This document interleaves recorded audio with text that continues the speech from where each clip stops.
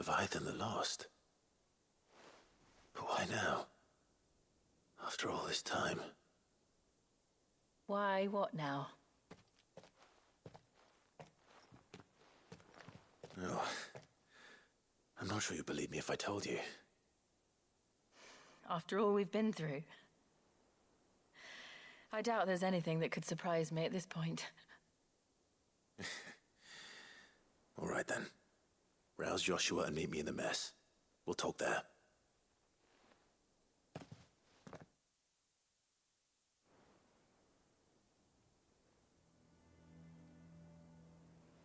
I see we're all here. So, what is it this time? I'm not sure yet. The letter delivered to my chambers omitted a few crucial details. Do we know its provenance? That was one of the details it omitted. But whoever the sender was, it seems the Dame held them in high enough regard to point them in our direction. The Dame? Well, she's not one to waste our time. It must be important. Important might be an understatement. If the letter is to be believed, Leviathan's dominant is in danger. And someone wants us to save him. Leviathan? So the Warden of Water has finally returned. What has it been? 100 years? More. The Lost moniker dates back at least that long. Even our venerable lawsman would not have been so much as a glint in his father's eye when last the mighty serpent brought his crushing waves to bear upon the realm. But why the gap? I know it can be a few years before a new dominant's born. But over a century? Should the dominant of Water's bloodline have been severed somehow, it could have prevented a new dominant from awakening. But if one has awakened now, he couldn't have chosen a worse time. Every nation in the realm has lost its dominant. If word gets out that there is still one to be had, they will stop at nothing to claim it for their own. And the twins will be at war again, just when humanity most needs to come together. Did the letter say anything else? Only that if I wish to know more, we must meet in person. And that the Veil can arrange a meeting. If nothing else, you can be certain it ain't a trap. Famous last words. I'm coming with you. As am I. Thank you. Both of you. And Otto? Yeah. I'll keep an eye on things here. Didn't fancy coming anyway. Thank you. I shall leave the Invincible in your capable hands.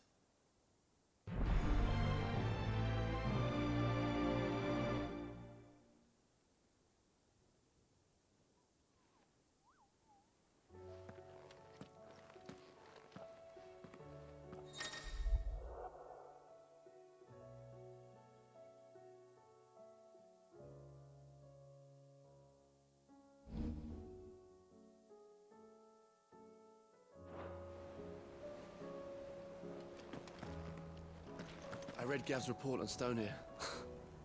Only wish I could have been there to see the Mother Crystal fall. It's just a shame it wasn't the last. Assuming that thing looming over the mountains is... Something about it. I feel like it's...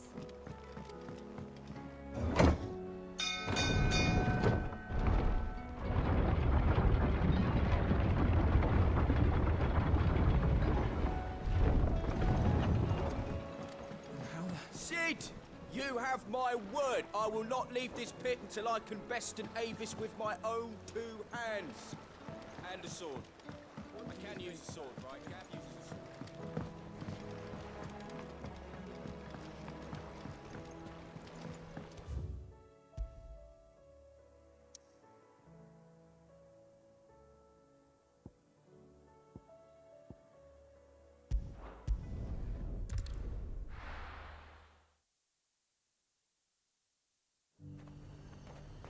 The garrison said they take another 100 in the pitch box. To the Veil it is, then.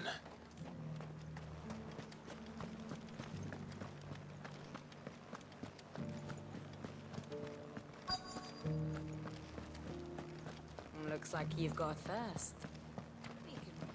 But enough talk. How about we... Fancy a peek behind the veil, my lord? I'm looking for a Layla. You found one. So, will your friends be joining in? Or just watching? We're not here for your services. We simply want to talk. What you do with your time is up to you. The price is still the same.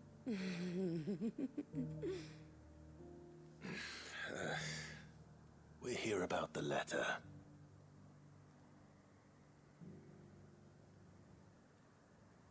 Oh. Sorry. I suppose you'll be wanting to know who wrote it then. Among other things. Look, I'm just the messenger here. There's only so much I can tell you. Specifically? A location, north of town, on the shore of Isle of Feist Bay. There you'll find a tent, and the woman who can answer your questions. And that's all? Nothing else? Actually, one thing. There's more than flowers in the meadows these days. So keep that sword of yours to hand.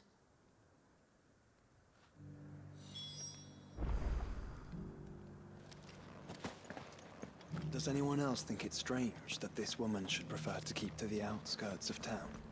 Not if she realizes the value of the information she's party to. And the danger it puts her in.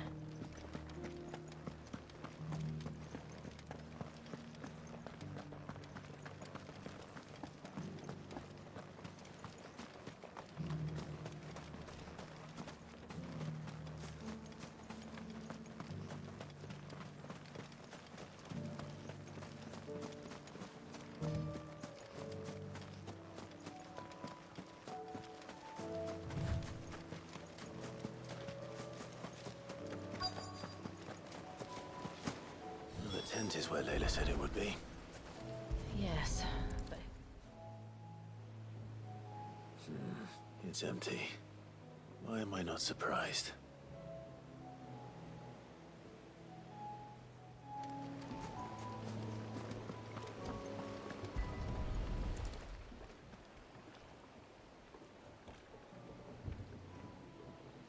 A boat. No prizes for guessing who that belongs to.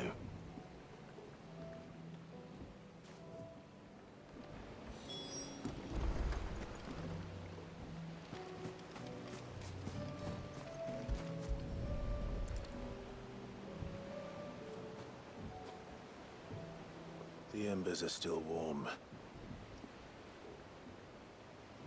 So you're Sid.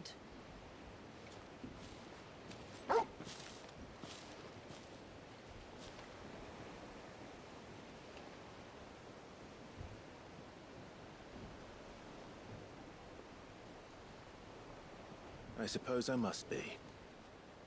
Which means you have me at a disadvantage. Apologies. I am Shula, tributary of Mysidia, final haven of the Moats of Water. The Moats of Water. The very tribe into which it was believed Leviathan's dominant was born. A people notable for their sapphire eyes and ivory hair. Yes, that would be impossible, since the tribe famously... Vanished. Was exterminated. Despite the best efforts of both church and state, we are still very much alive. Though we've managed to keep that fact hidden from good Krieger's faithful for over a century. Along with Leviathan's dominant.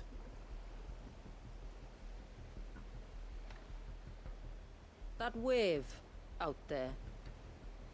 What do you know of it? The Surge. Only that it's been there a long time. Since the fall of Drake's Eye almost a century ago. Some claim the two are connected, but none can speak with any certainty. So in other words, you know nothing. Not that I'll hold it against you.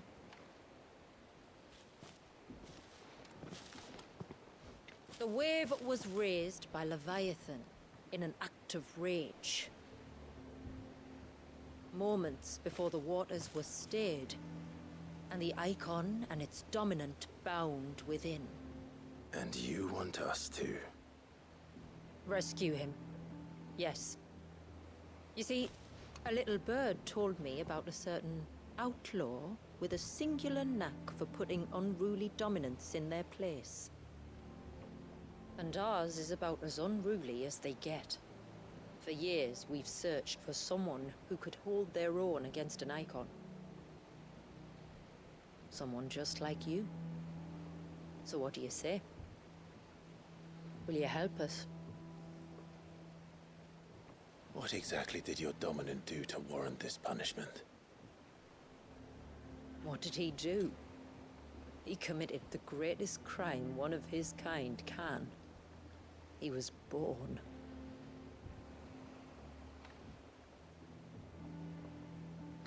But he deserves a better fate than the one my people forced upon him. He deserves to be free. As do we all. Very well. Far-fetched though your tale may seem, something tells me you speak in earnest. So we will do what we can for your dominant. But first, you will tell us everything you know about him and the means of his imprisonment. I can do better than that. I can show you. Care to take a trip across the bay? My people await you there. Lead the way.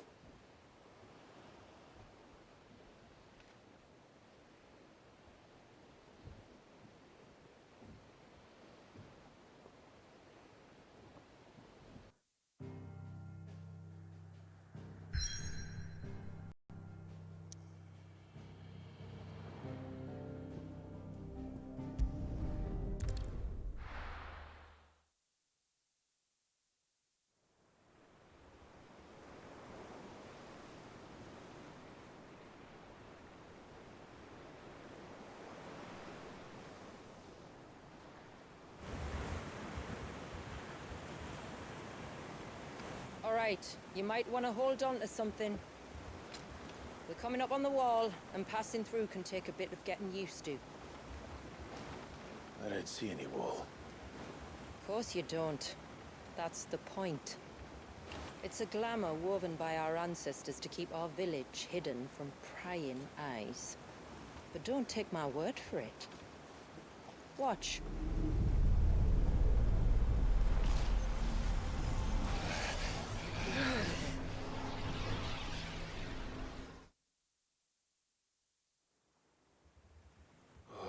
That was worse than a slug of Bacchus wine. Clive, the sky. It's blue, but how is that possible? You do know what a glamour is, don't you? Ours just happens to work both ways, and a good thing too. I wouldn't fancy staring at those sickly clouds every day.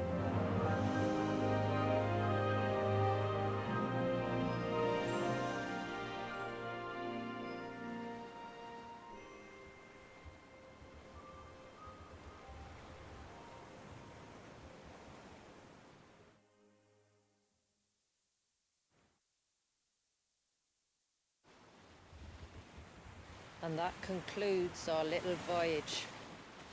We're here.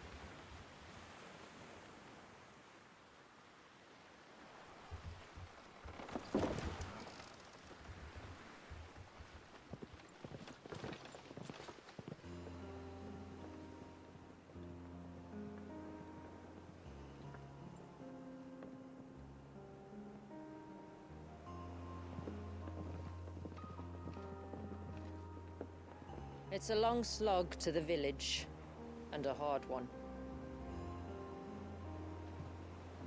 I hope you're up for a climb.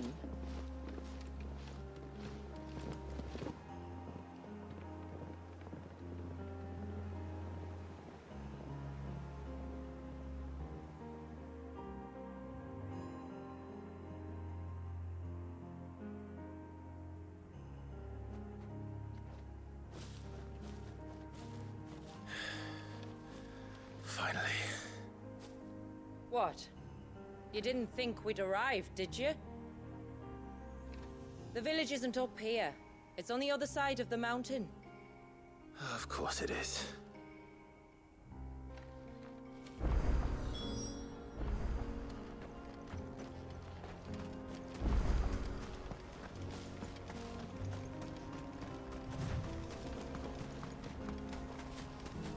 Watch yourself, Sid. This path can be treacherous. If not for the sheer drop, then for the beasts who prowl it. Thank you for the warning. And please, call me Clive. Sid is an alias. You will be pleased to learn, Lady Shula, that I have no such aliases. Is that so, Lord Margrace? It's all the same to me.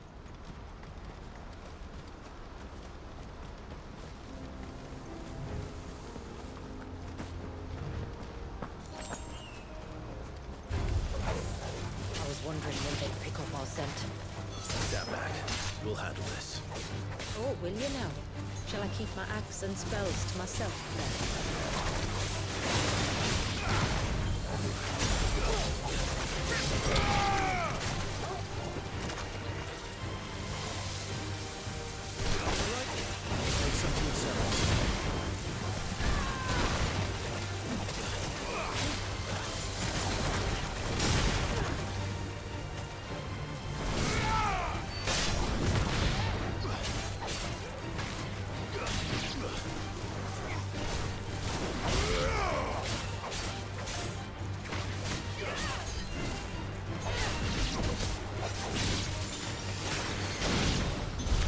Earlier you mentioned spells, yet I see you carry no crystals. Since when did a bearer ever need crystals? But then, where is your brand? Waiting for me in Sombrek, if I ever get careless. Then it's in for a long wait.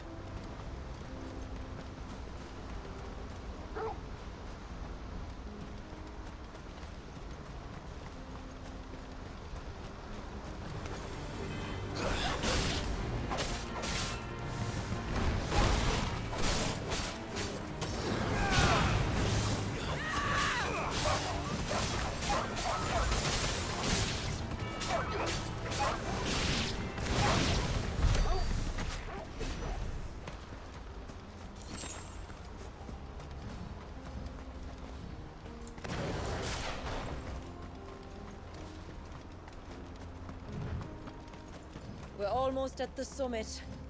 From there, you'll have a better view of our home.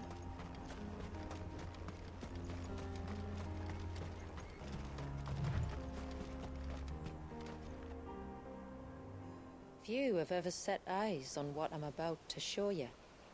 Just so you know. This is not what I expected. Welcome, my friends, to Mysidia.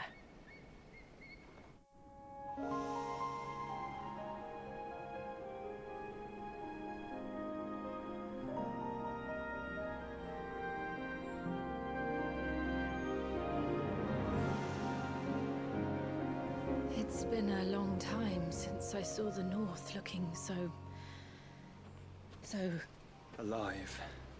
I'm sure you have plenty of questions, but it's been a long journey, and I expect we could all do with a rest. Our humble village is only a short way from here, if you'd care to accompany me. Let's get ourselves in front of a fire, and I'll tell you everything you need to know.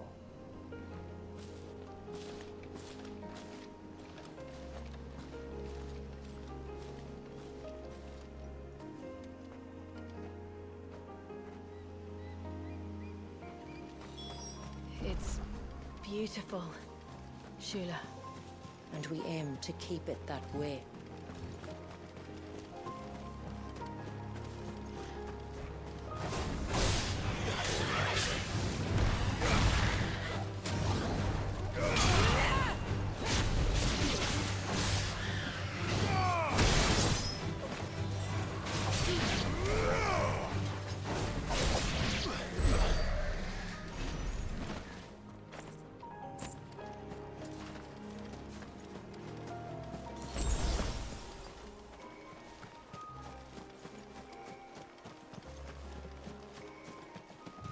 Are those stones glowing? That's one of the cairns which maintain the glamour. Steer well clear.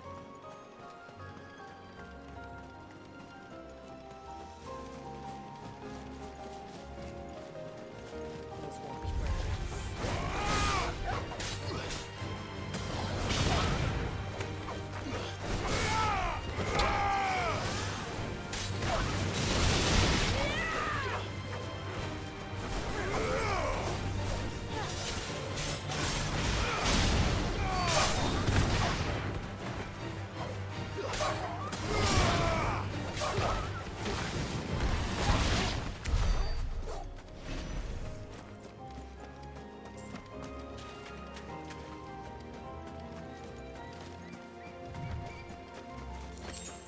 If the surge was an act of rage, One wonders what prompted it.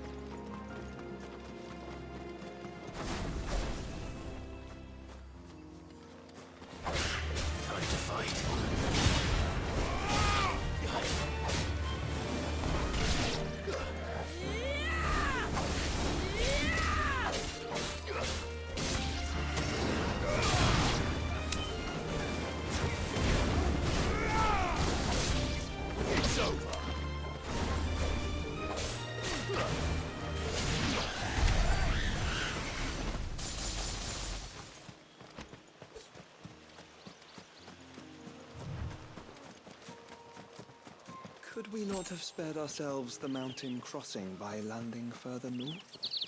In clear view of the bay,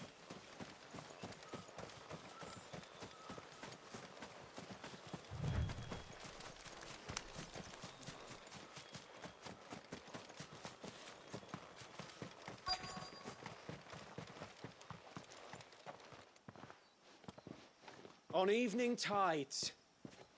does morning's light return? Open the gates! The tributary is home!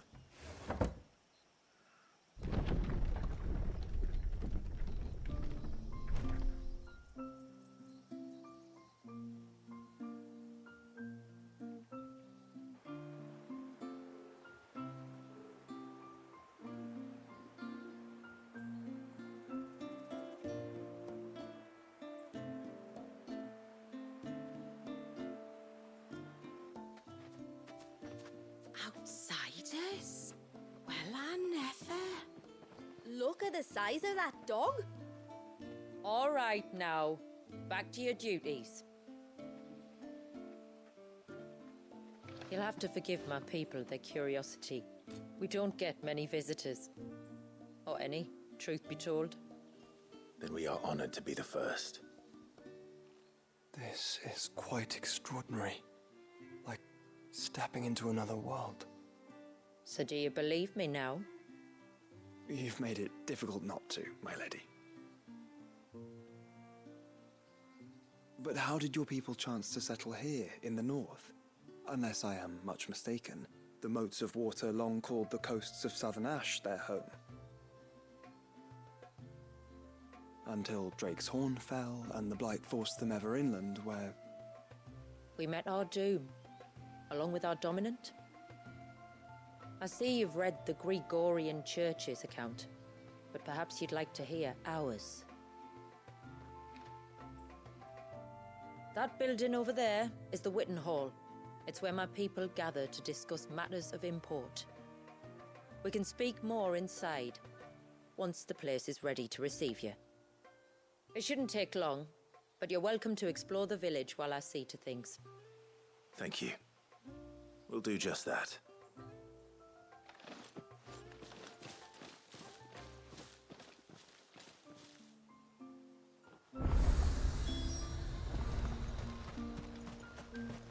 That'll be them then.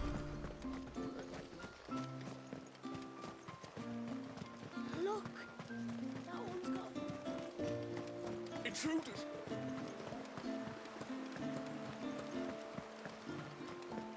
Oh, do you think he bakes?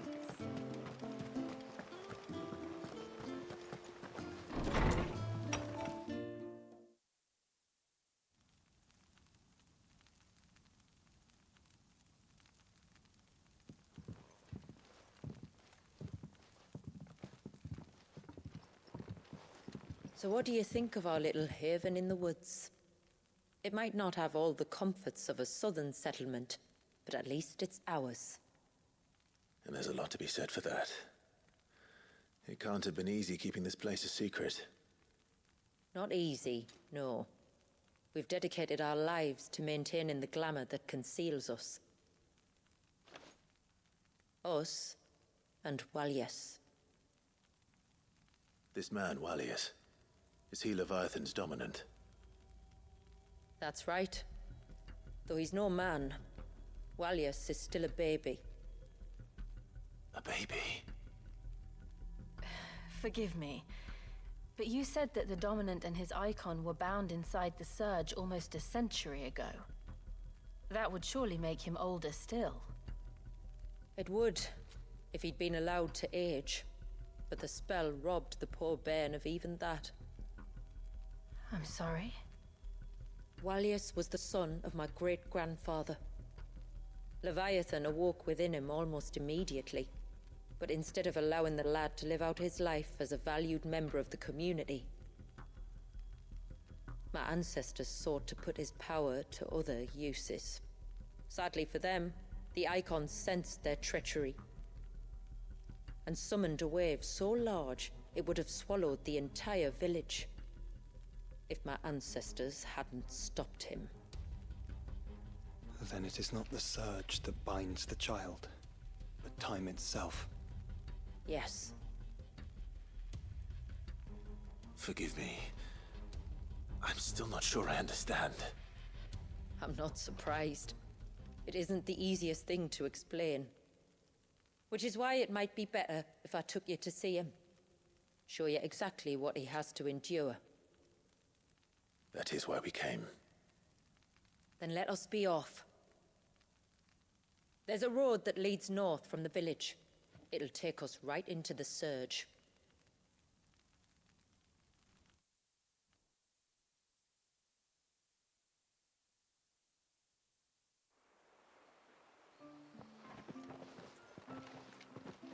Are you bound for the Wave, tributary? We are, Delina. Have you spread the word about our guests? I have. Everyone knows to treat them as family. You shouldn't have any trouble now, but just in case, I would have you accept this symbol of our people.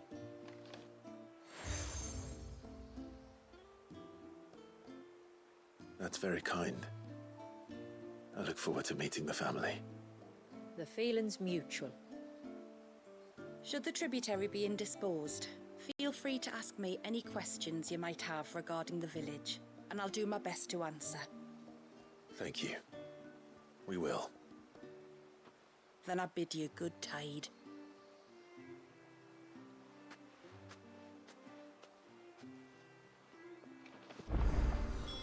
Our storehouse lies across the bridge. If you're short of supplies, you may find what you need there. Though we will have to ask you for recompense, poor as we are. You are Sid, aren't you? The man the tributary told us about? I wonder if you could help me. With what exactly? Oh, nothing too troublesome. Do you know my husband, Pavat? He's the village smith, among other things. Anyway, his name day's not far off, and I wanted to make a gift for him. He's a craftsman, you see, and he's been fretting about running low on the flowers he uses for dye making, so I wondered if you might collect some for me and give them to him. Would this gift not be better coming from you? Perhaps, but it can't, for reasons I can't go into. Please, I know it sounds daft, but I'd be ever so grateful.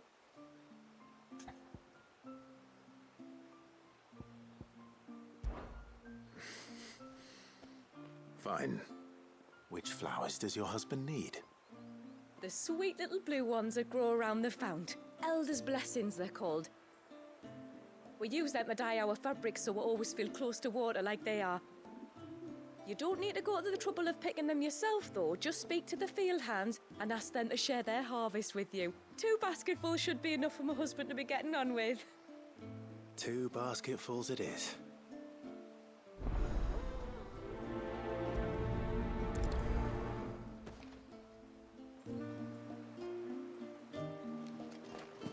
The poor things are as pale as ghosts. Are they unwell?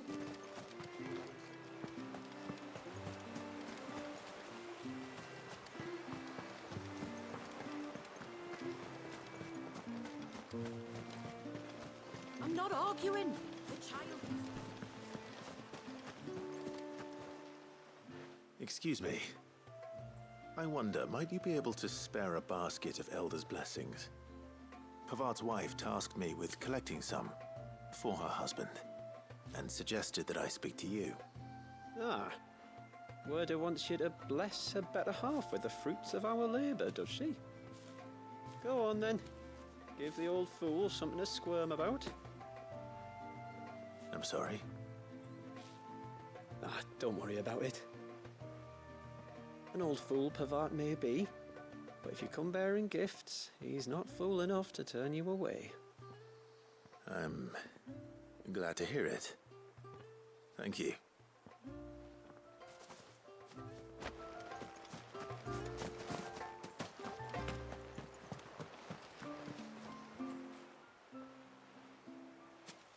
Ah, welcome to Haven, friend. Thank you. Forgive my presumptuousness, but the smith's wife has asked me to make her husband a present of some Elder's blessings. 2 basketfuls, to be precise. Well, I have 1, if that's any help. It is. I'm much obliged. They really are beautiful. Aren't they just? Though that's not the only reason they have a special place in our hearts. Legend has it that when our people fled from Ash, the tributary of the time took some seeds with them. And as they wandered high and low across the Twins, he'd plant them wherever they stopped for water. Every elder since has done the same. So when we finally put down roots here in Mysidia, the flowers did too.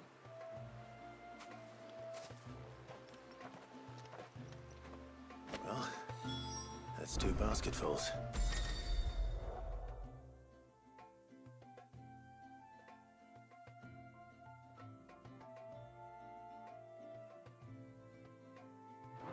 Time to visit Pavat.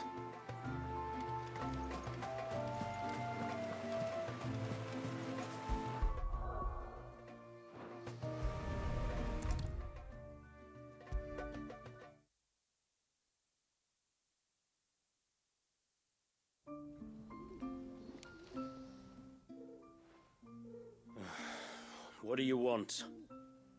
Your wife asked me to bring you these flowers.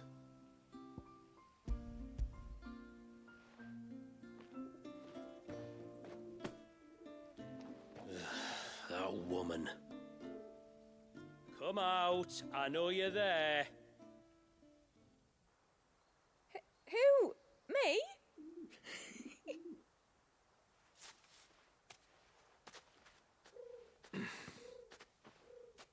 Would either of you care to explain what's going on?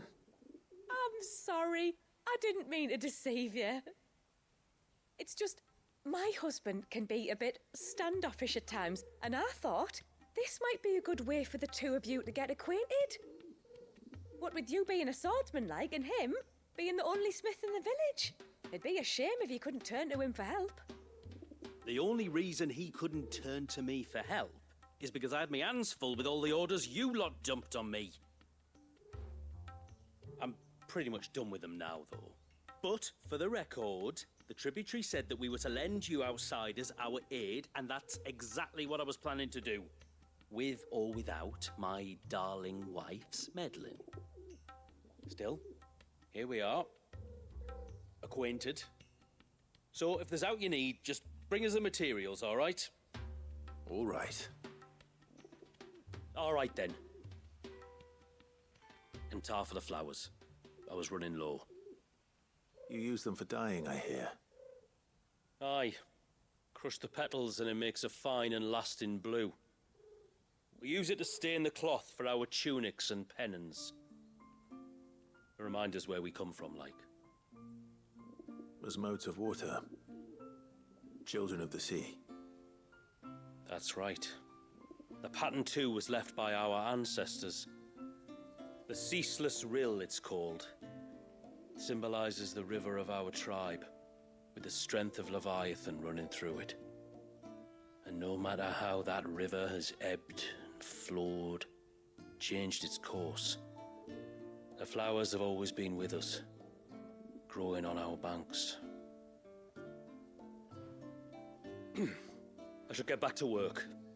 If you need something crafting, let me know. I will. It was a pleasure to meet you. Wasn't it just?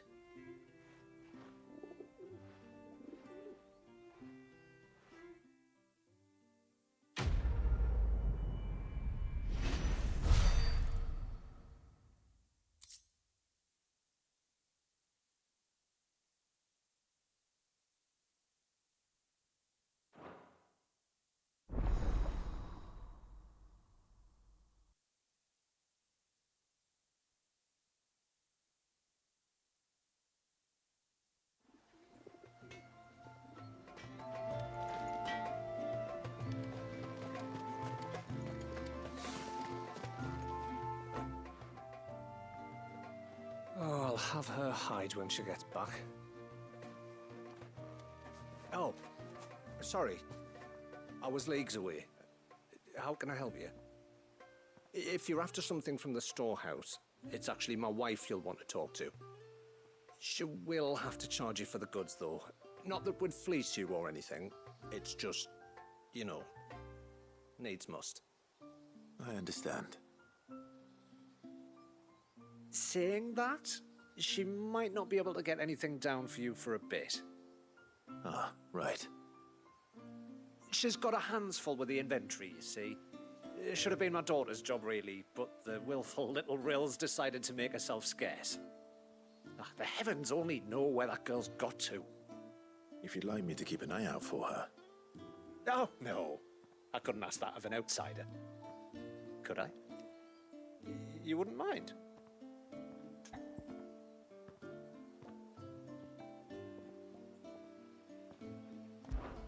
Of course not. She won't have gone far, will she? I hope not.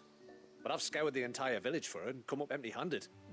Can't help thinking she might have gone on another one of her little adventures. Ah, a free spirit, is she? Aye, that she is. Can't get her to sit still, especially once she heard you lot were on your way. Outsiders! You should have seen her little eyes light up. Oh, if she wanted to watch you arrive, she'd have made for the low gate where you first came in. The guard there might have spotted her. Maybe you could ask him. Ruka, her name is. All right. I'll let you know if I find her. Try not to worry.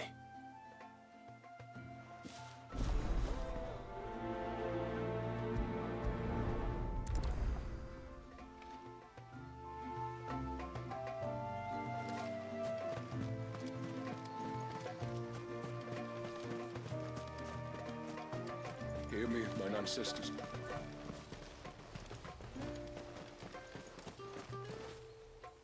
Excuse me. You haven't seen the storekeeper's daughter, have you? Little Ruka? I have, as it happens. She went out through the gate not long ago. Out of the village? Alone? Aye, she does it all the time. There's a path off to the left which leads down to the river. Nice little spot, that. And safe as you like. The beasts of the mountain don't dare come so close to the village. That's where she'll be. Go and have a look if you don't believe me. I will.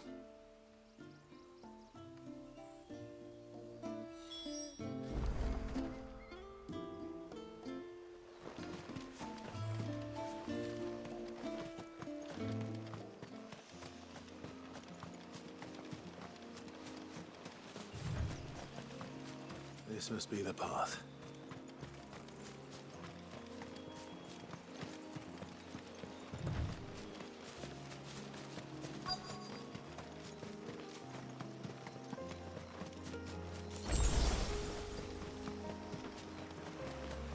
They're not here. It's you! I've been looking everywhere for you. You must be Ruka. You know my name? Can you lot read minds? Your father asked me to keep an eye out for you. You left without telling him where you were going. He was worried. But I went to look for you. Well, now you found me. What do you say we head back to the village and let your father know you're safe? All right. And on the way home, you can tell me all about the world beyond the wall. I want to know everything. Everything might be a stretch.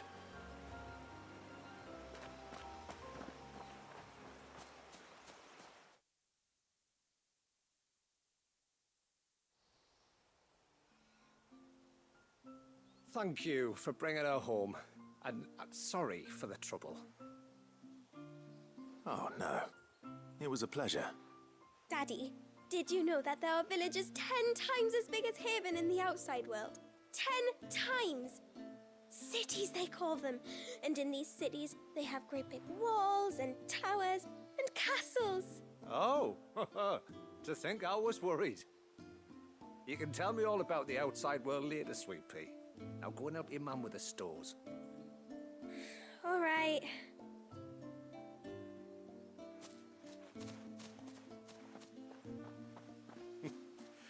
Thanks for putting up with her questions. She, has a lot of them. One of the big ones being, what are the people beyond the wall like? Reckon you've made a good first impression? Are we the only ones she's ever met? Now you are. The rest of the world can't know we're here, so we'll have to be very careful who we're letting in and out. A few of us might make the occasional trip to shore for supplies, but for the most part, we'll make do with what we've got, including what the old Northerners left us. Yes. You built on top of the old ruins, didn't you? Well, they make for fine foundations. Their masons clearly knew what they were doing. That's one thing we don't have to worry about. Oh, it's everything else that's the problem.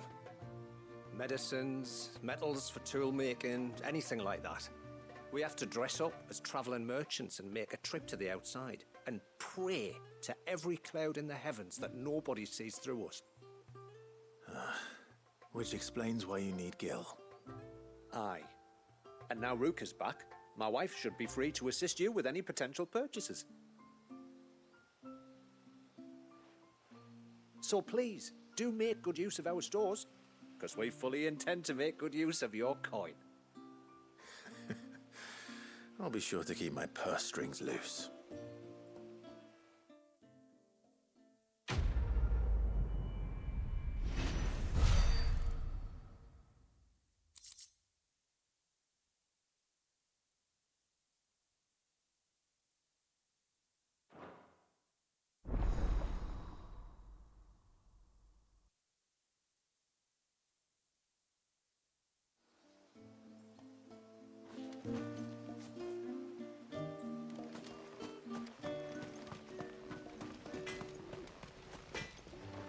Yes?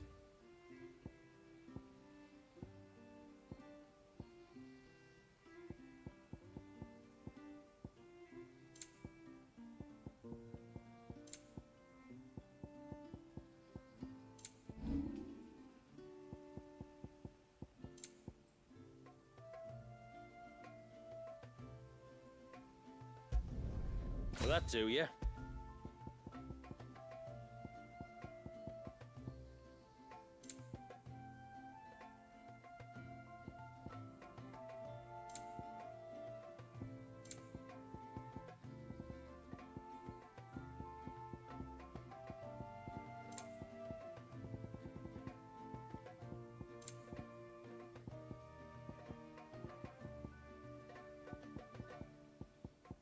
A good tide to you.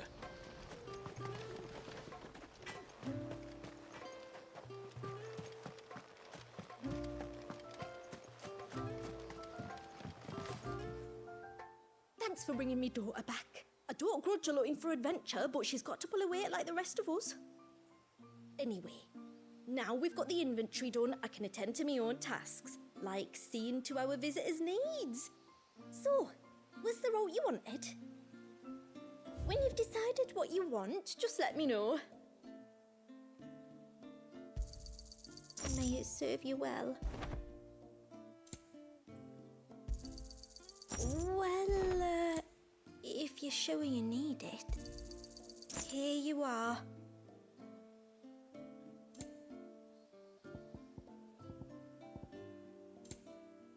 I'll be here. What do you think the tributary season was outside? Reckon my steel's just as good as any.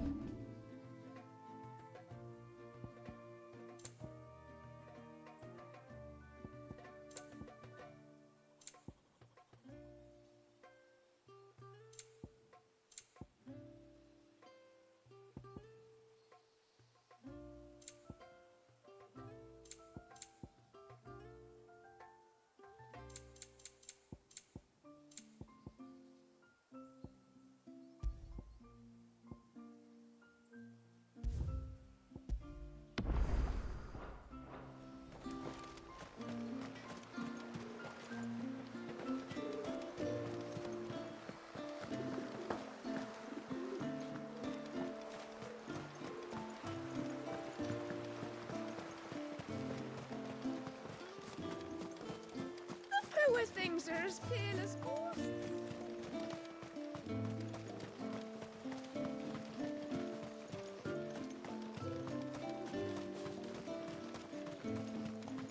Did you hear that, girl?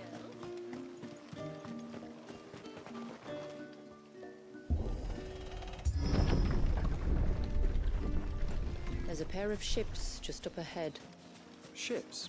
But are we not still leagues from the shore?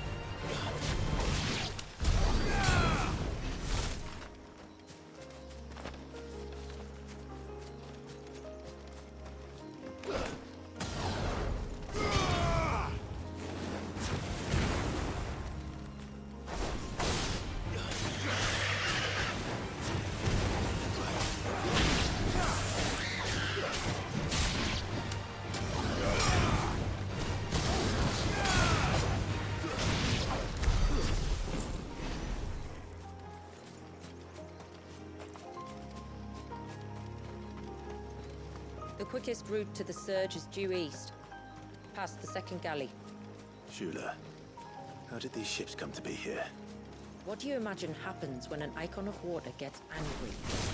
Brother, did you have to ask?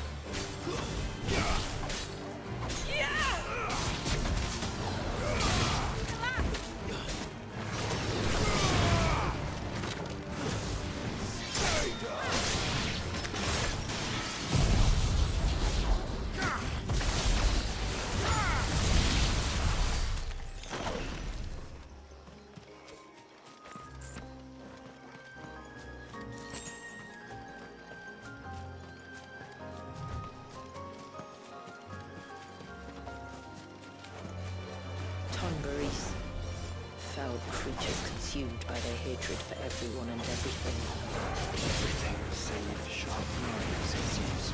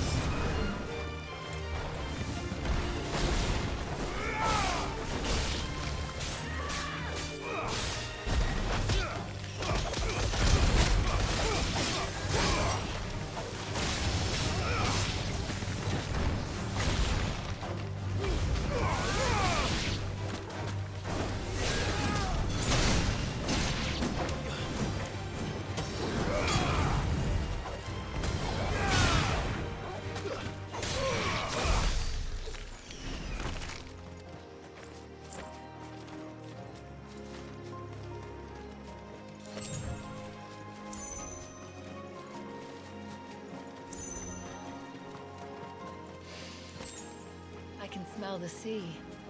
It's not far now.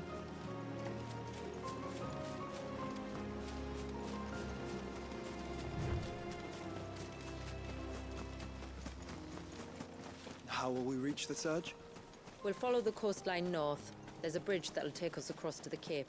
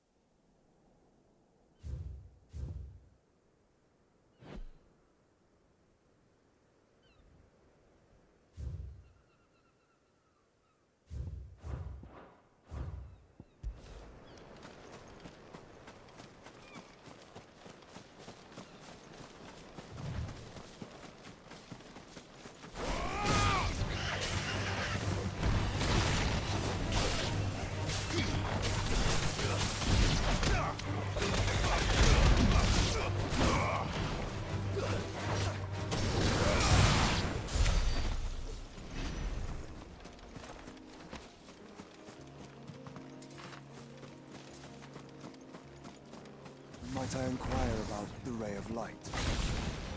It's what prevents the surge from being reclaimed by the sea. And Wallace by his people.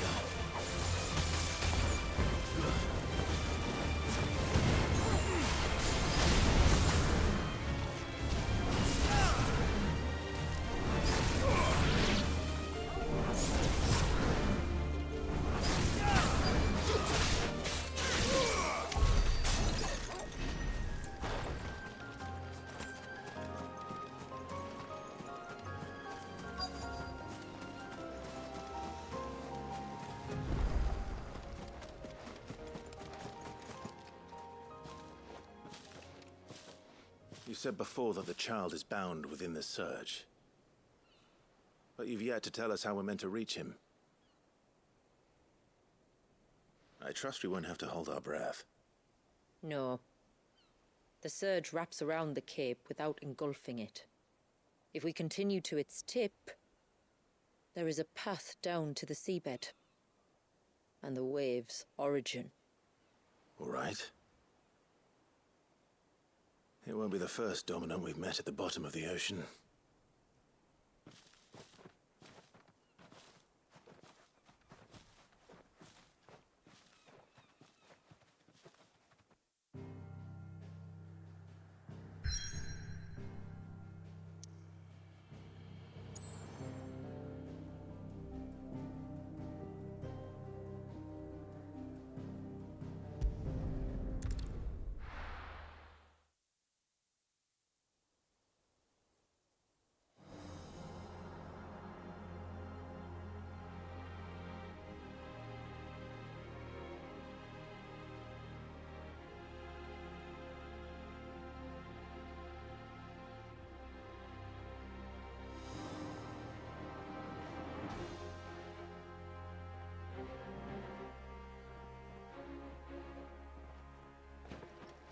It's not much further now. The path seems well kept. Do you and the villagers often come this way? Only me. Once every new moon without fail. It is my duty both as village elder and Wallace's descendant. But surely no one blames you for what happened. Why should you bear the responsibility alone? You misunderstand. I do it because I want to show him that he isn't alone, and that there are still some of us who would see an end to his suffering. Suffering you will soon witness with your own eyes.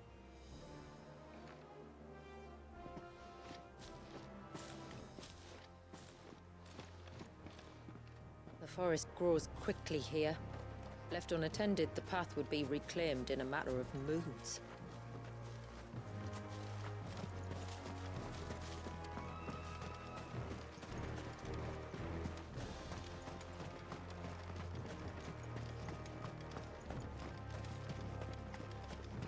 Does the light point the way to the child? It does indeed.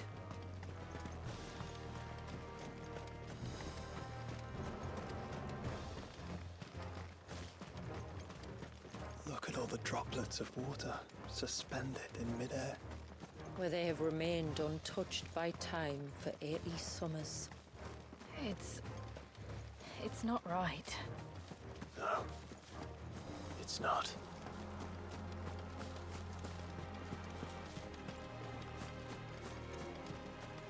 There.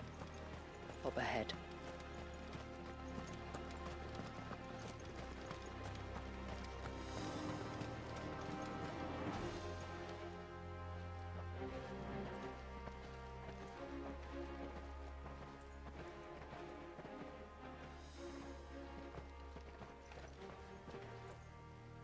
Down in the center. Follow me.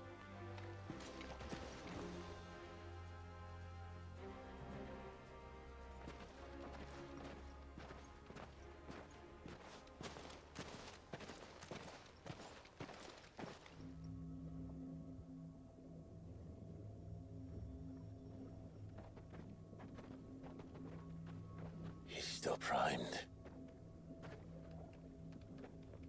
I'll never forget my first priming. The fear. And I was old enough to understand what was happening. One can only imagine how this poor child felt. He is the victim of an unforgivable sin. Committed by people who saw him as nothing but a means to an end. He must be so frightened.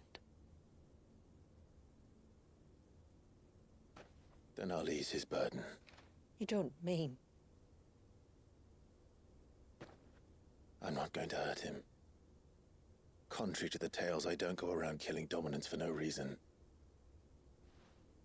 What if I told you there was a way to remove Wallis's icon? I'd tell you you were a madman. It's hard to believe, I know. But it can be done. Though, it isn't without its risks. Part of the icon remains no matter what. So, it might still come to violence. I don't know. It depends on the dominant. I've seen things end well, and I've seen things spiral out of control. But I do know one thing. If we turn our backs on this child, there will be no end to his suffering. And I think that a worse fate than the alternative. Don't you?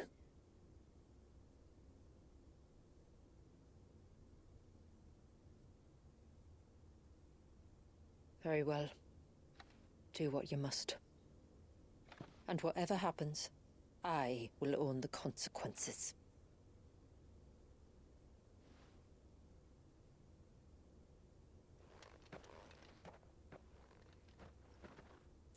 Don't be afraid, little one. Let me bear the weight.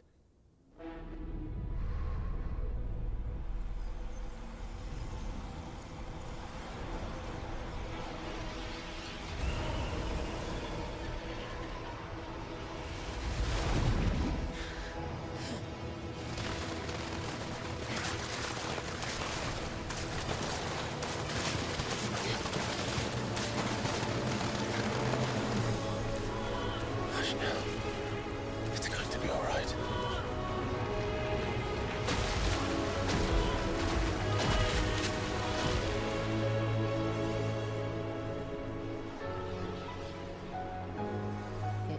Is it done?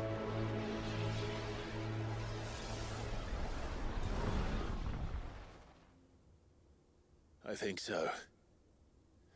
I can Feel the icon inside me. But something's wrong.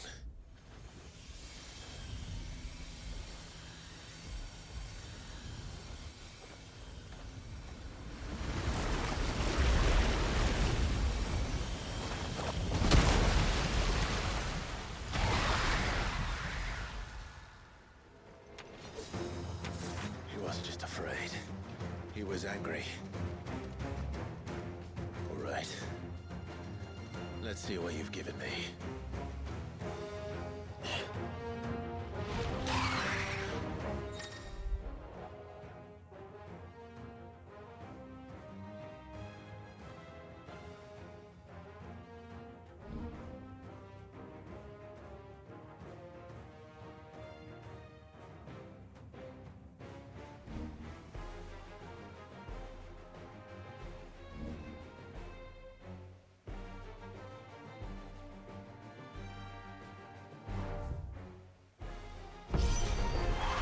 Leviathan!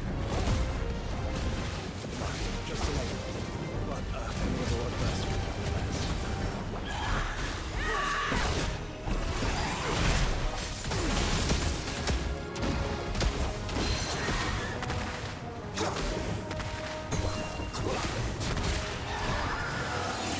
Oh, look. He has friends.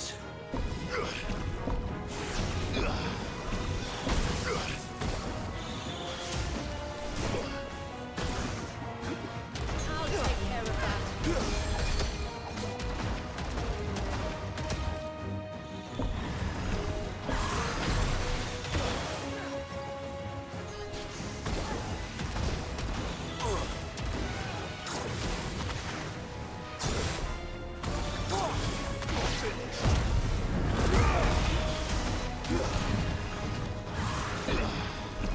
Come on. That's better.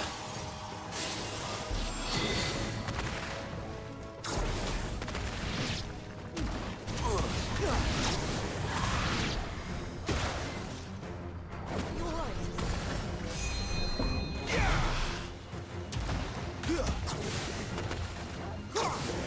Add it to the list.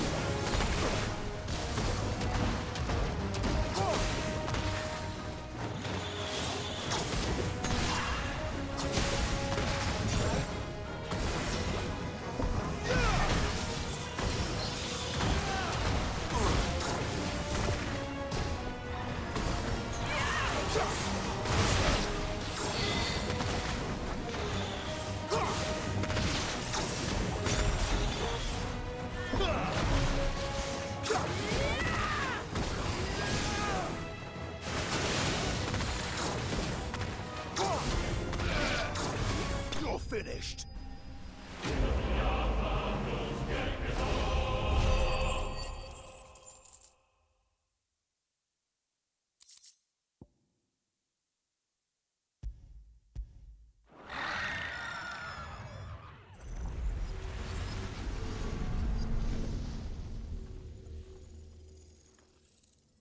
Is everyone all right? He seems calmer now. You said Walius was frozen in time. But he knew we were here. How? I don't know. He's never reacted to anything or anyone. Until now. The child has been bound for nigh on a century. If he has been conscious from the first, we must remove the seal at once. It's not that simple. I wish it were, but There's more to this tale. It would be better if I explained back at the village. I see. Then let's return before it gets dark.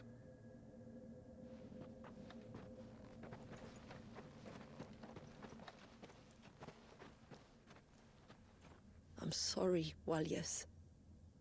I will make this right.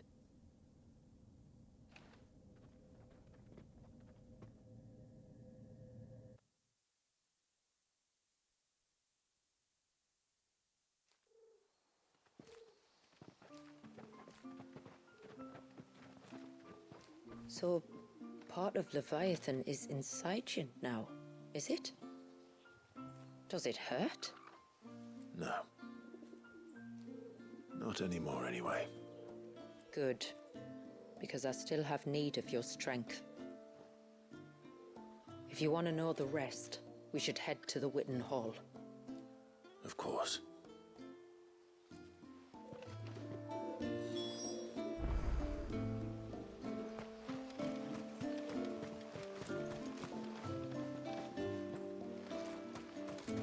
Look, Dad! The tree's back. Do you think the same?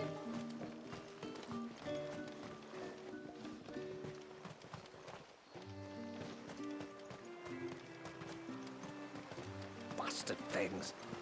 All the fish right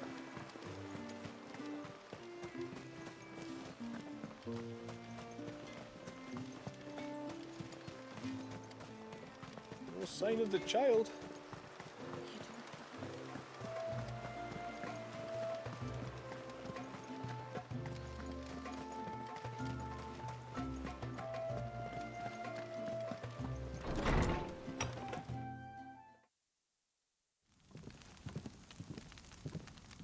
To understand the spell which binds Walyas, you must first know who we are, and what drove my forebears to commit such an atrocity. This tapestry is our story, the one that brought us here. After generations of wandering, my people sought refuge in northeastern Storm, some 170 years ago. But in exchange for our safety, the Gregorian Church demanded we renounce our faith, and branded us heretics when we could not. To be exterminated, as a lesson to others. And so was it chronicled in the imperial histories, for anything less would have made the Church seem weak. Yet a handful survived. The few who did fled north and west, and in doing so discovered two things that would forever shape our fates.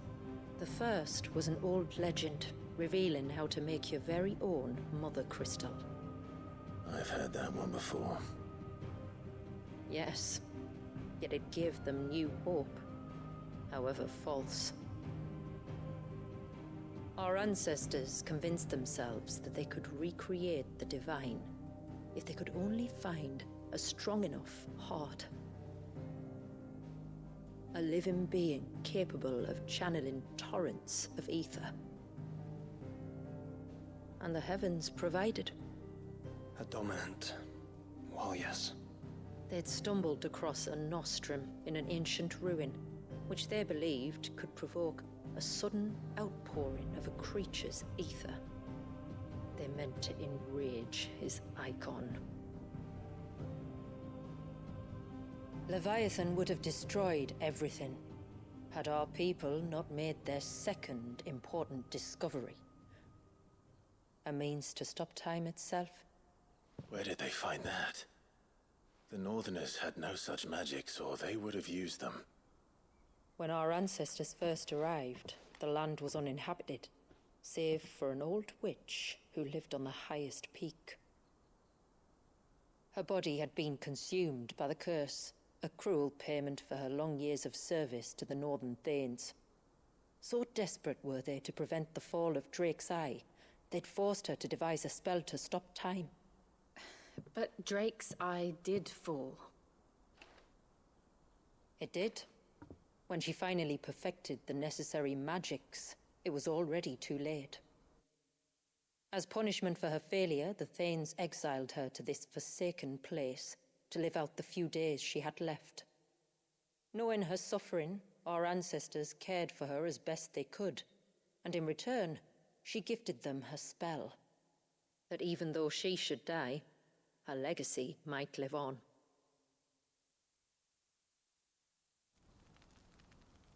So armed with both the knowledge of the ancients and the secrets of time, our ancestors settled upon an ambitious plan. They would create a new Mother Crystal and enchant it that it might endure for all eternity. Thus would our people's wandering, our suffering, finally end, and prosperity visit us once more. And all it would require was the sacrifice of a single child. A small price to pay, or so they believed. Another victim of man's blind reliance on the Mother Crystals.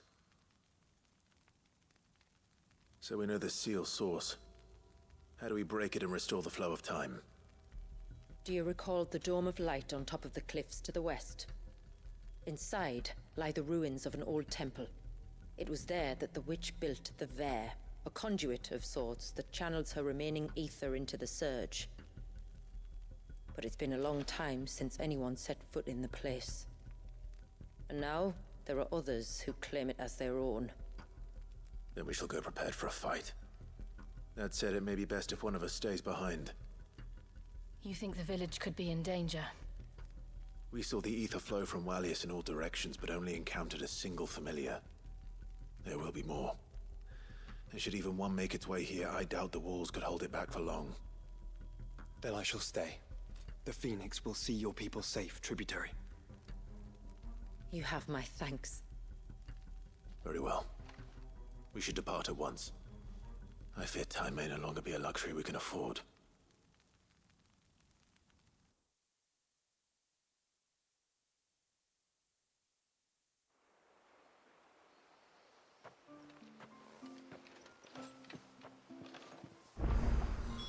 The Vare is not easy to find. We must first head north, and then west, deeper into the forest. No sign of the child.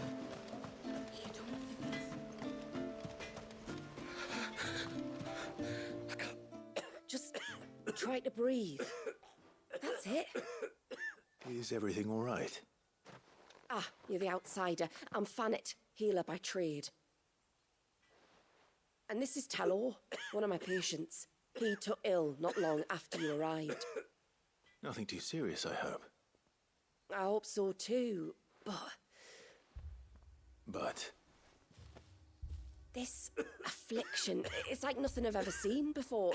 He complains of feeling chilled to the bone, but there's no fever to go with it.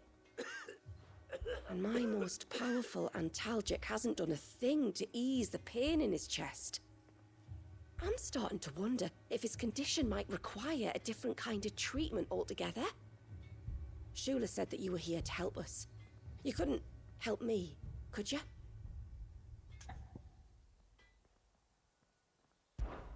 I'd be happy to. If I can. You can, don't worry. All I need you to do is speak to Thalaos' son, Pavat, over at the forge, and ask if he knows what his father was up to before he came down sick. Something must have caused this, and I want to find out what. The trouble is, Thalaos' too weak to speak, and I can't leave his side for long. So while you talk to Pavat, I'll pay his wife word a quick visit, just in case she knows anything. All right.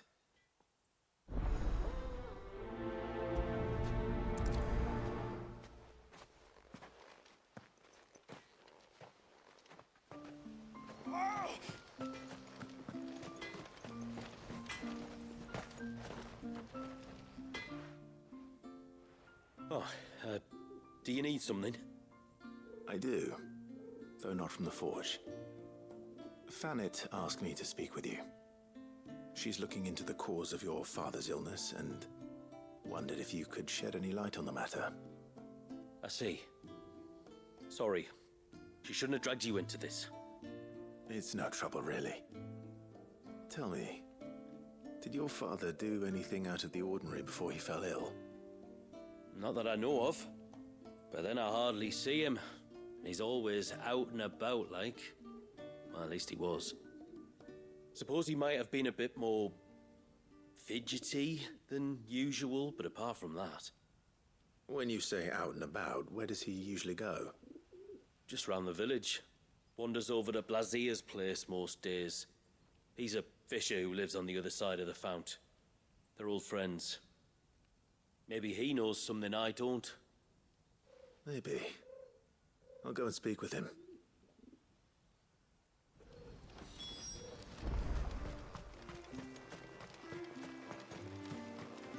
No sign of the child.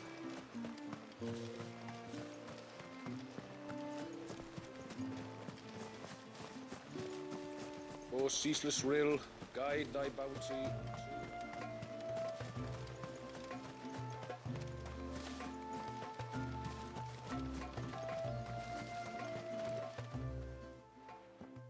Greetings, stranger. What can I do for you? Your name is Blazier, is it not? Pavard tells me you're a friend of his father's, and that the two of you may have spent some time together prior to his illness. His illness? Thalaos never been ill a day in his life. I don't know why he'd start now. Oh, Fanny doesn't know either. It was she who asked me to look into his recent behavior on the off chance it might explain how his condition arose. Oh, I suppose there was something that struck me as a bit odd. He kept asking about the woods. Did you see anything strange on your way back from the shore? Are you certain? Do you swear? That kind of thing. I didn't, of course. But he wouldn't let it go. It was like he was expecting something to happen. It was just a matter of when. Not that I know what. But he never told me anyway. Well, that certainly does sound unusual. And it might just be what Fanet is looking for. Thank you. I don't mention it. Oh, and when you say Thalaos, wish him the best from me, eh? Let's see what the healer makes of this.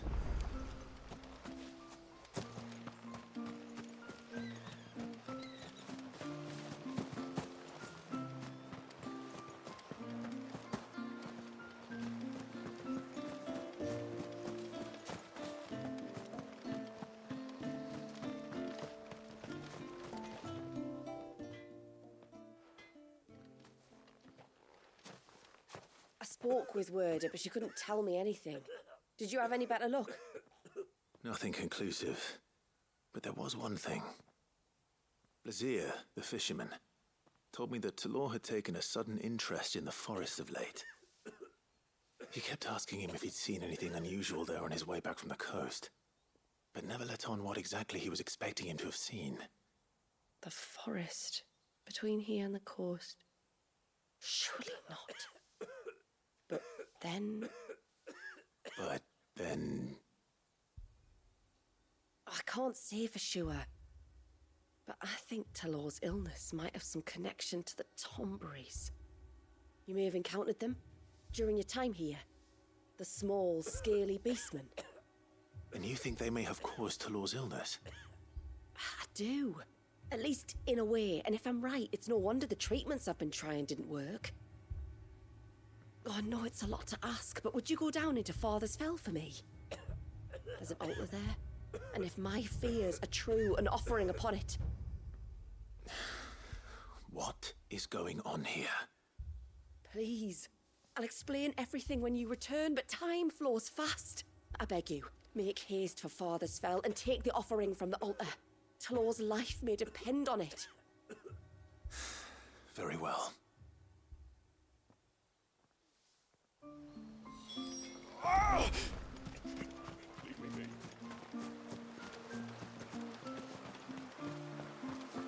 Bastard things. Oh, I never should have let him go alone. Ty, take me. What am I gonna do? You've got to help me. Shula said you were a force to be reckoned with. Are you? Why do you ask? Eh? Oh, sorry. I should explain. My name's Kitav. I'm worried about a friend of mine. He went into the forest and he hasn't come back. Would you help me find him?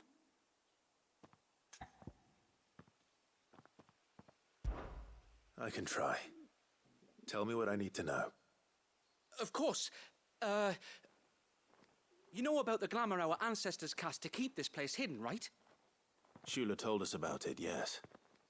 Right. So you know the cairns we use to maintain the spell? Well, it's me and my friend's job to maintain them. If it weren't for the likes of us, it would have faded years ago. So your friend went into the forest to visit one of these cairns? Aye, that's right. He said he was going down to Father's Fell. There are 2 cairns out that way, one by the banks of the Swift Run, and another near the Winged Wains, the ships in the forest. All right. How will I know this friend of yours? His name's Nassef. He's about my height, but clean-shaven. If you could track him down and see that he's come to no harm, I'd be much obliged. I'll search the village, just in case anyone's seen him, and meet you back here. Very well.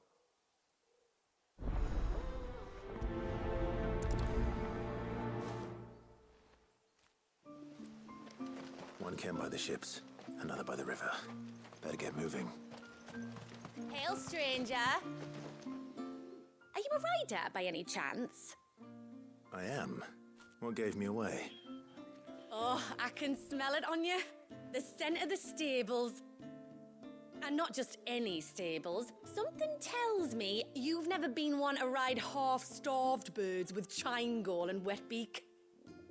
If I had a guess, I'd say your bird eats only the finest greens and has her feathers groomed twice a day with a curl hairbrush. Nothing but the best for my ambrosia.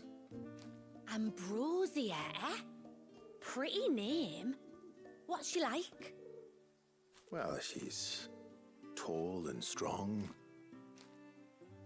And her feathers are as white as snow. You're joking.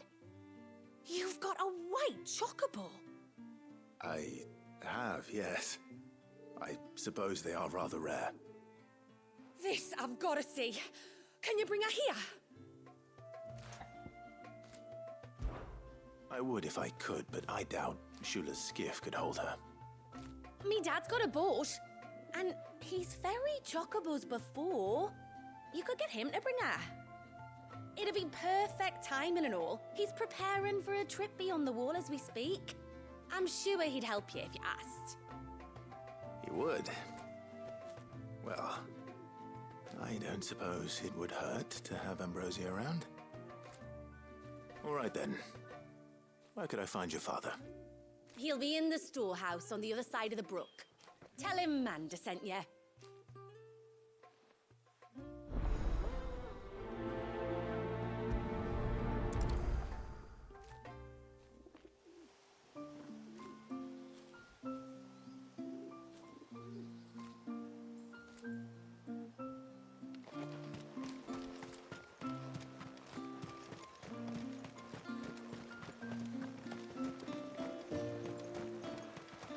Bastard things.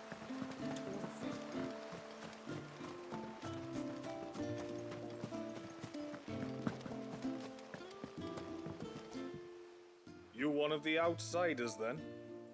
I am. Shula invited me. Are you Manda's father? I am. Got you running errands for her already, has she?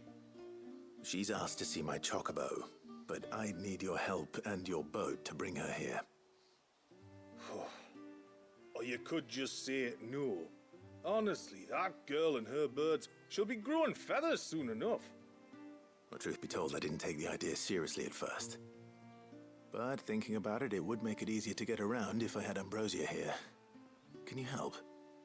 Well, if you're sure that's what you want. The tributary says we're to treat you lot as we would each other. So, if you need me to ferry your bird over, then that's what I'll do. Still, they don't take the water easily. I'll need you to bring us a mimic goat or two to keep her calm on the journey over. And where would I find one of those? Oh, don't ask me. It's been years since I last brought a chocobo across the bay, and I'm told the world's changed a fair bit since then. Where do you usually get your stable supplies from? Well, the man who made Ambrosius tack lived in Martha's Rest, and if I remember correctly, he traded in chocobo feed too. So I suppose I'll go and ask him. I'll be sailing over to Northreach soon to pick up some supplies.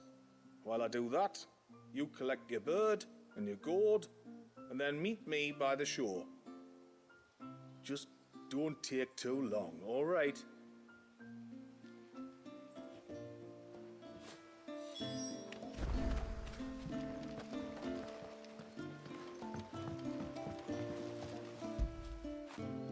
Get it, boy.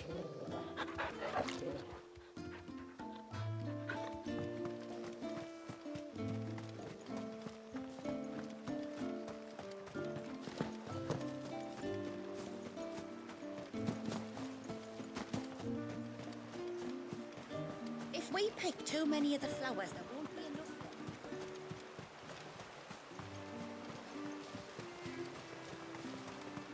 My lord, may I... There is a matter with which I would beg your aid. Of course, what is it? Please, not so loud. Something serious then? Yes. I think we might have company. I was passing by the low gate when I saw a figure moving among the trees up on the cloak. At first, I thought it must have been you or your brother, so I didn't say anything, but the more I think about it, the more certain I am that the figure looked familiar. And you're sure it wasn't one of the other villagers? Positive. I think it was someone from outside the wall who has found his way inside. Of course, it could just be my imagination playing tricks on me. I only caught a fleeting glimpse, and it might have been you or your brother. But if it is who I think it is, we cannot allow him to leave now that he knows we're here. Would you go and see? He won't try to hurt you, believe me. Given what lurks in the forest, the only one likely to get hurt is him.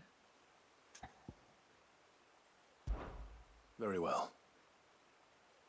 Whether the man you saw is who you believe him to be or not, we need to know. It may yet be someone else entirely.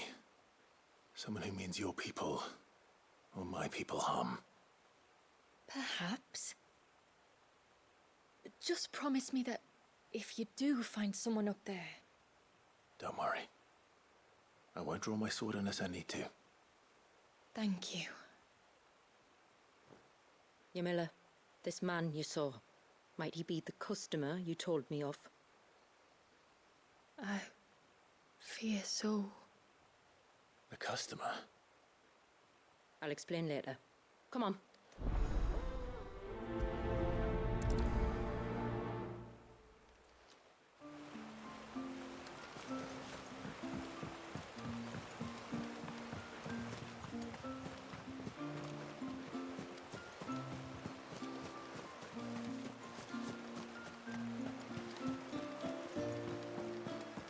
No sign of the child. You don't think this?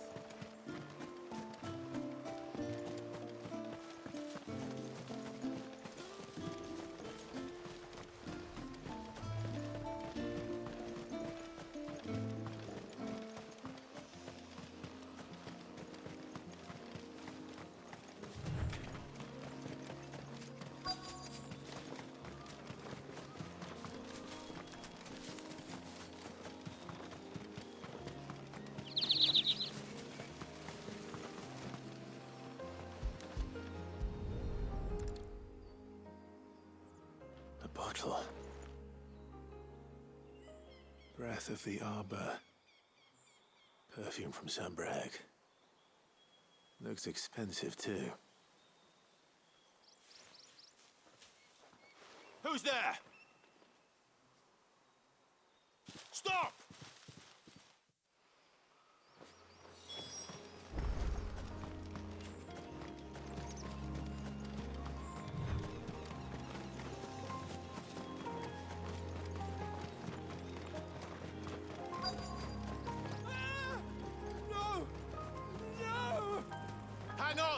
I'm coming!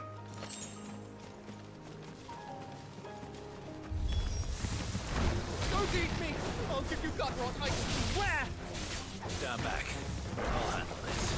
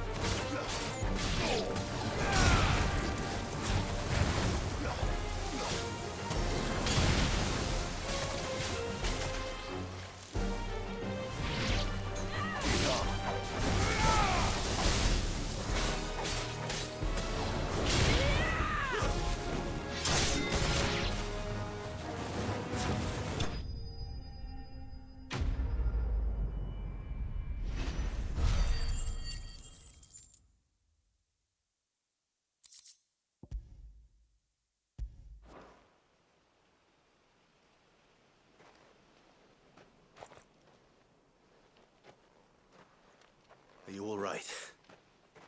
I'm more than all right. I'm saved! Oh, I could kiss you! Maybe you should introduce yourself first. Hervey! I knew it was you. What are you doing here? I came to see you. Oh, my little canary, it's been so long. Thank you for saving him and sparing him. Who is he? Hervey, one of many clients from my employment beyond the wall. One of many clients? We spoke every night of our plans together. Whispered songs of love into each other's ears. And then you upped and vanished without so much as a word. I left you a note, didn't I? I told you I was sorry, but that we could never be together. That I could never abandon my family. And I told you not to look for me. How did you even find this place, anyway? The flame of your love was as a beacon in the night that guided me to you. Hervey.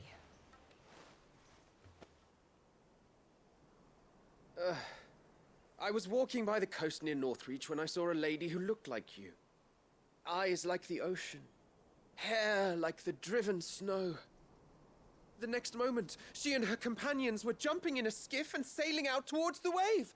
So I, borrowed the nearest boat and started rowing. It must have been Shula bringing us here. So what? You rowed, found a nose how many leagues across the bay, simply because you saw a woman with white hair. And as I did, the skies changed from a dull and hopeless grey to a bright and benevolent blue. That was when I knew for certain that my little canary was close. Oh, why did you come? You should have forgotten me, as I tried to forget you.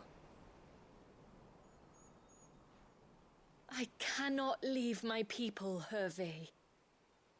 And now that you know about this place, neither can you. We must return to Haven and accept my family's judgment. I'm to meet your family. Oh, my little canary.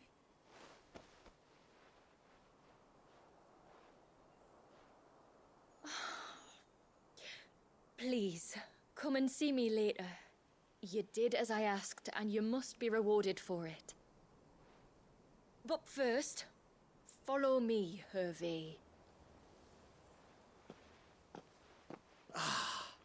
To the end of the world and beyond.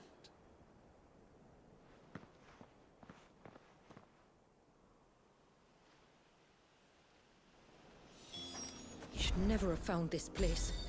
How could I be so careless?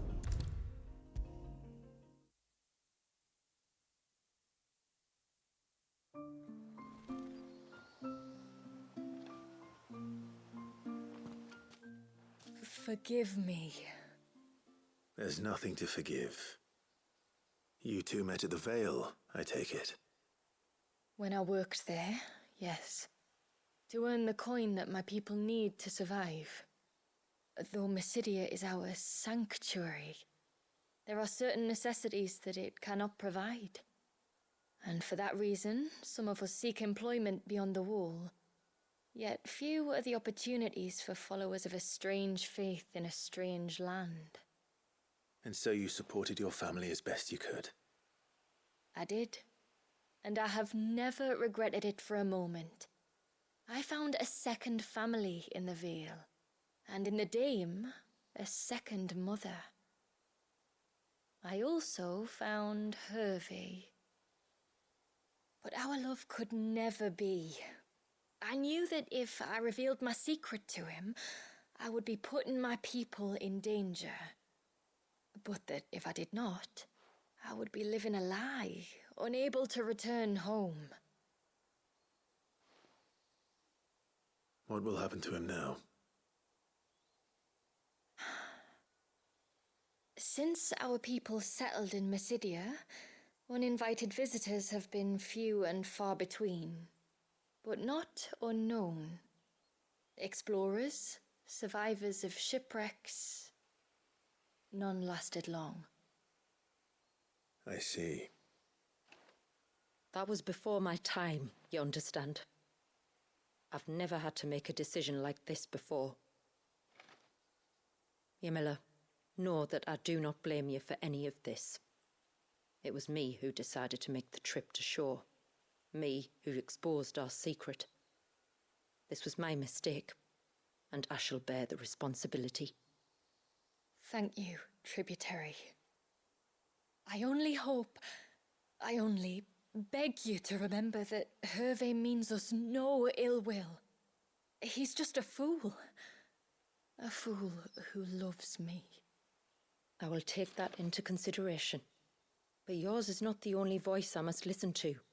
The whole family must be consulted, and it may take time for me to arrive at my decision. I hope you understand. Of course, tributary. However long it takes. Come what may, I thank you, my lord, for bringing us back together.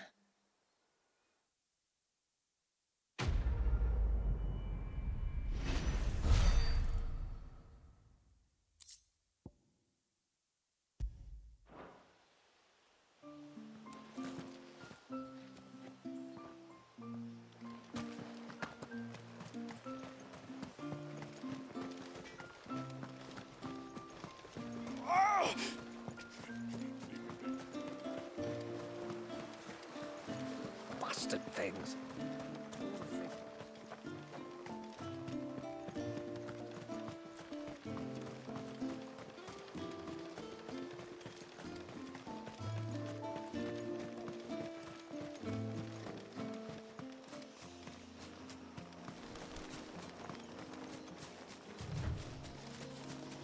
Before we turned east at the shipwrecks to reach the coast.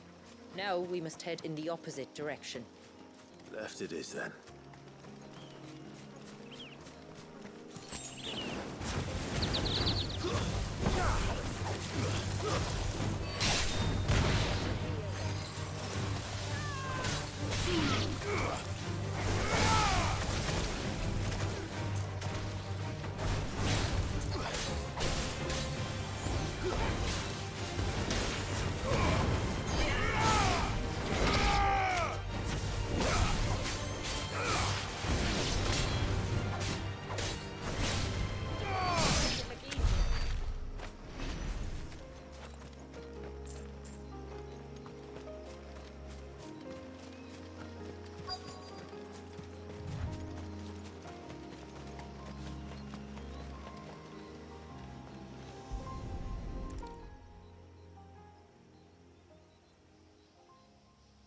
Well, here's the cairn.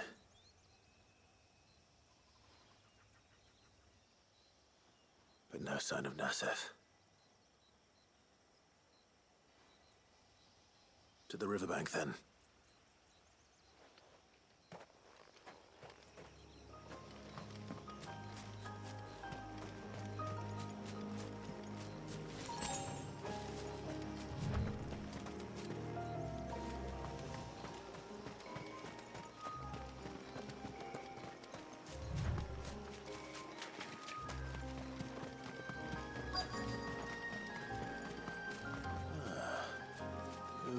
here? I'm looking for a man named Nassef. Aye, I know him. Takes care of the cans. Wait, you didn't think I was him, did you? Sorry, mate, I'm just out to gym myself a few ibexes. What do you want with the lad, anyway? His friend, Katav, asked me to look for him. Apparently he ventured out to work on one of these cairns and didn't return. Well, that is a worry. You're a hunter, yes? You must know the woods as well as anyone. Can you think where he might have gone? There's a bridge further down the path. Blasted thing got washed away a few moons back. Our carpenter only recently had time to rebuild it. But if I remember rightly, there is another cairn on the far side. Maybe he decided to visit that one while he was here. Maybe. It's worth a look, certainly. Thank you. Don't mention it. I'll keep an eye out too. Perhaps he just got delayed or something. Let's hope so.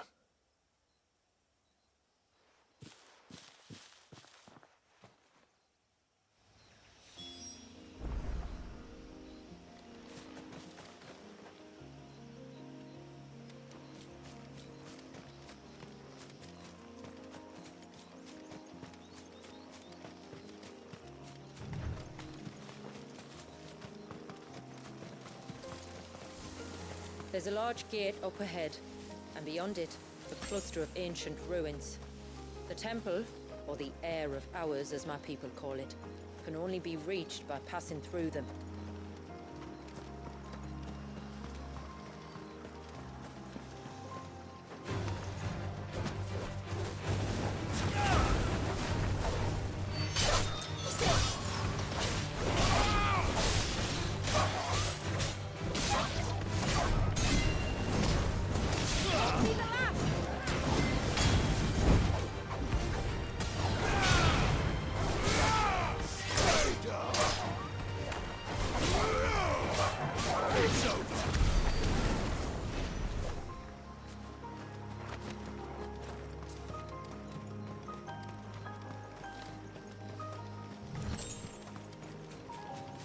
The forest is crawling with life, most of it hungry, which is why we make sure this gate stays shut.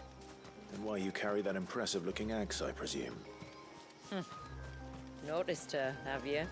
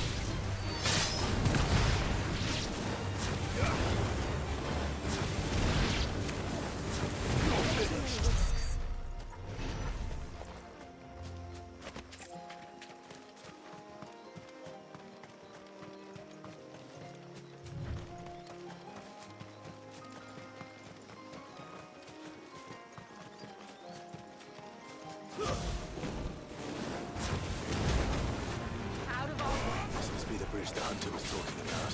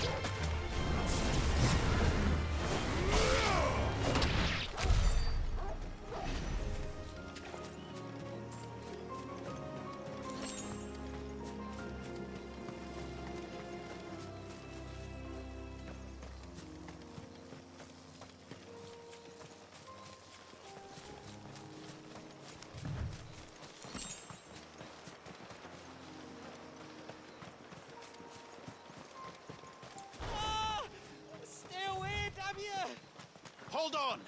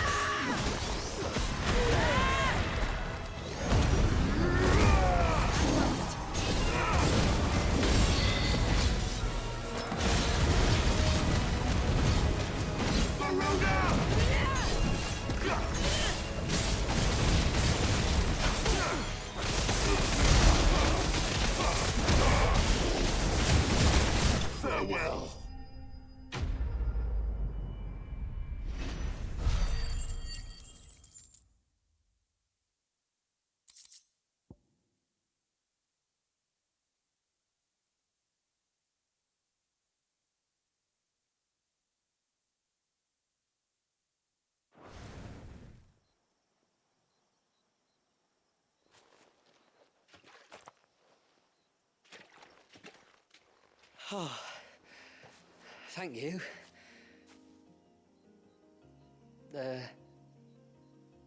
I'm the tributary's guest. And you must be Nasef. I am? But how do you know that? Your friend Katav asked me to look for you when you didn't return. Ah, I'm sorry. I was so focused on attuning the cairn, I didn't see those creatures coming till it was too late. How exactly do they work? Oh, there are crystals inside. They're what keeps the glamour going. Should the ether cease to flow through too many of them, our shroud would quickly unravel. It's my job to make sure that doesn't happen. And an important job it is. But you'll struggle to do it if you're dead. You need to take more care. Yeah, no arguments there. The truth is, me and Katav usually work together, watching each other's backs like. But when we heard outsiders were coming, we split up to get the job done faster, so things will be perfect for your arrival. Stupid, I know. So you found him then?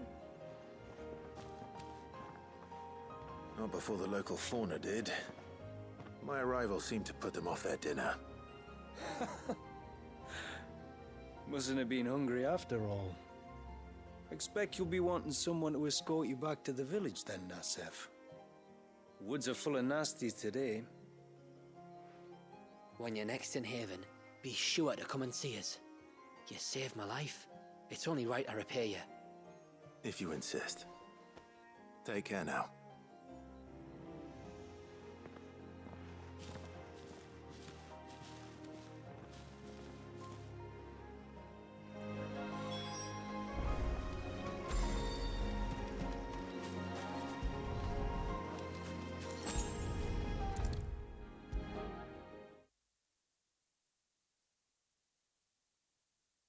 I thought I'd lost you. But you saw... Thank you. Nasef told me everything. If you hadn't got there when you did... Oh, it doesn't bear thinking about. All that matters is that you're safe. Far be it from me to tell you how to do your jobs, but don't go alone again. Or if we have to, maybe we should think about casting the glamour on ourselves to keep the wildlife from spotting us. It'd take its toll, of course, but it'd beat letting the cairns fall and having to weave the entire spell from scratch. Imagine if we had to do that. I'd rather not. We'd only succeed in adding 2 new piles of stone to the collection. Your bearers? That we are, thank the tides. The others can't attune to the crystals in the cairns the same way we can. Reckon this place would be doomed without us. So, you do this work for the good of your people? Not because... We're forced to. No.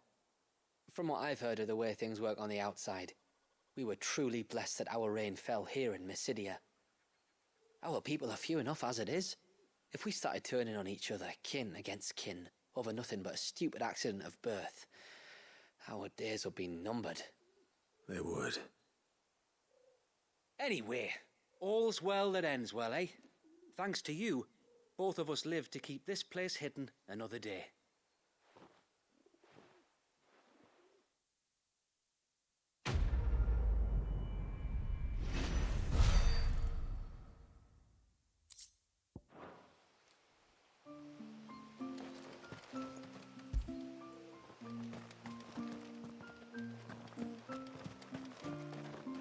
And what are you two drawing? The rill. We're seeing who's fastest.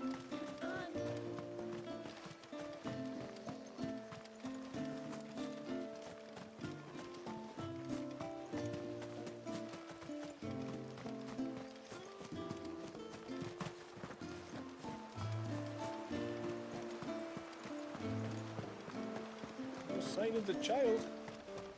You don't think Reckon my steel's just as good as any.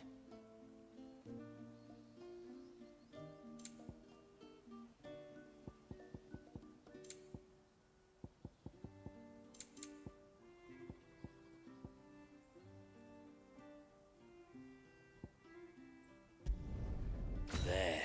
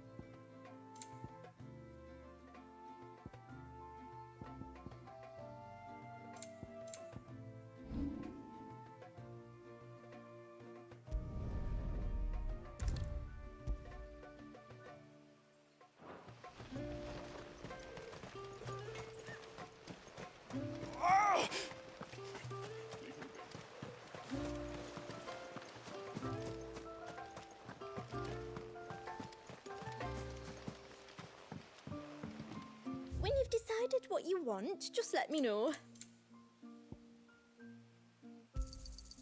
May it serve you well.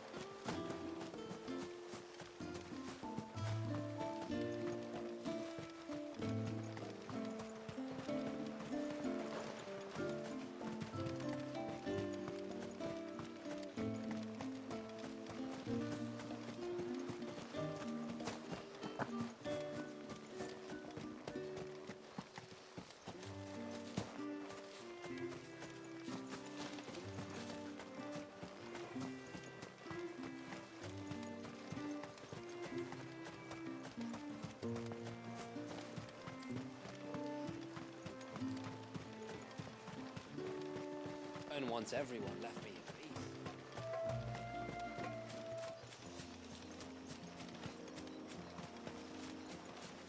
I needed that.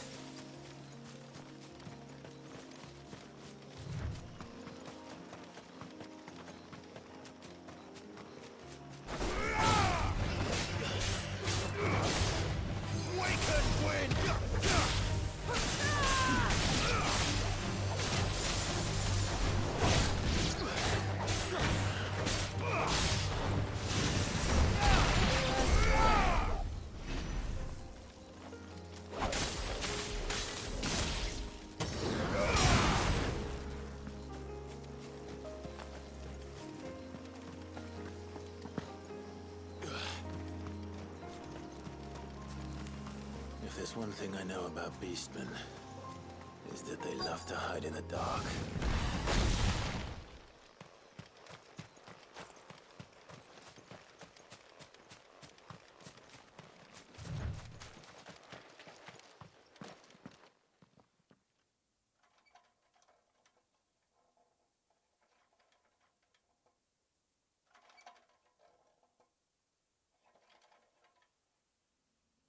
What are they up to?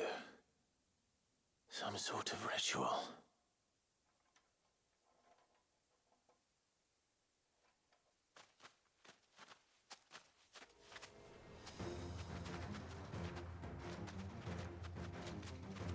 Sorry to disturb you.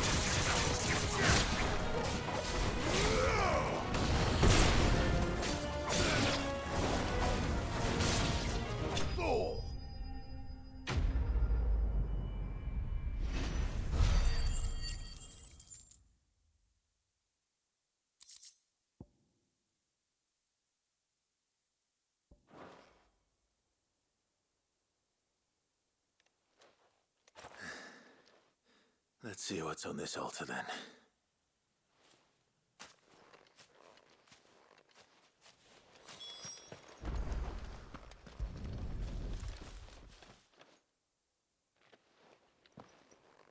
A silver chain. I doubt the Tonberry's made it. This must be what Fennec was talking about.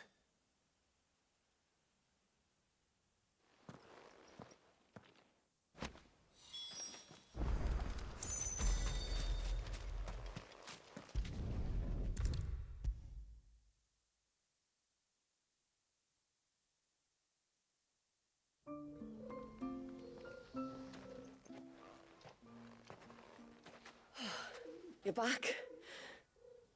Well, did you find anything?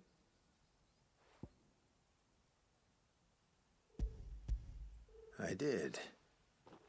This silver chain. I knew it. Well, I'm still none the wiser. Forgive me. This chain. It's a Gregorian Maternoster. Worn by men of the faith. What's it doing here? And why would the Tonberries be praying to it?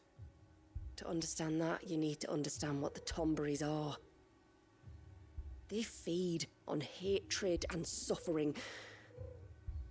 And some say that if you render them an offering, some token of grievance against your fellow man, they will put a curse upon him.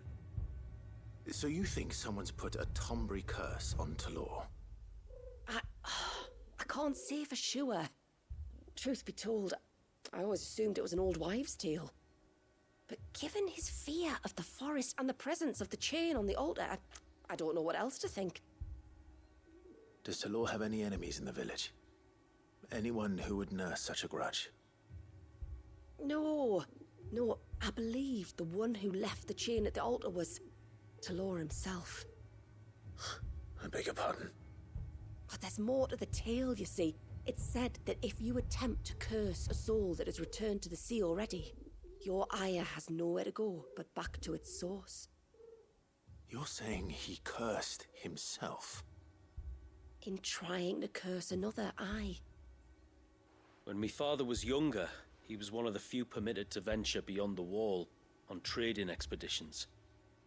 He told us that when he journeyed to Sanbreque, he'd wear that chain to disguise his true beliefs, lest Grieger's faithful turn their cudgels on him. Did they ever catch him in his deception?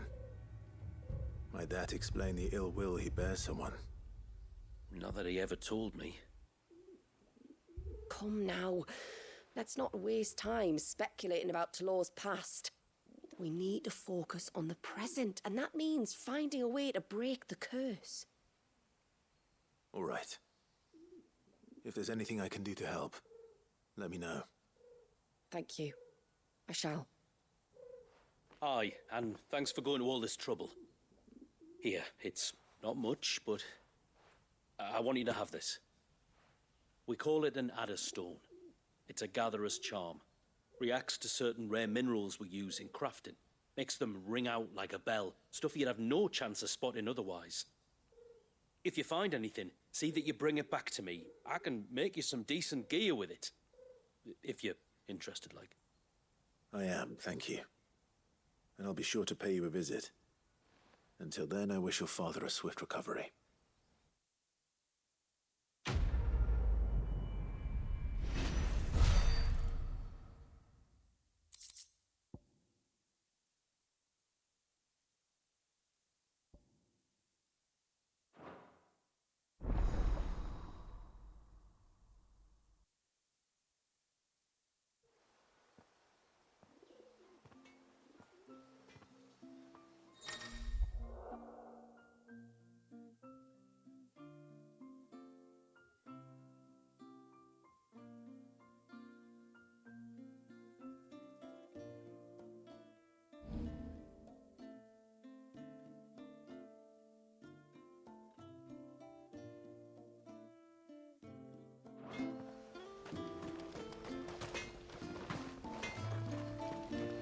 What is it you want?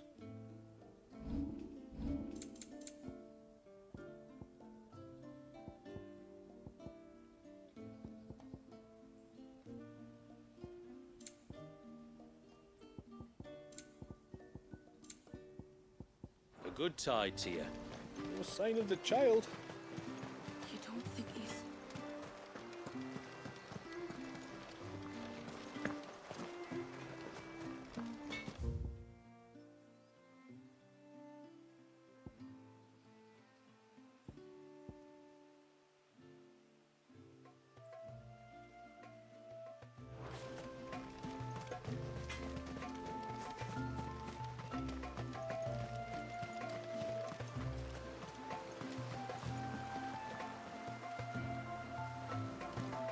Bastard things.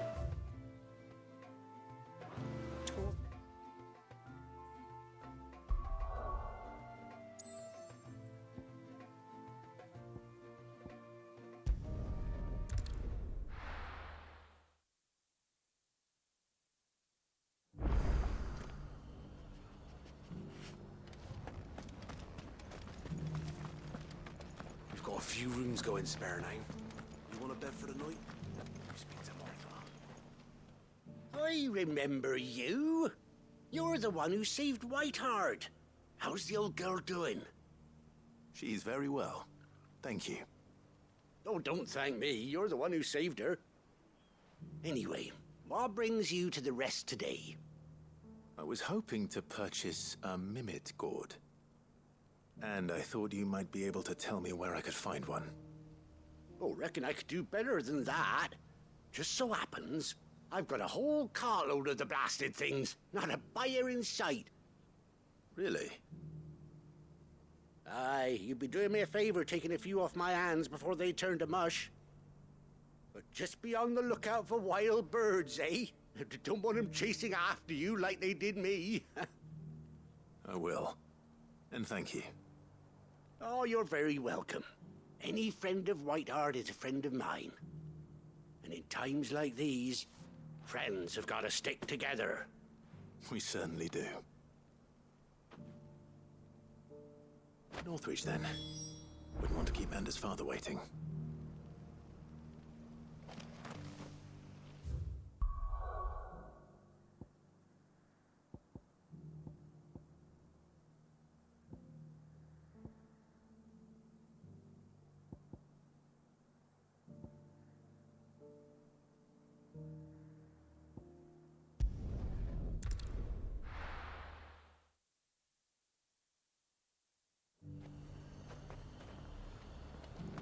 Garrison said they'd take another 100. And how might I help the garrison?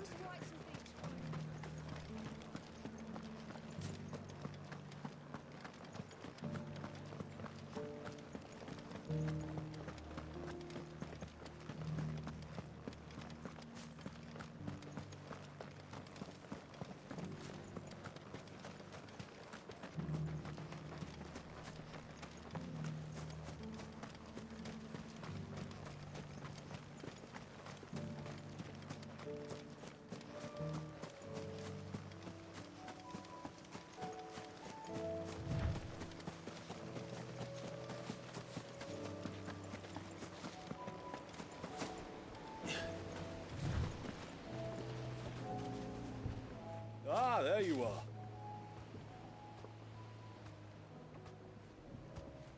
And this must be Ambrosia, was it?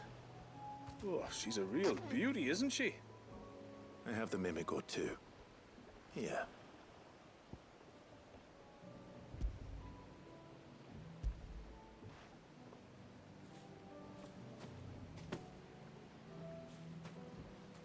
Thank you kindly.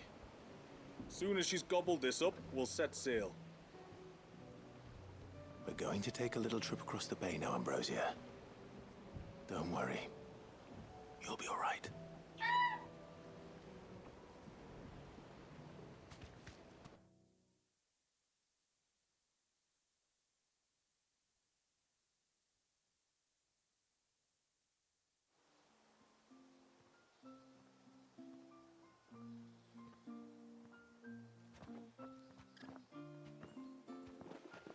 Well, we made it.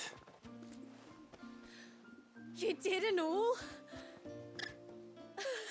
She is as white as snow. You're beautiful, aren't you, girl? Brave, too. She was calm as you like on the journey over. The mimic gourd will have played its part, of course, but passing through the walls enough to spook most birds even then. Not this one, though. Ambrosia's been through a lot. I doubt there's much that could unnerve her now. Not with a beloved master by her side.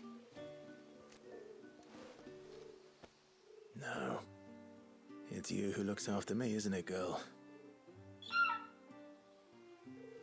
Anyway, thanks for bringing her here.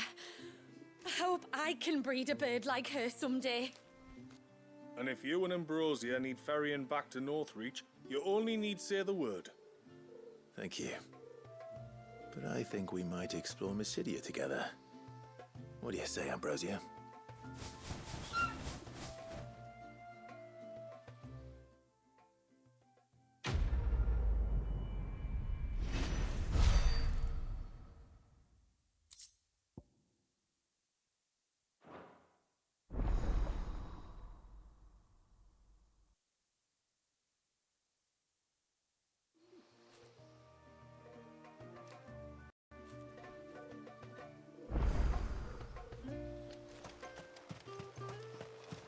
And once everyone left me in peace.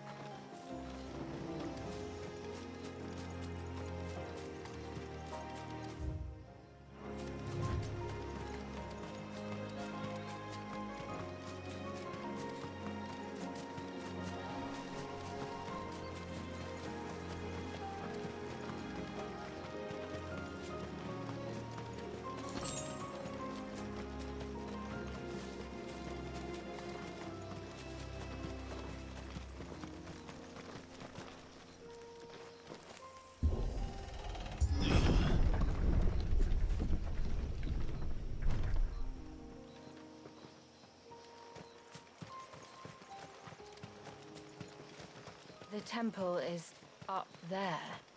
Don't worry. Those cliffs aren't the only way to the top.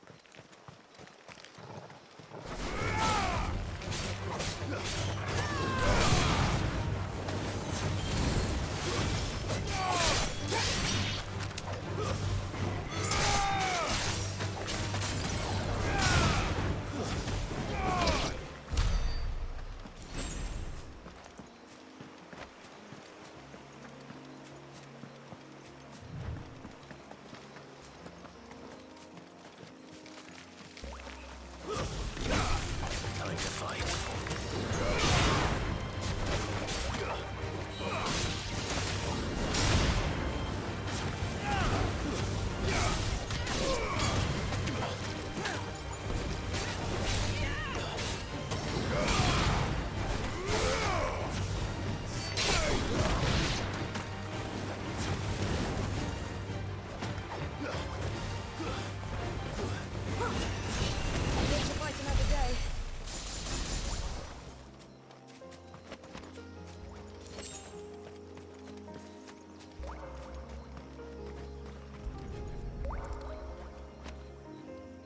This is the mineral Pavar was talking about.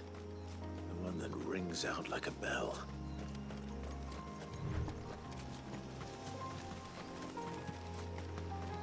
Are these the ruins? Yes.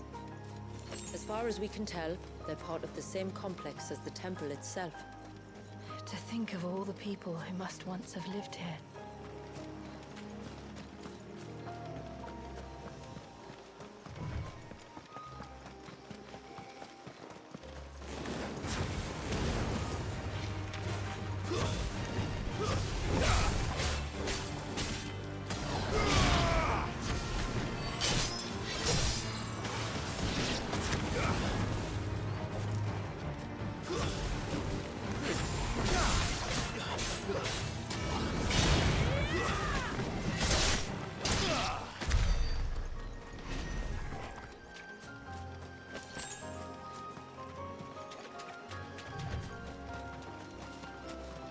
Is that beast rigging?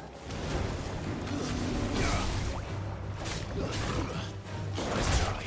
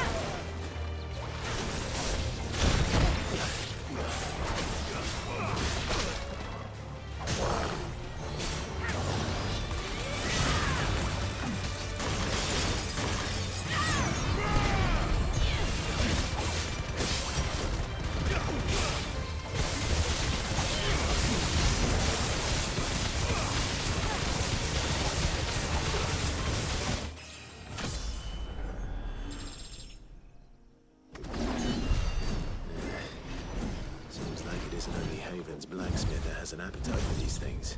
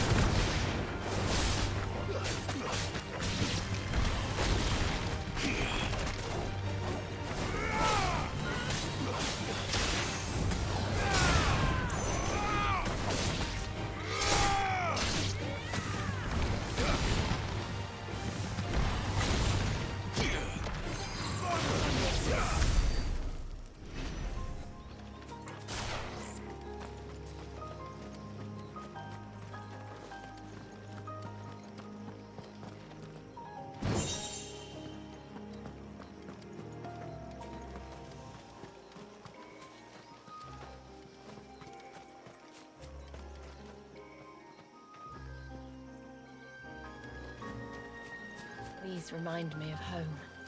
You're from the north, then? Yes. And no. I see.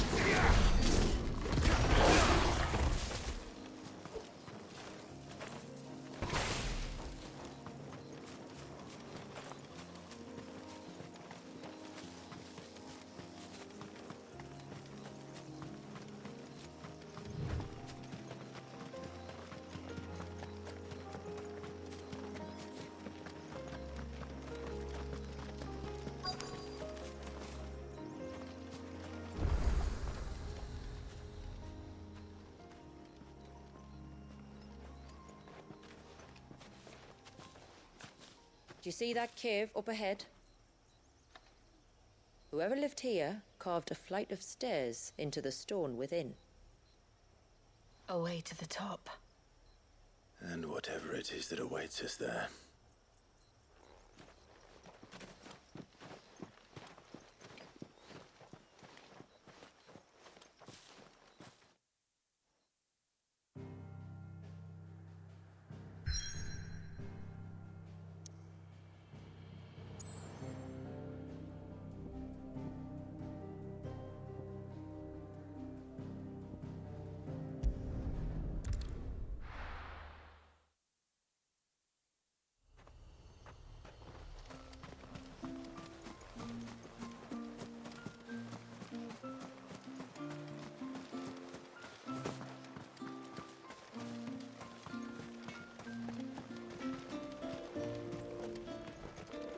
Reckon my steel's just as good as any. There. Till next time, then.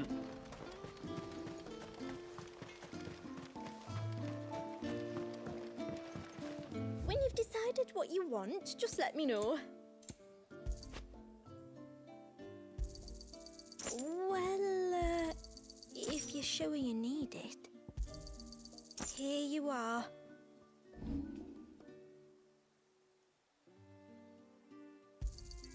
Hey, we can use that.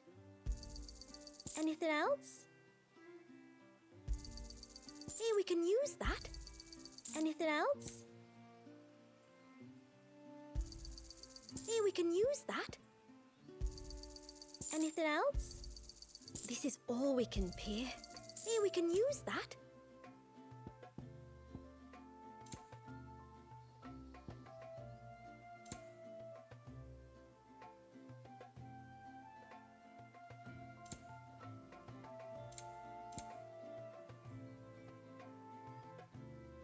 Then I bid you good tide.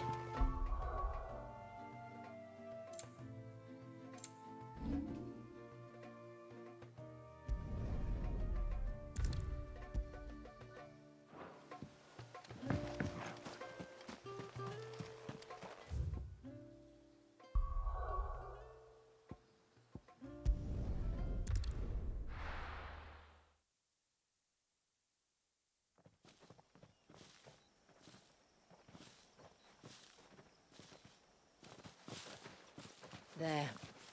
The temple the time forgot.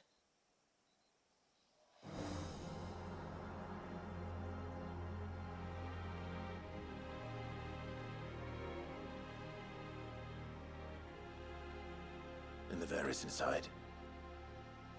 Yes. You can see the spell's path from the nave.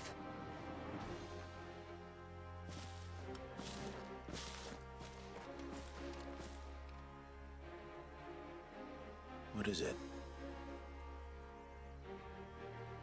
I don't know. It's probably nothing.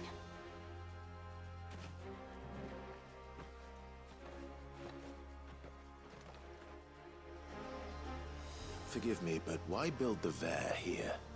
The spell was originally meant to be cast on Drake's Eye, and this was the only place with an unbroken line of sight.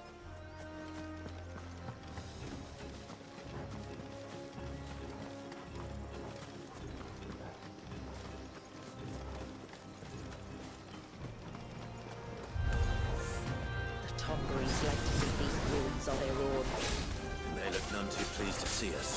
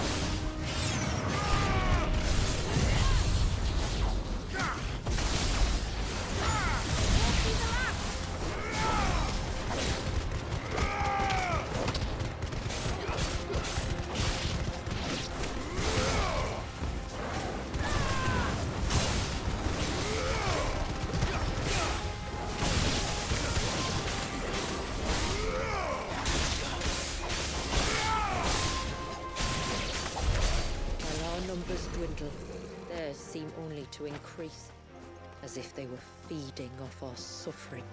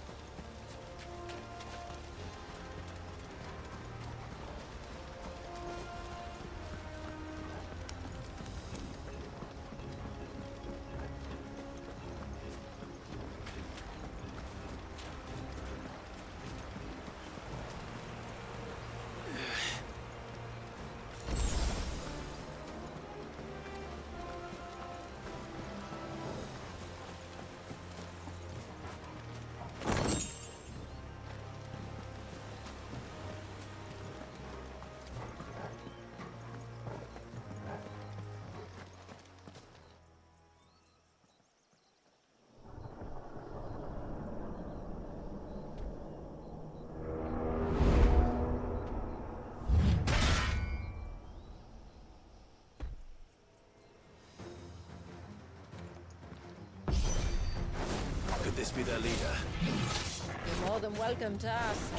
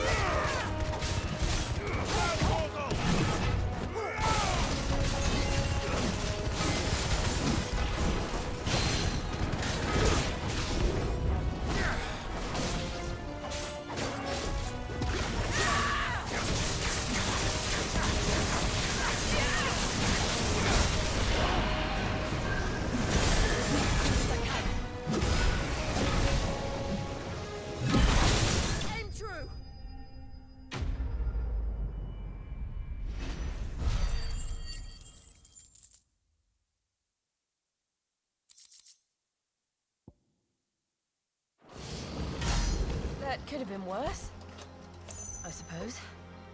Aye, well, if the forests taught me anything, is that there's always something worse.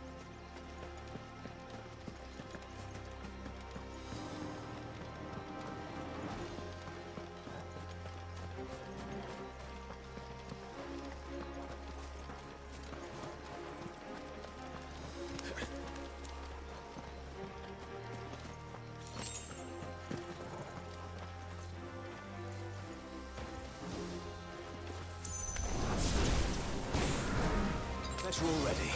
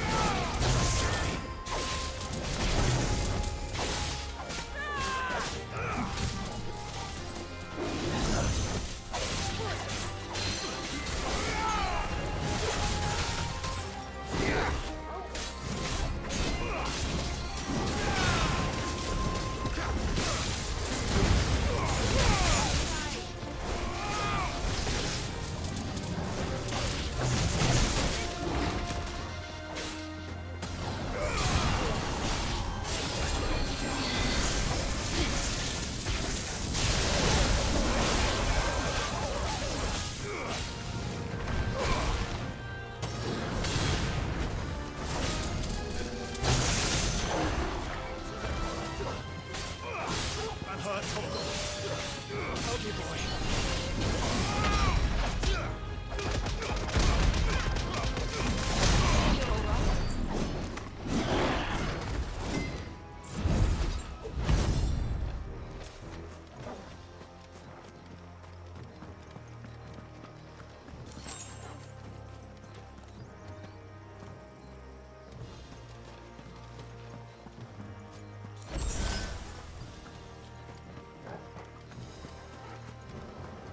Is that the nave?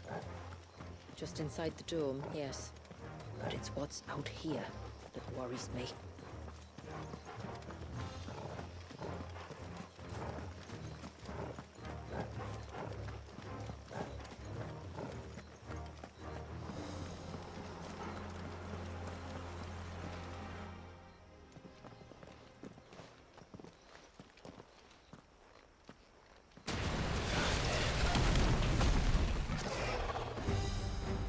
There I was thinking they'd all migrated south. The weaker ones did. The weaker ones. Did you hear that, Sid?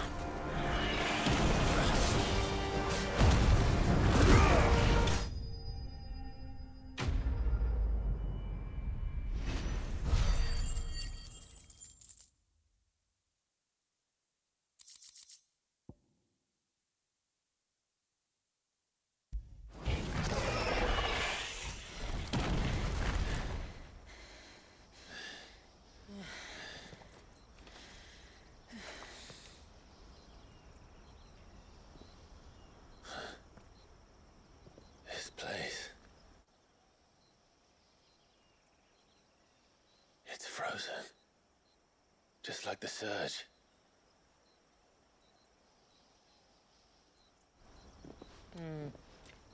Another of my ancestors' sins. Shall we?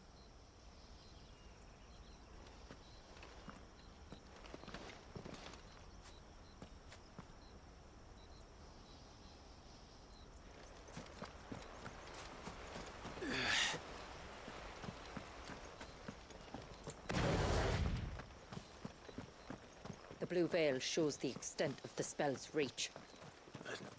I can feel its ether from here.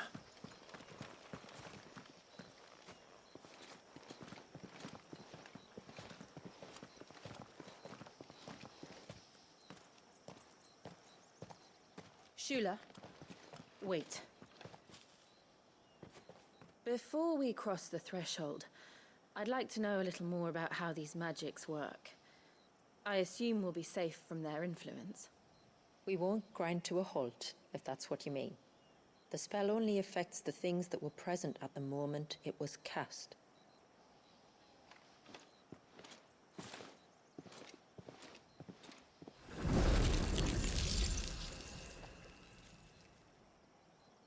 You see?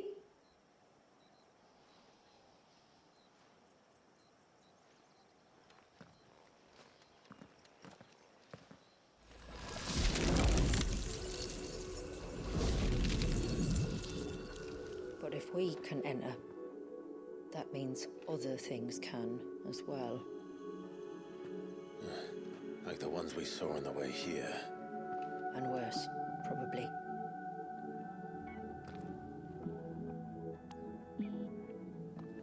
Is this Leviathan's doing?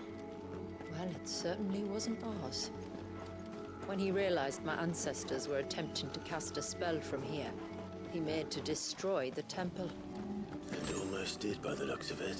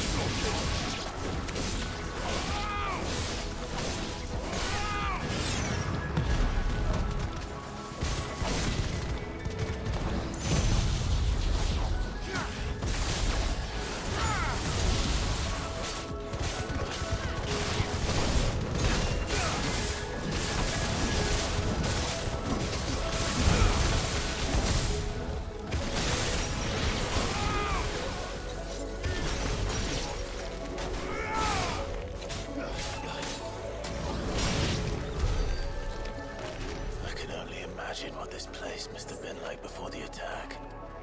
This would have been a hall of worship. There was something similar in my father's keep. The priests would deliver their sermons from the dais. Your father?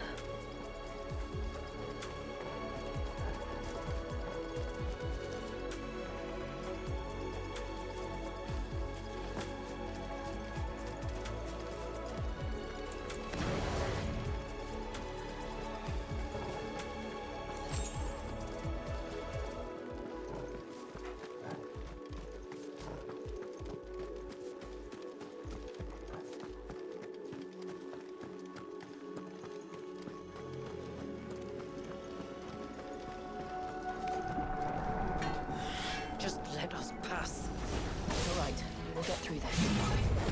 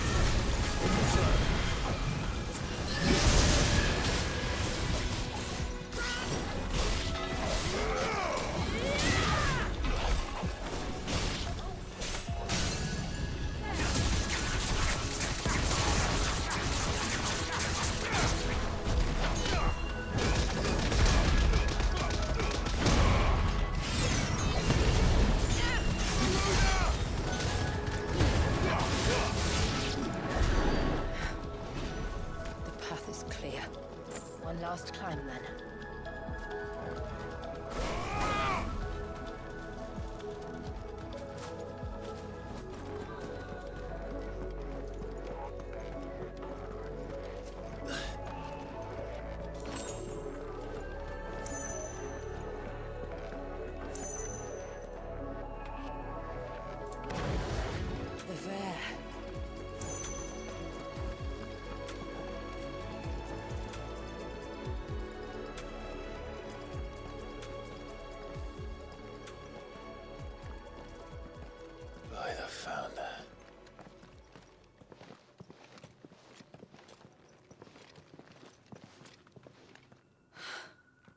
just as I thought. Jill, does this ether not feel somehow? Familiar, yes. I sensed it the moment we arrived, though I wasn't sure until now. You can feel it too, can't you, Clive? She's calling us. You don't mean the witch? I do. Though she was more than that. Much more. She was a dominant. A dominant who once commanded the icon that now resides in both me and Clive. Of course. I don't know why I didn't see it. Who else would have the power to freeze time? None other than Shiva herself. But for her ether to endure after all these years, it's almost as if...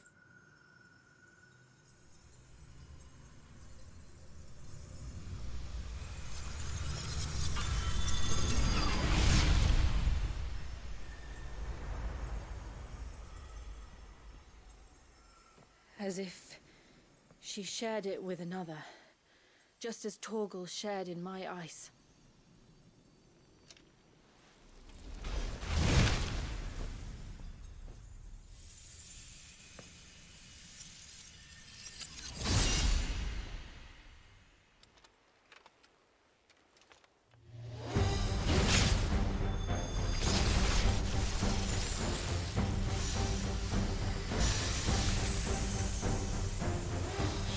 Companion. Though something tells me he's not as friendly as us. My ancestors never warned us about this. It wasn't mentioned to them. I doubt they even knew it existed.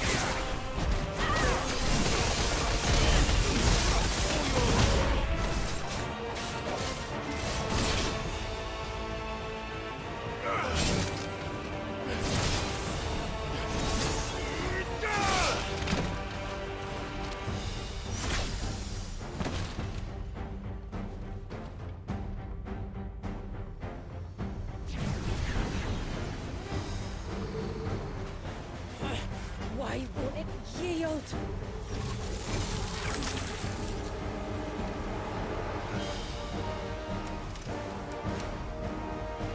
Because it would sooner die than fail its mistress.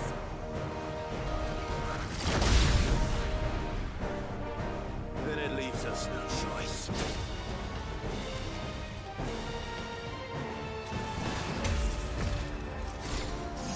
Nice try.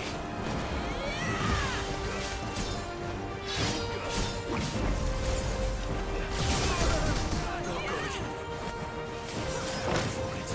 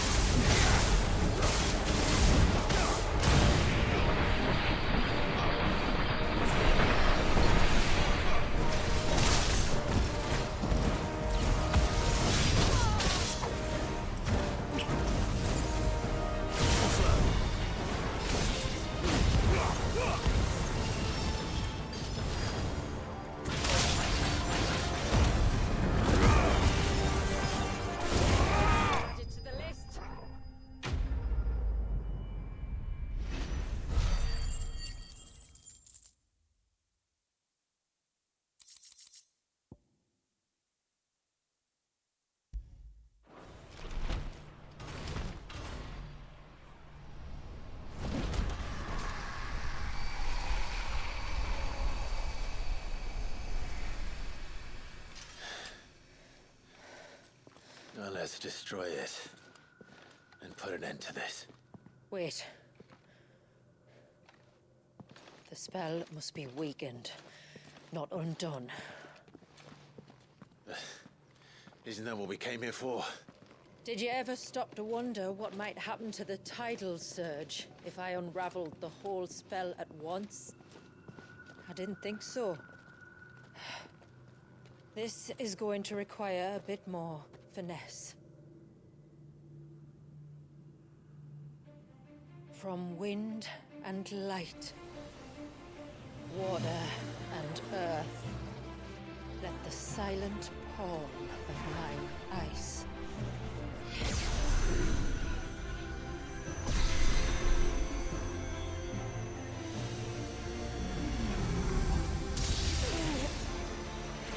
There's too much ether.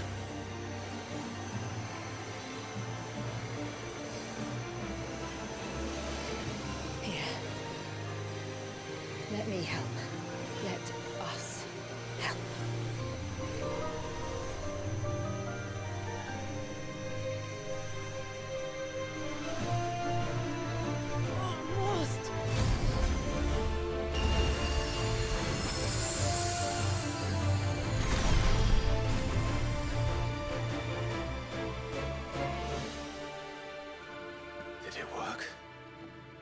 I think so.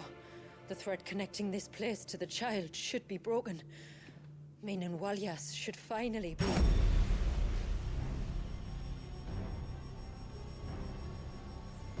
Free once more. Leviathan, our most profaned fragment, its divinity defiled by the hand of man, its spirit shackled by his hubris, till Mythos came, bringing release. Now, let the sins of man be redeemed by the hand of the servant of God.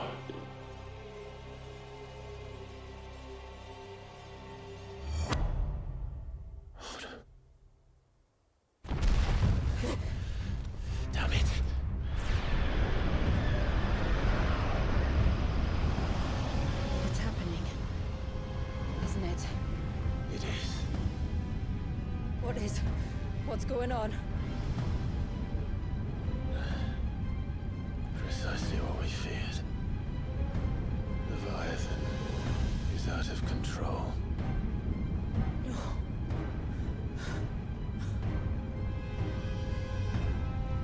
Don't despair. This isn't over yet. You should head back to the village and get everyone to higher ground. As for the rest,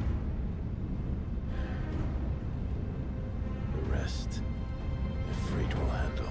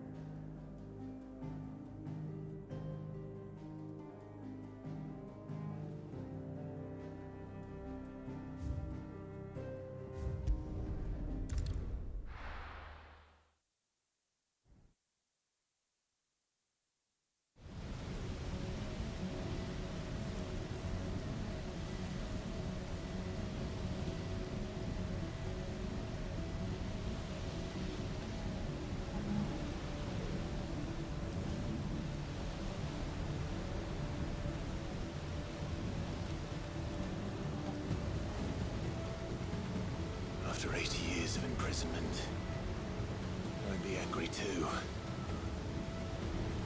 But I can't let it end like this, Walyas. It's time for you to come home.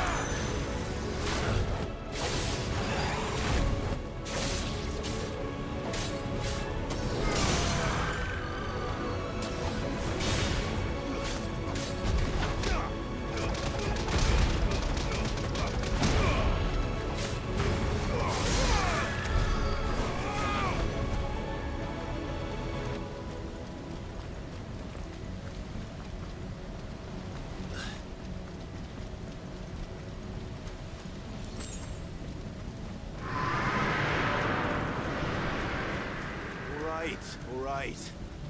I heard you the first time.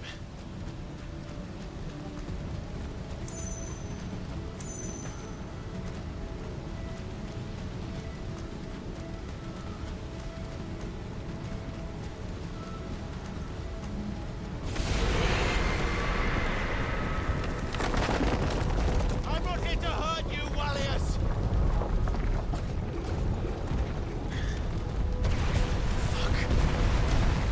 That was too close.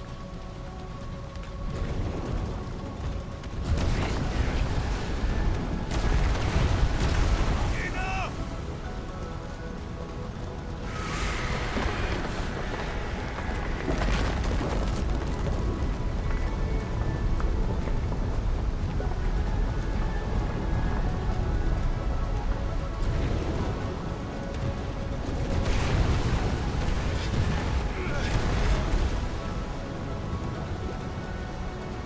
Come on then. No more hiding.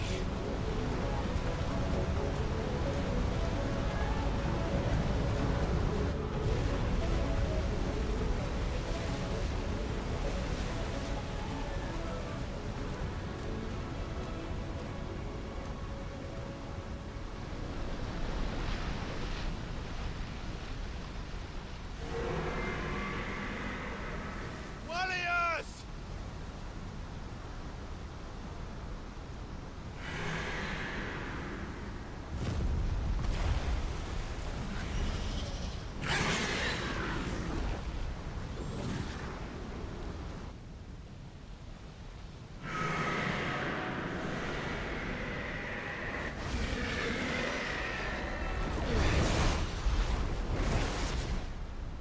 This isn't what I wanted! I only hope you can forgive me.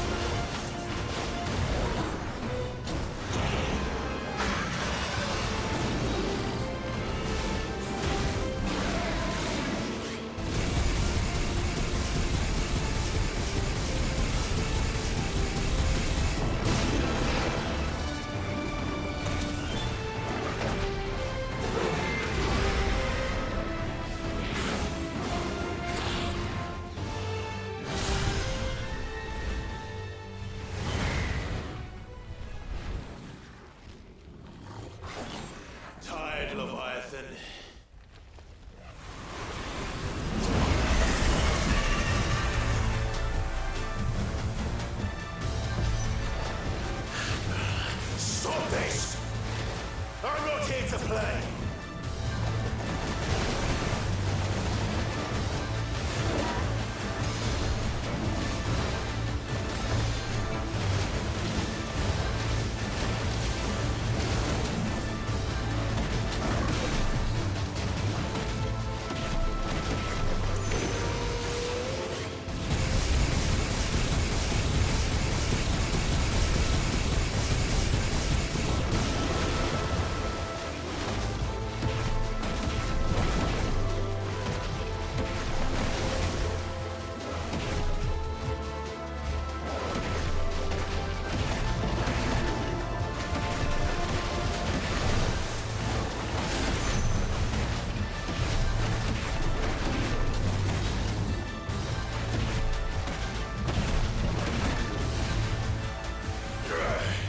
I said, stop! This has gone on long enough!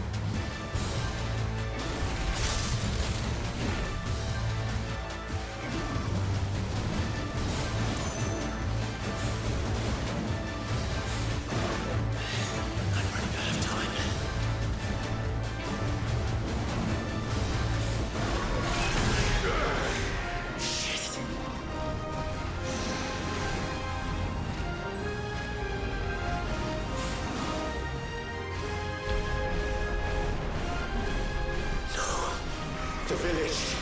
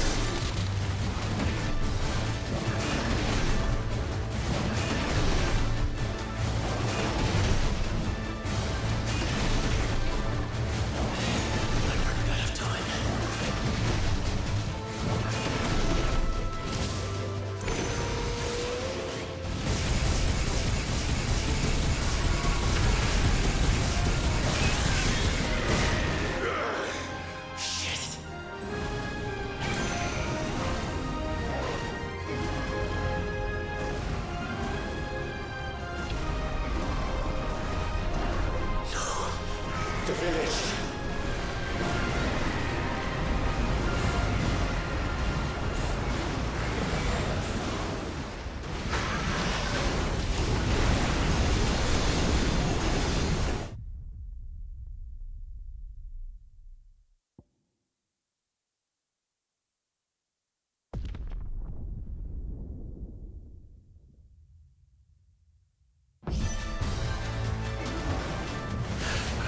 Stop this! I'm not here to play!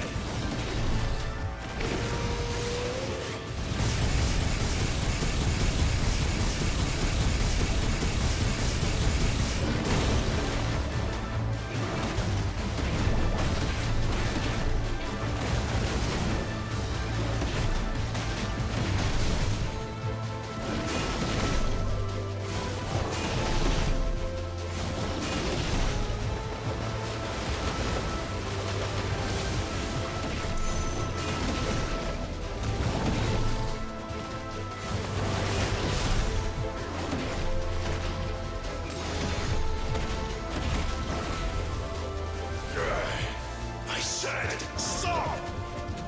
This has gone on long enough!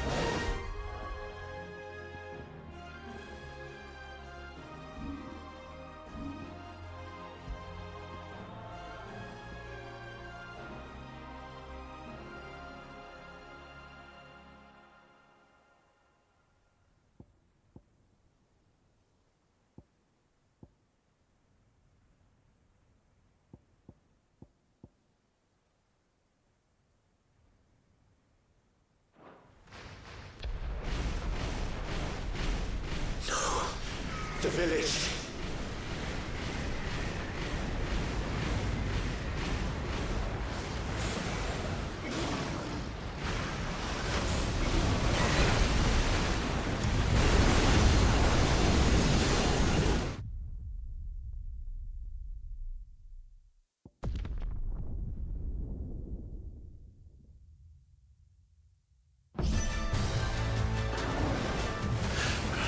Stop this!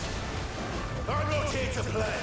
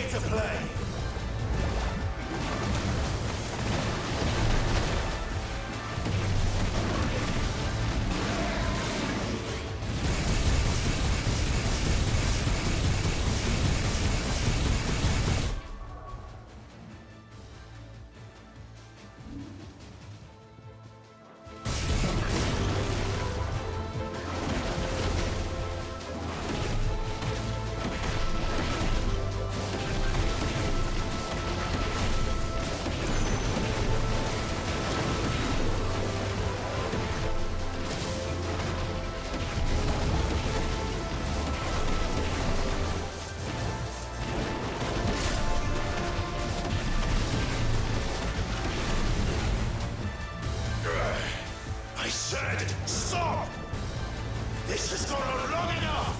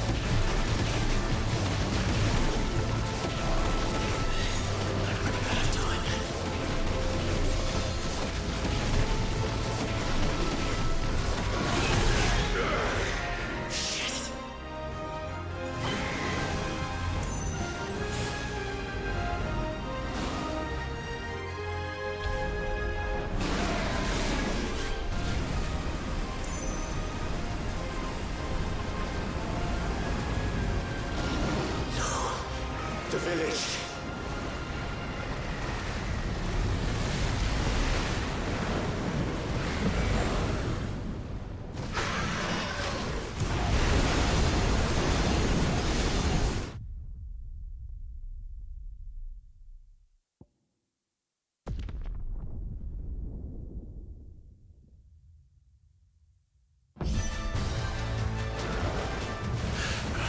Stop this! I'm not here to play!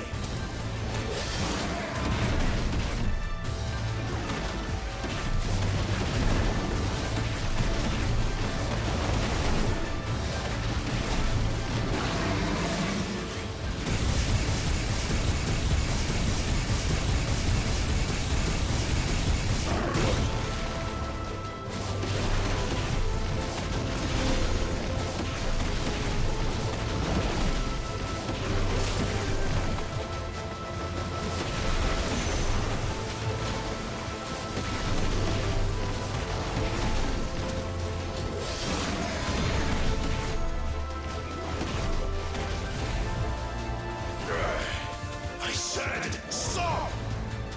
This has gone on long enough!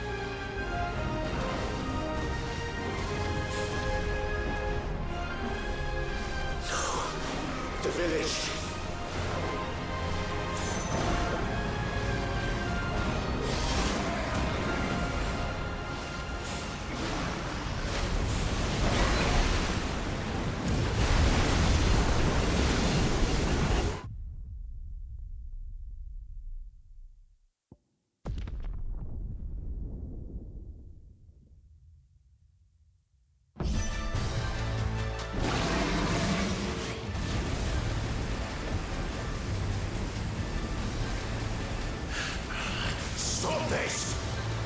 I'm not here to play!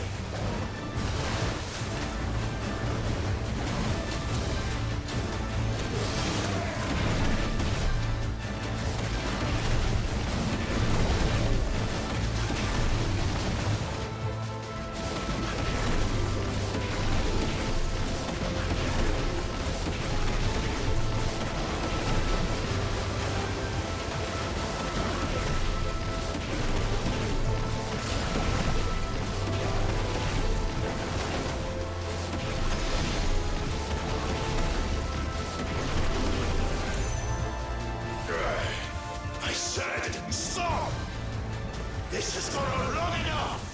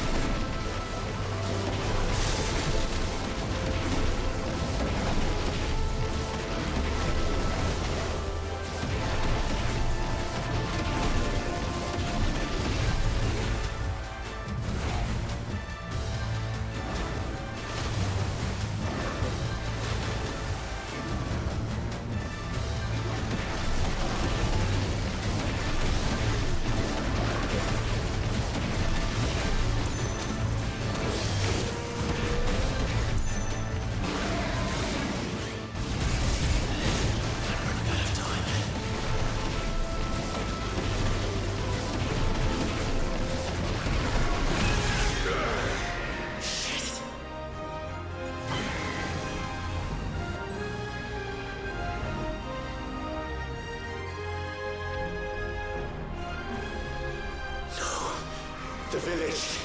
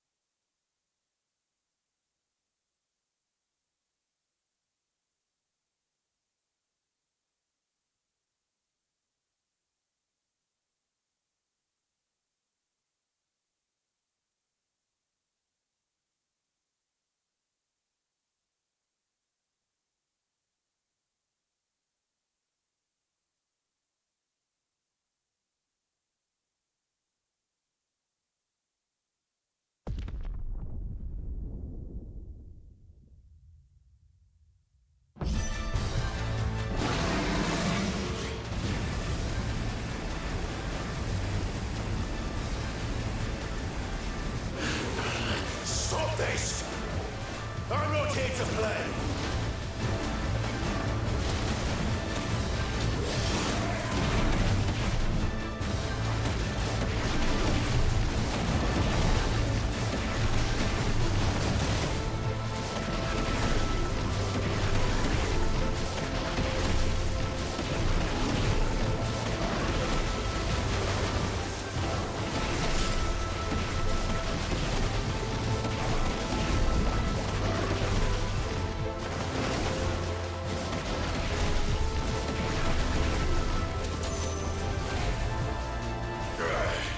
I said, stop!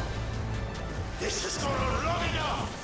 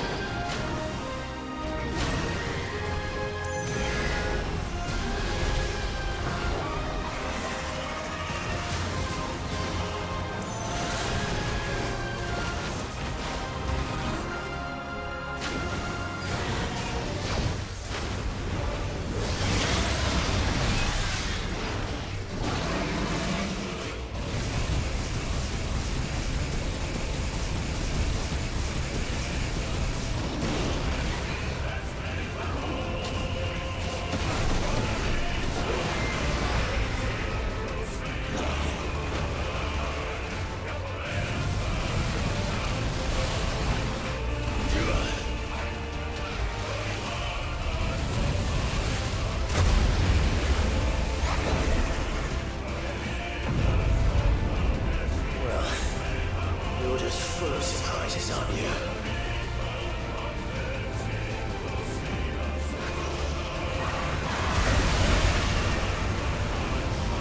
Garuda will be proud.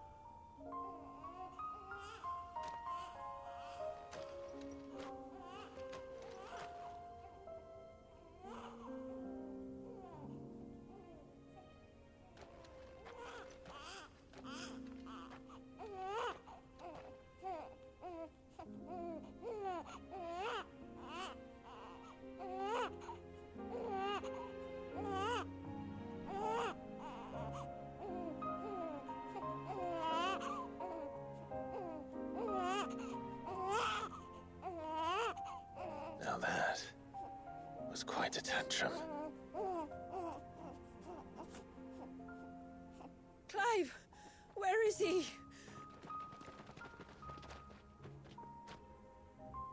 Well, yes.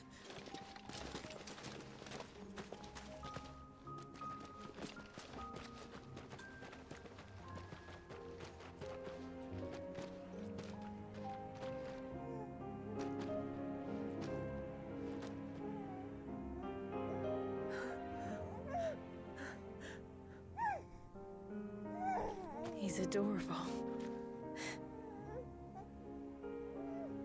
He is now. But did you see him a few moments ago? Clive, I don't know how to thank you.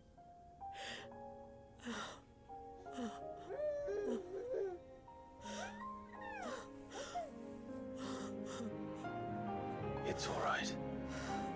We should find him a dry blanket now. Wouldn't want the little monster catching a cold.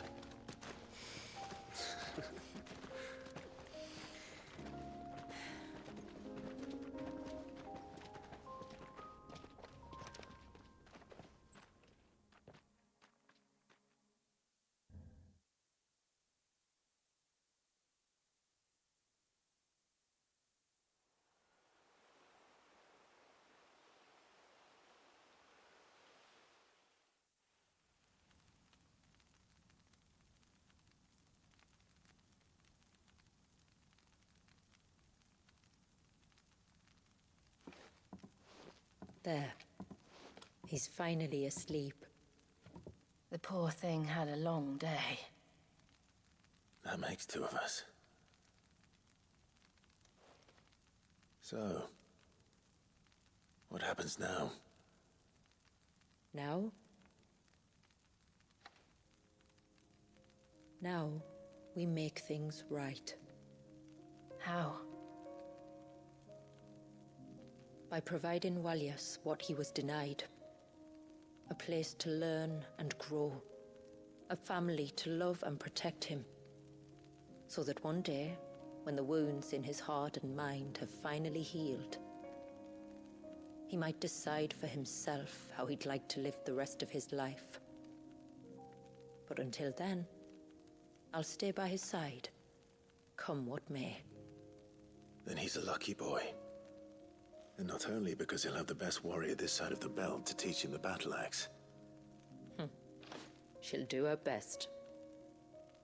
Shula. The beast that threatened your home is tamed. The empire that threatened your people toppled. Might it not be time to cast off your ancestors' glamour and retake your place in the Twins? Perhaps. It's not as if we have the crystals to maintain the wall much longer. But are we truly safe? Is the world truly ready to accept us for who we are and what we believe? If I remember rightly, you and yours still choose to remain hidden, do you not? We do.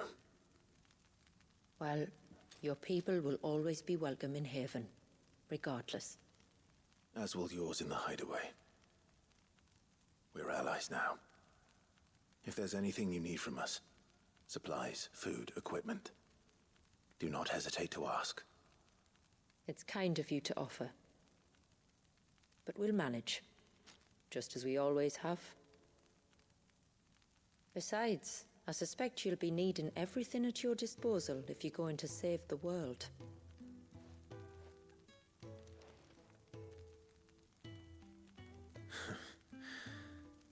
I fear much of it is past saving.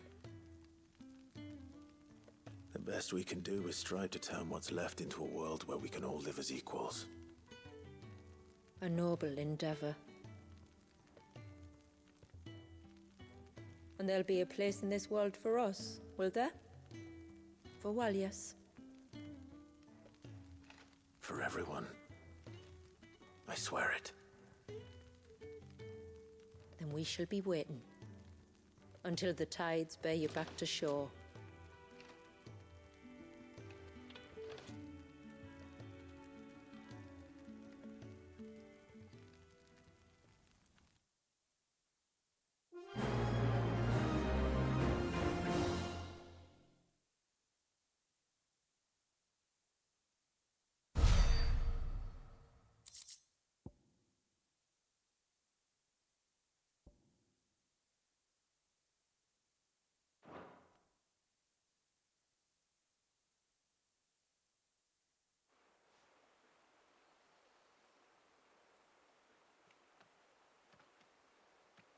Do you think he'll be all right? Well, yes. Only time will tell.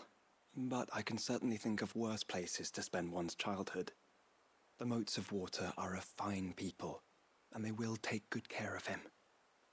Up by the Vare, Ultima spoke to me. He called Leviathan his most profaned fragment, and told me to redeem the sins that had laid him low.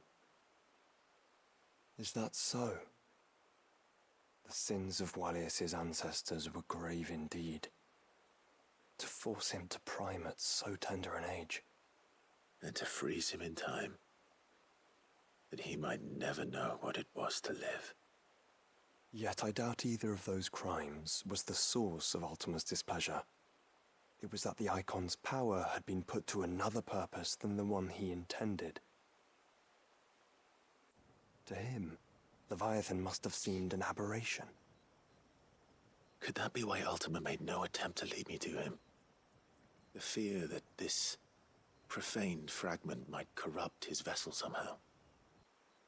Perhaps.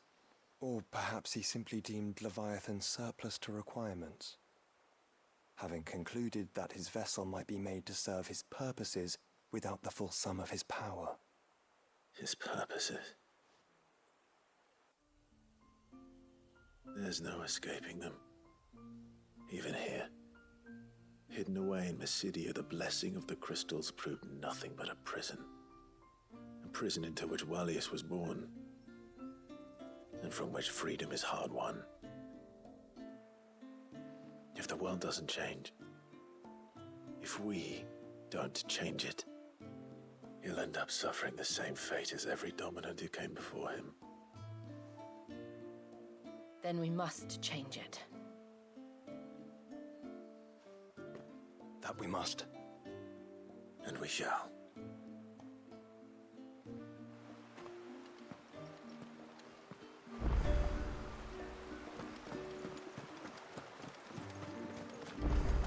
It is good to have him back. My friend, I have news. I think I might have found a way to break Thalaos' curse. Go on.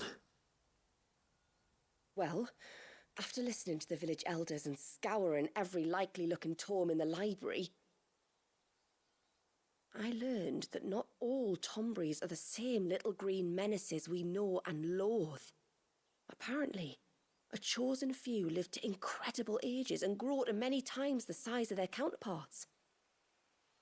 The folktales hold that it's the very eldest of these, the Tonberry kings, who weave the curses, and that their magics bind their victims to them, that they might continue to feed on their pain. So if we slay the one that cast the curse, the feeding will cease. But that was my thinking, yes. Though I doubt it'll be easy. These kings are not just bigger, they're stronger too. And if the tales are true, their followers will defend them to the death. It is a perilous proposition, in short. But it may also be Thalaos' only hope. What say you? I'll do it. Even if killing this king doesn't break the curse, Mysidia will be a safer place for its removal. Thank you. So then, where will I find it? That, alas, I do not know. It must have woven the curse at the altar in Father's Fell, but as to where it is now... Fanet! You were the one asking about Tonberries, right? Because there's a whole bloody army of them out on the cloak! What? But why would they stray so far? And why now? There's only one way to find out. I'll head up the mountain and see what's going on. Right. Thank you. And please, be careful.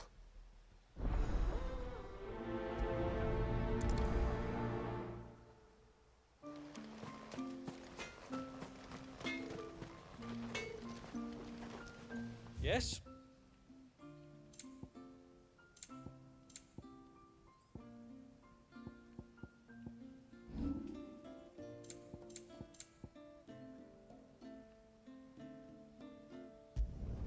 Will that do, yeah? Done. Will that do, yeah? Better than you.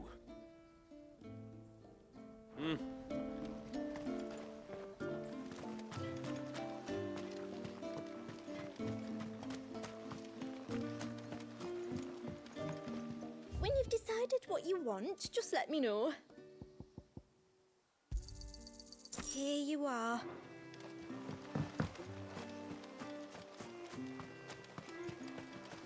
Hey, mister! Over here! Please, mister, you've got to help us.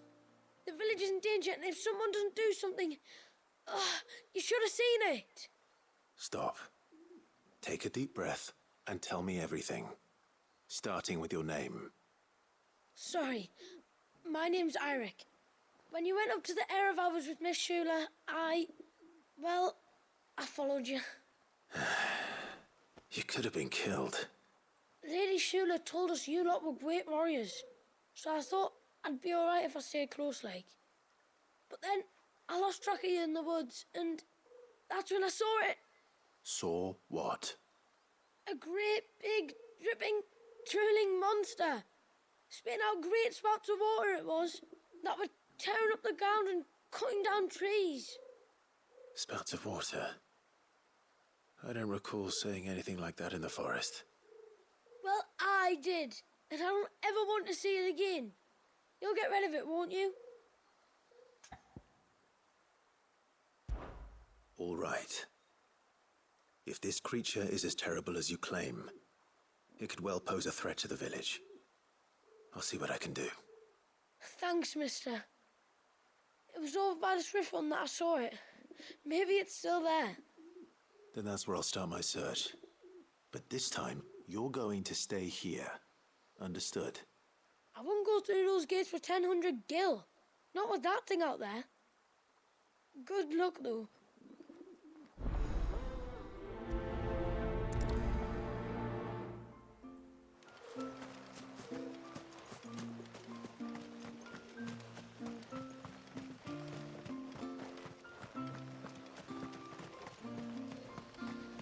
It is good to have them back.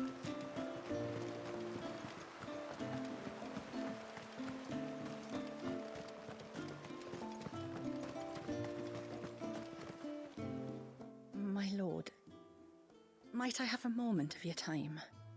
I would beg of you a service. Certainly. What is it? It's a long story.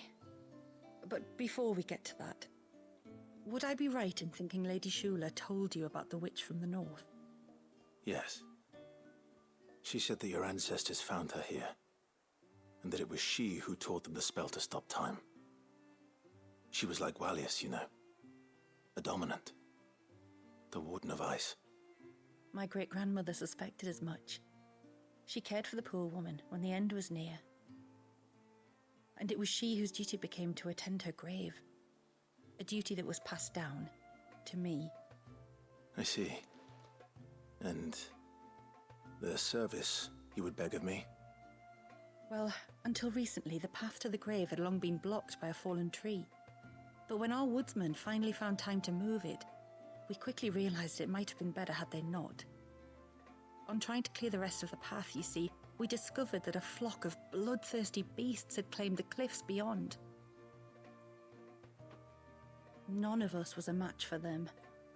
But you, my lord, have proven your strength many times over.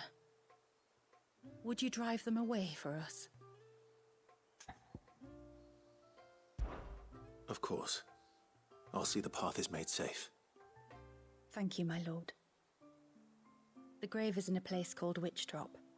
To reach it, one must turn left at the Winged Wains, then follow the path around to the right, deep into the forest.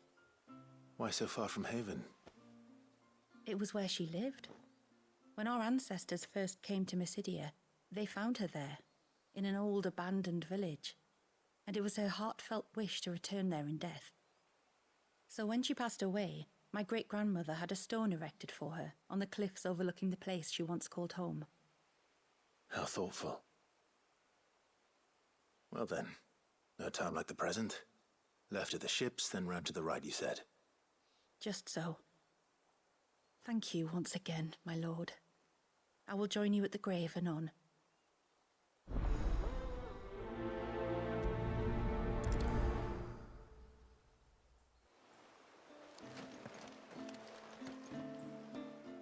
You wouldn't happen to have some time on your hands, would you, Clive?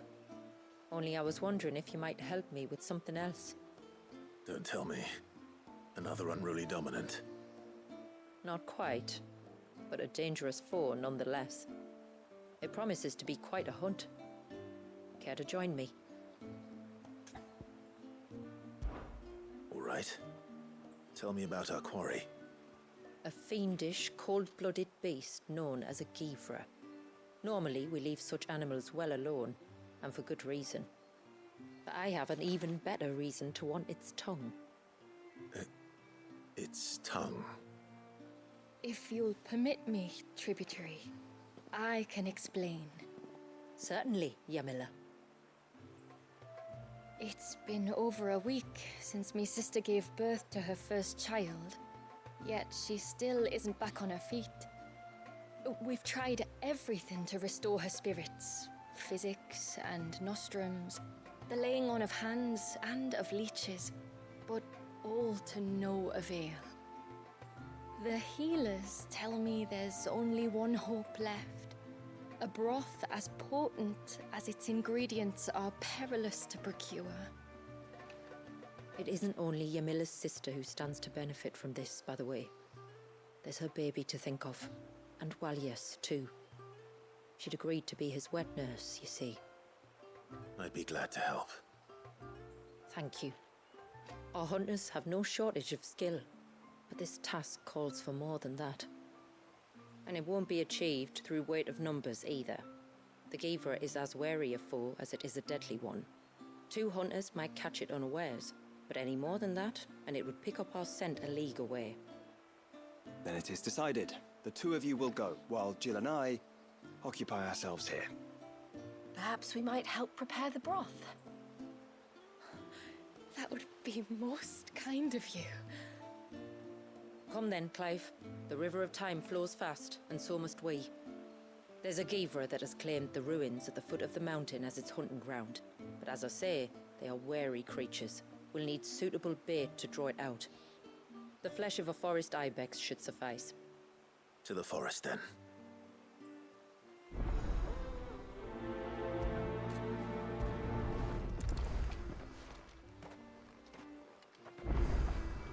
There's nothing a Givra loves more than a fat haunch of ibex. There speaks the voice of experience. Do you hunt often? Since I was a girl, my father would take me. Then after he returned to the sea, Yamila's father. Our families have always been close. Even if her sister wasn't Walias's wet nurse, I couldn't stand by and watch her suffer.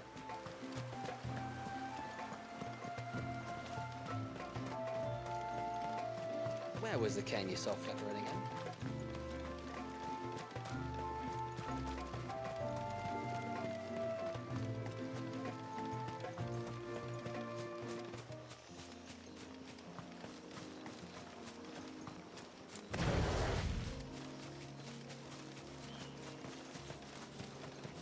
Where will we find them? Further in.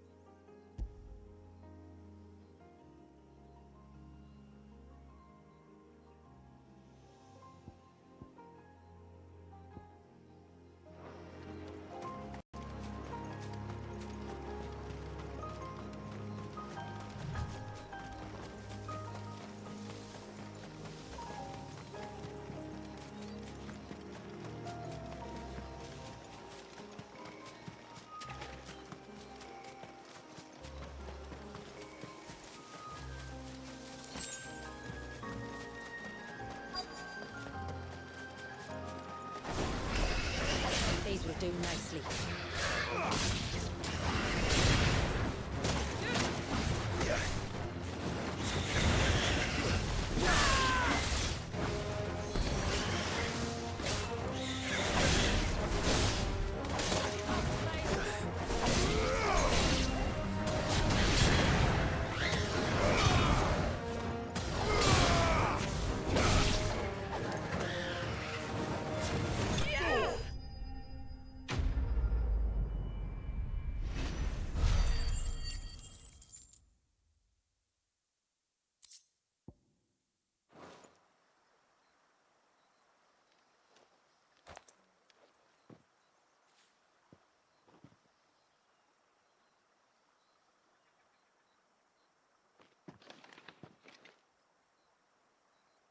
return to the sea, and to the clouds rise again.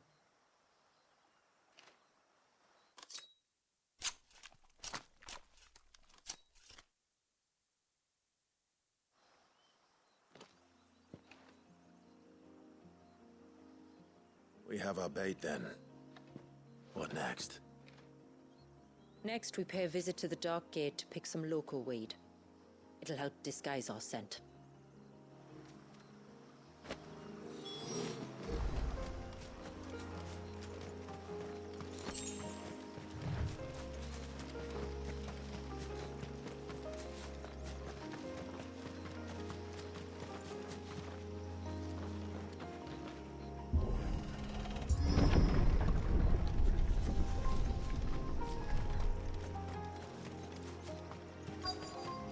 There should be a sprig or two of local weed growing somewhere around here. Look for the golden leaves.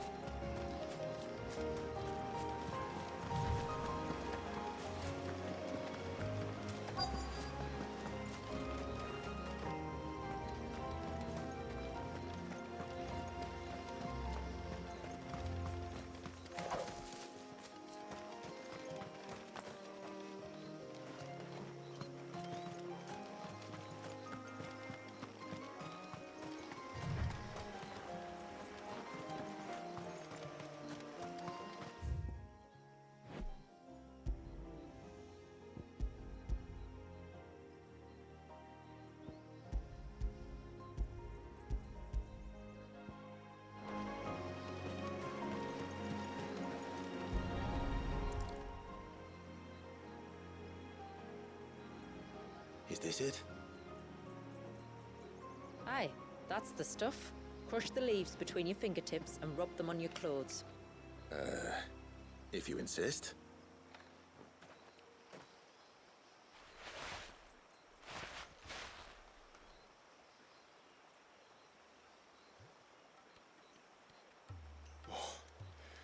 You could have warned me about the smell. Like corruption, isn't it? We'll have an honor guard of flies before long. But it'll stop the Givra from noticing us. Its nose will tell it we're nothing but a feast for worms. Oh, I feel so much better. We can wash it off afterwards. If there's one good thing about the Givra choosing the ruins for its hunting ground, it's that there's plenty of fresh water nearby.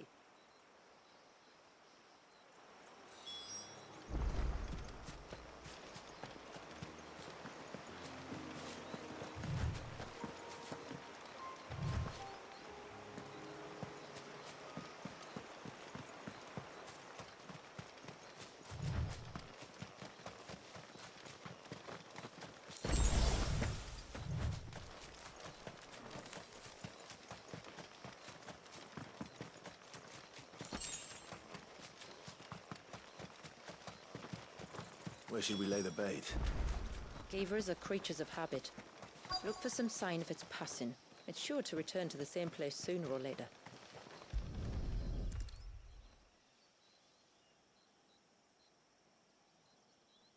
Marking its territory. Something was. A curl, maybe.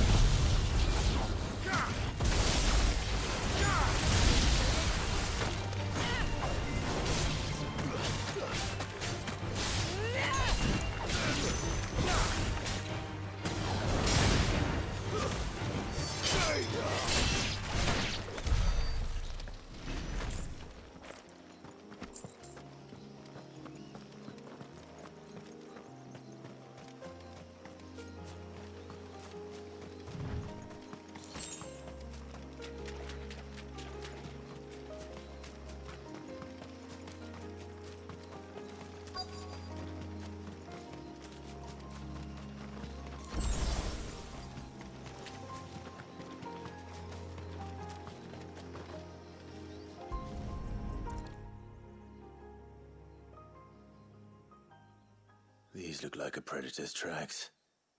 You can clearly make out the claws. And not just any claws. These belonged to a Givra. There's no mistaking them. We'll lay the bait here. Let's hope our friend is hungry.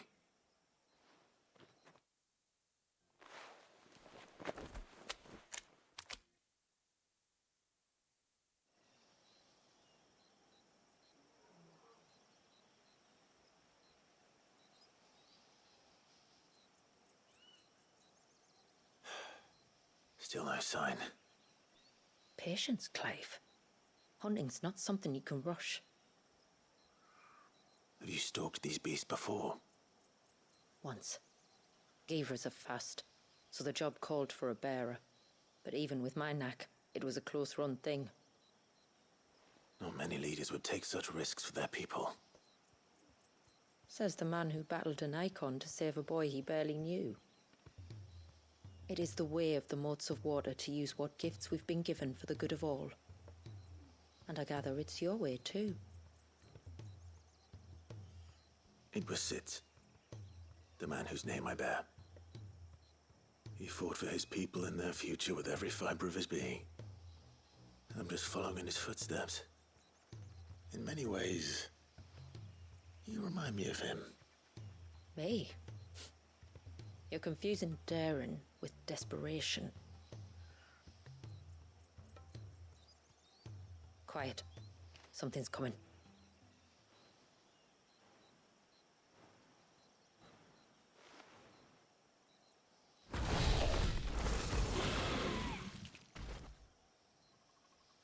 Our guest has finally arrived. Shall we greet him? It'd be rude not to.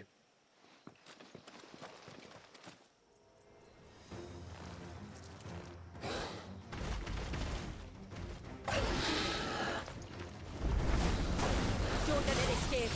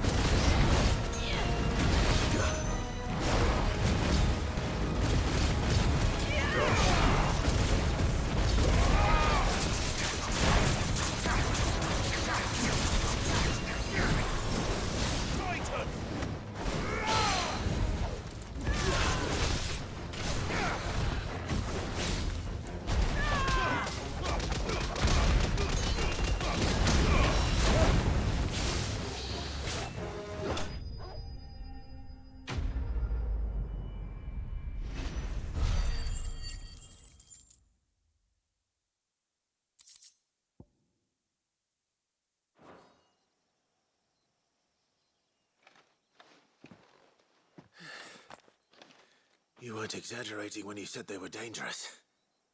They're forces of nature, all right.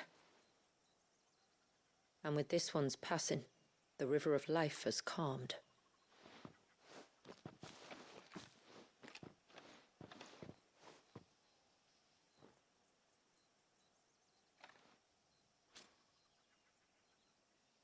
O roaring torrent, son of storms, may your spirit run free in the open ocean.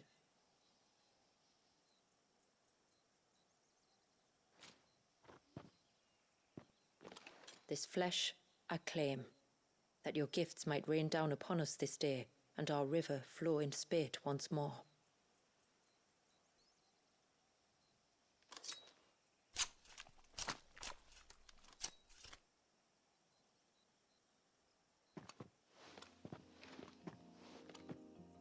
Well then, let's return to the village. We must get this tongue to Yamila before it spoils.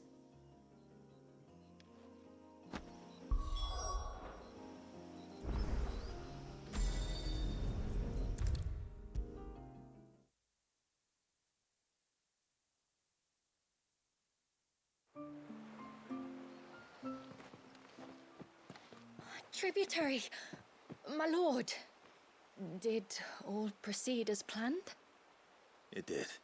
Here. One Geaver tongue, as promised.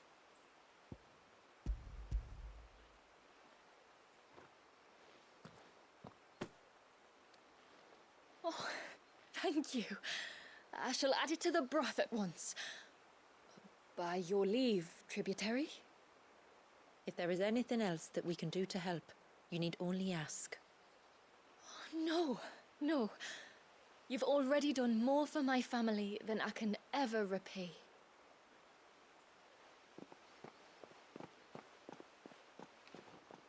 Just as you have, Clive, for my family.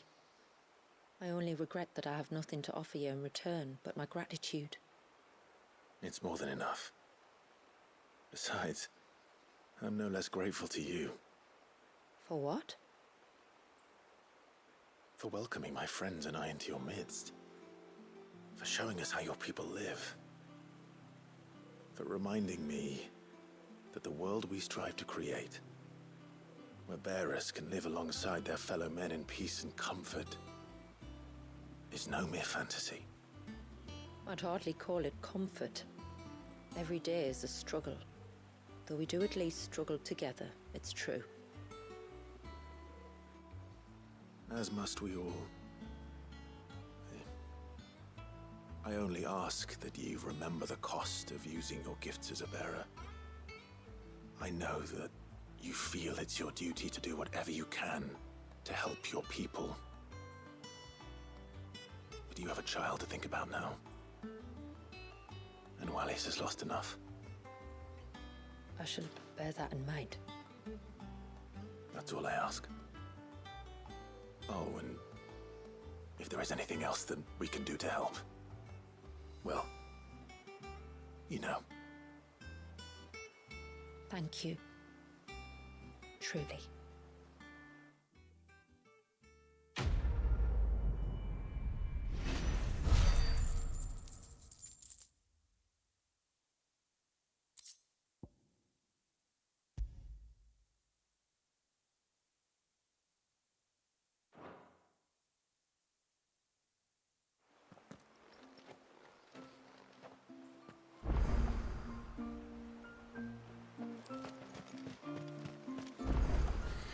And then I dreamed I saw this.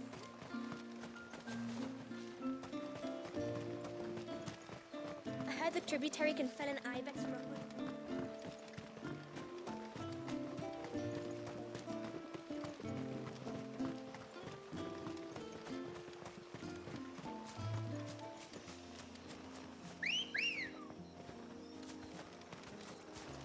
Come on. Run like the wind.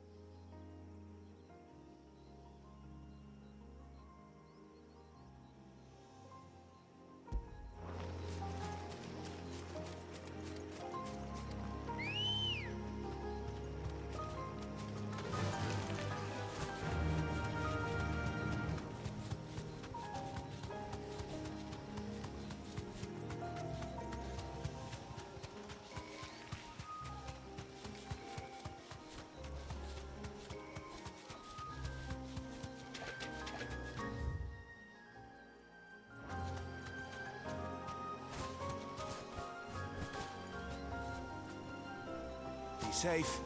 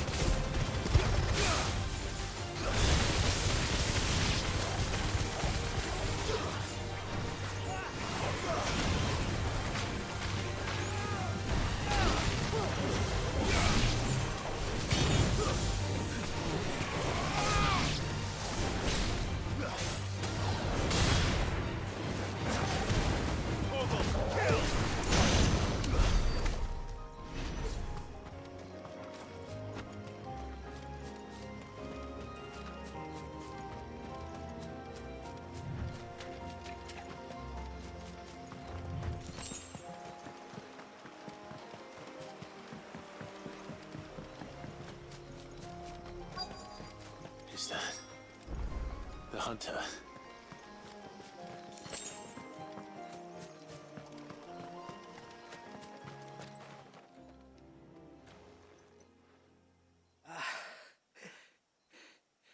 It's you. Nasser's savior. Are you all right? What happened? I was tracking an ibex when a great spout of water struck me square in the back. Sent me flying all the way across the clearing. Did you see what made it? No. All I heard was a noise. An ear-splitting din.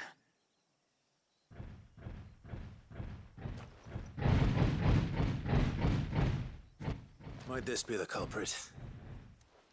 Leave him to us.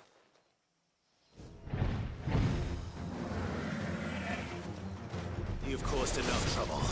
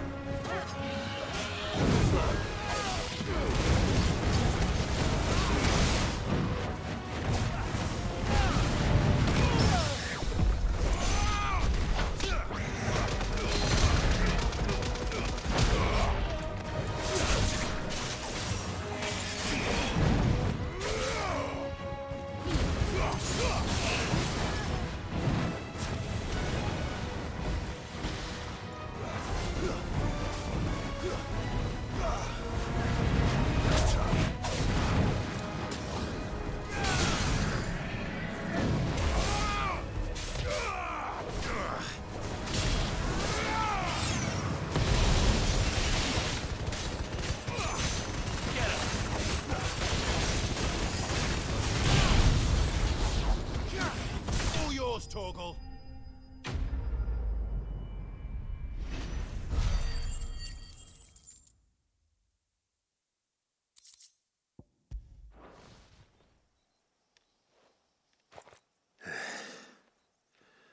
Well, that wasn't too bad. Hardly a threat to the village, but you can't blame the boy for being scared.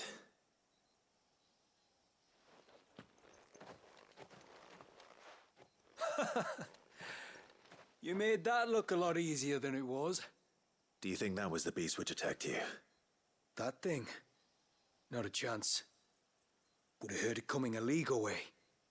And the blast of water that hit me was beyond anything an Archelon can manage. Oh. A boy from the village sent me in search of a beast that could conjure such things, but...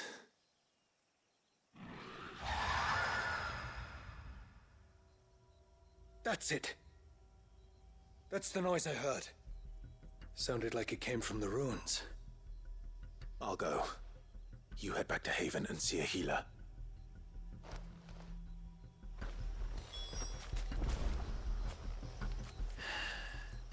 You keep your wits about you, all right? You don't want to end up like me.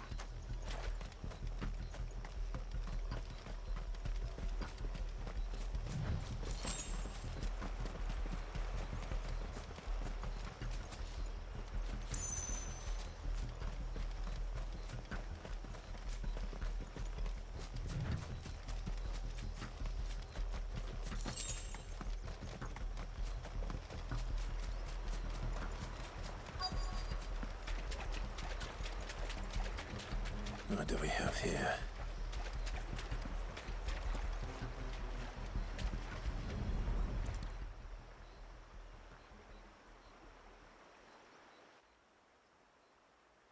Found her. Something's been busy. Whatever this creature is, it's out for blood.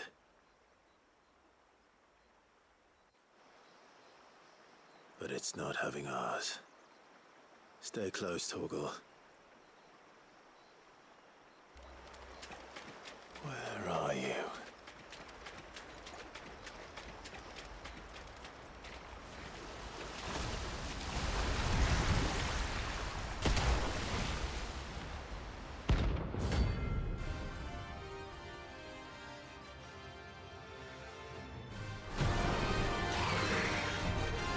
Another fragment of Wallius's rage. I should have known. Time to put you to bed too.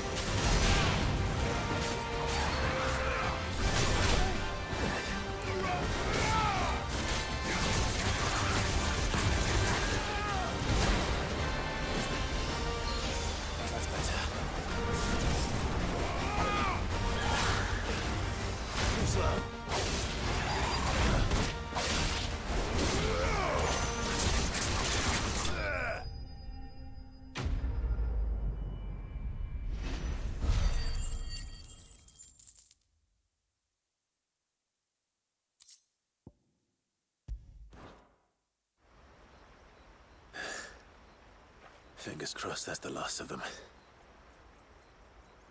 Either way, I should let Eirik know the danger is past.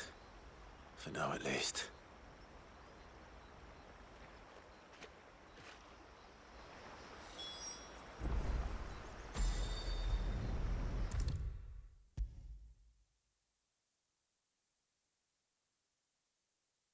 How many times do we have to tell you? You're back! So? Did you find the fiend that attacked me and young Eirik here? I did. It won't be troubling you anymore. Yes! I knew you'd get it. Only because you warned me of its existence. Not that you should ever have learned of its existence, but all's well that ends well, I suppose. What was it, anyway? A manifestation of Leviathan's power. When we visited Wallius in the Surge, he was angry and afraid. The Icon summoned these creatures for his protection. Though why one would be wandering the ruins of Riversmeet, I don't know.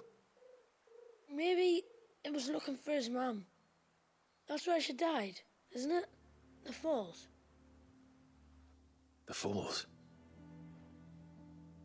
Aye.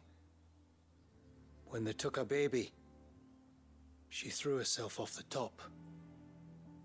We go there once a year to pay our respects. The whole village. An Eggy is a part of its master's spirit, but Wallius wouldn't have been aware of what had happened to his mother, would he? Well, either way, you did us a favor putting that thing to rest. Us and Wallius. Thank you. Aye. Thanks, mister.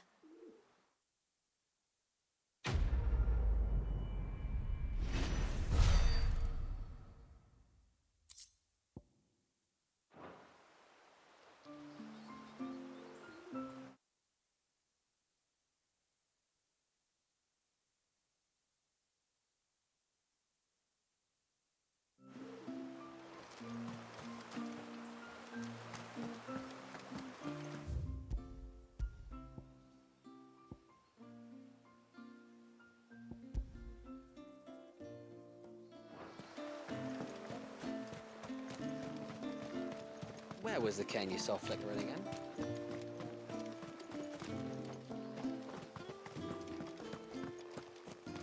I heard the tributary can fell an ibex from 100 paces.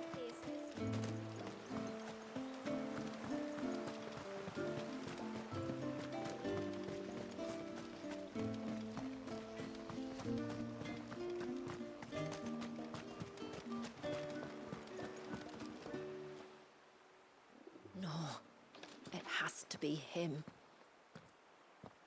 What has to be who? If you, don't mind my asking. It's not your asking, I mind. It's my explaining. But I don't see any other way around it. You see, when a baby is born here, we hold a ceremony to welcome them. The rite of immersion, we call it. But I don't know whether Wallius was ever afforded that courtesy. What is abundantly clear, though, is that my ancestors never welcomed him as one of us. And I want to change that. The problem is, the ceremony requires 3 ministrators, the baby's parents and a witness.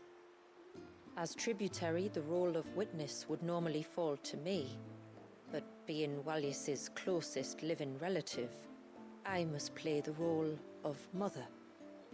So you want me to serve as witness in your stead? That's right.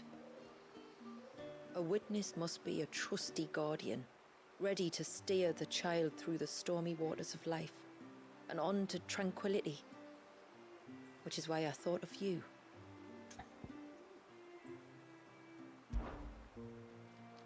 It would be my honor. Thank you, Clive. So, if you will serve as mother and I as witness, who will take on the father's role? I have a younger brother.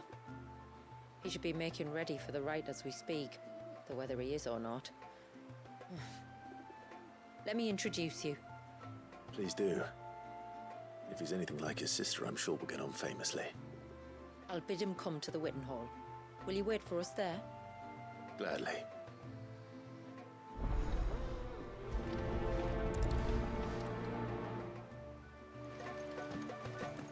It is good to have him back. But how do we know the lad won't summon another flood?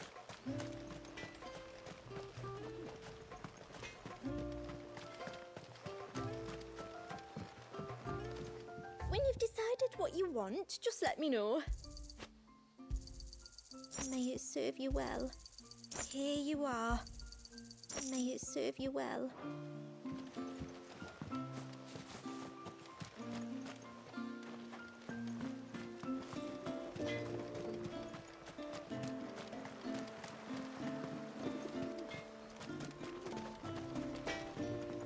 Reckon my steel's just as good as any.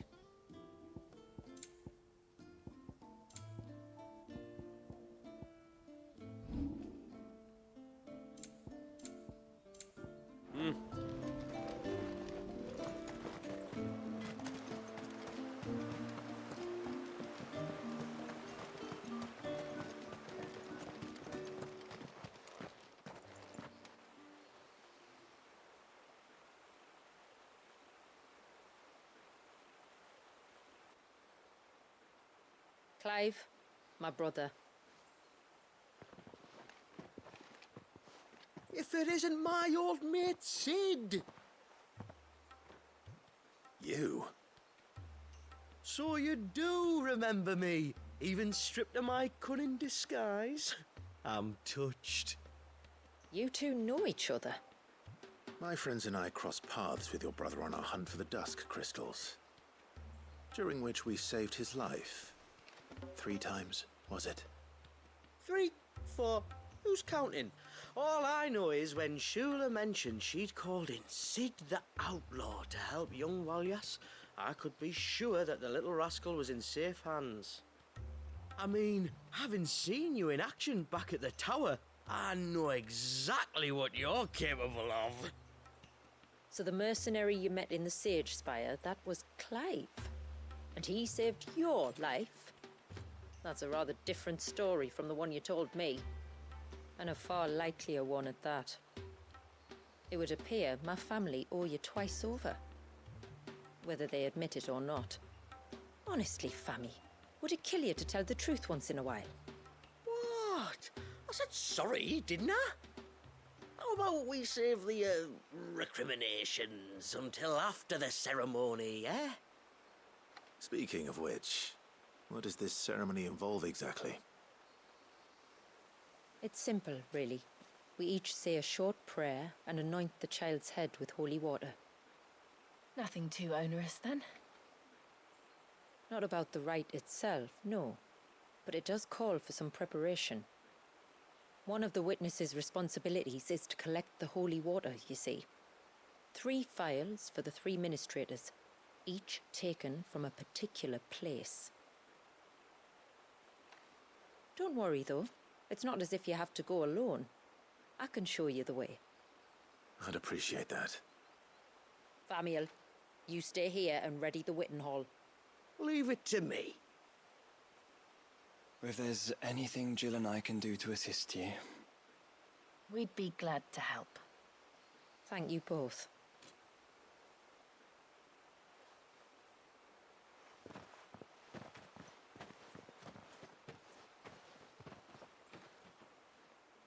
All right then, let's get started, shall we?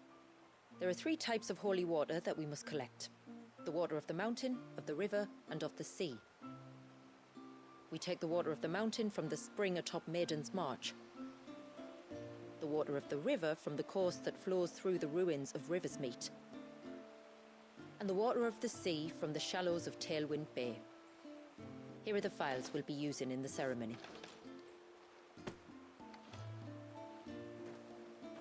I'm ready to leave whenever you are.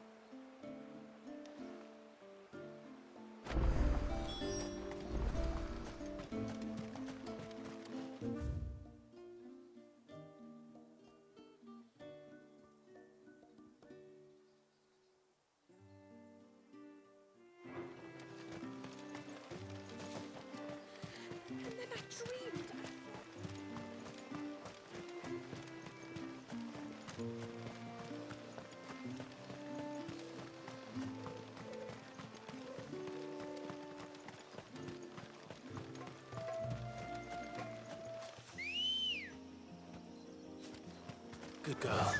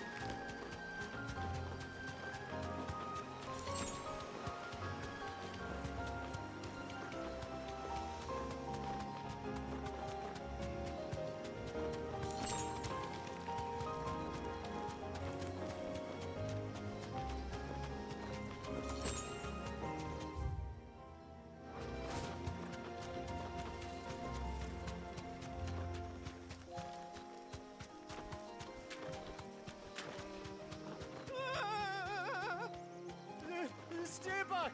I'm warning you! Someone's in trouble. Come on.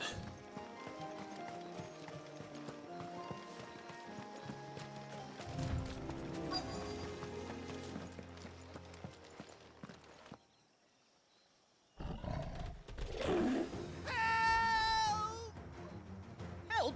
What help? Nobody's coming to... Help? We're here to help. Keep its attention on us. I'll do more than that. Nice try.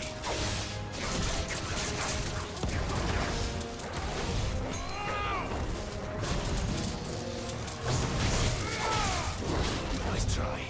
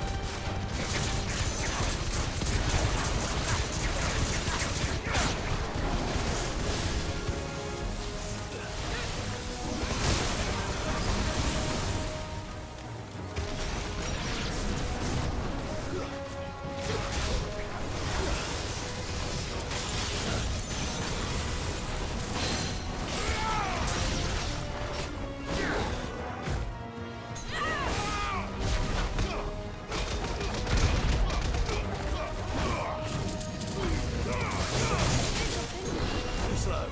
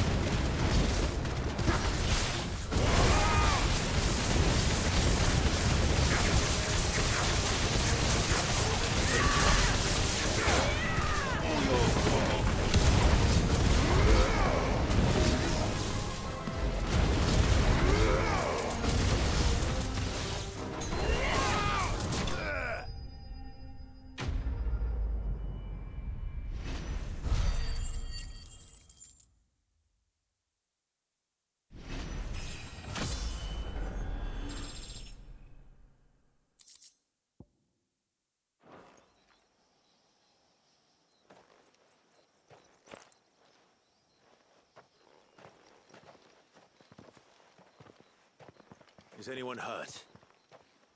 Oh, Sid! Thank all the clouds in the heavens you came.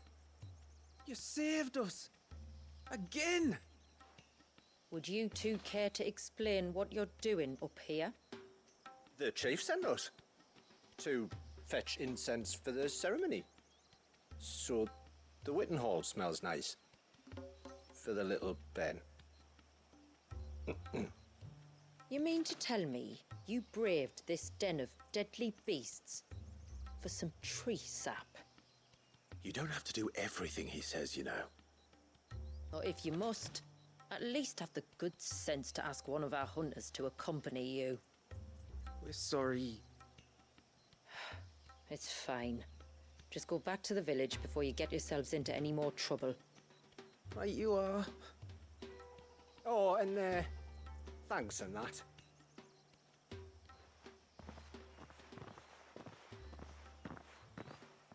Remind me to give my brother a cuff round the ear when we get back.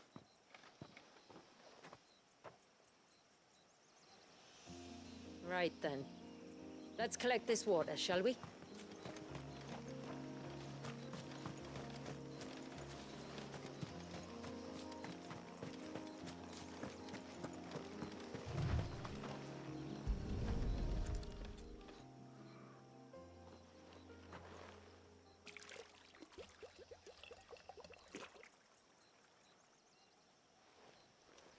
The rain that falls on the mountain emerges here in these springs. The source of the river. The source of life. Precisely. Take care not to spill it. Right. Let's...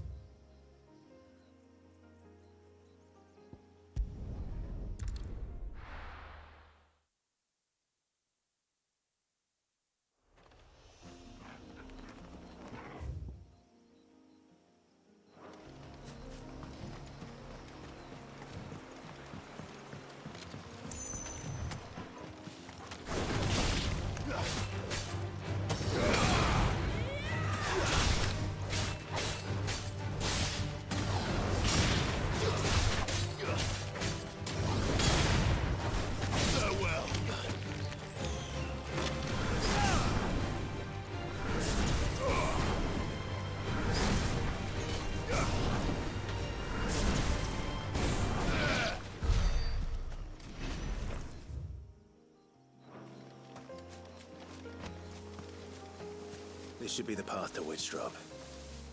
Hungry, Toggle.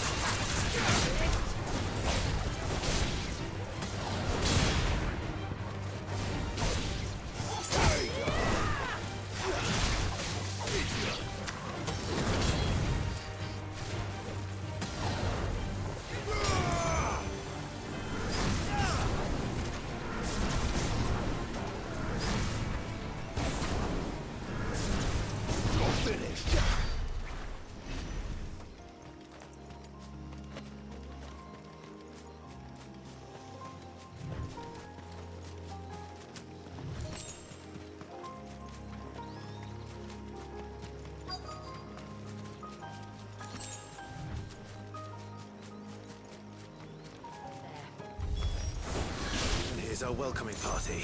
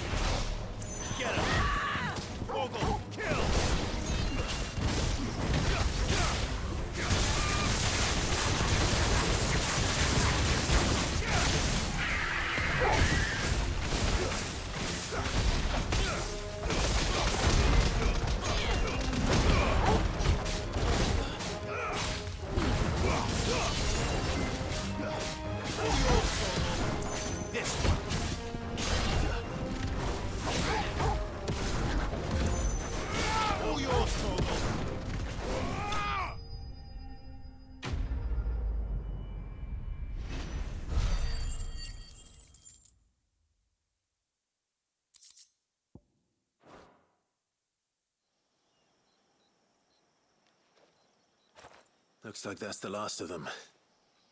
Now, where's the grave?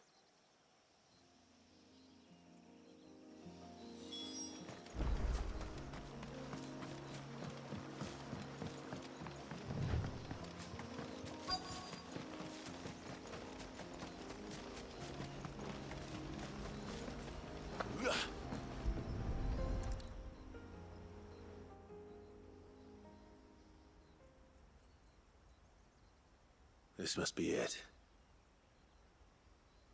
My lord, thank you for making the path safe again.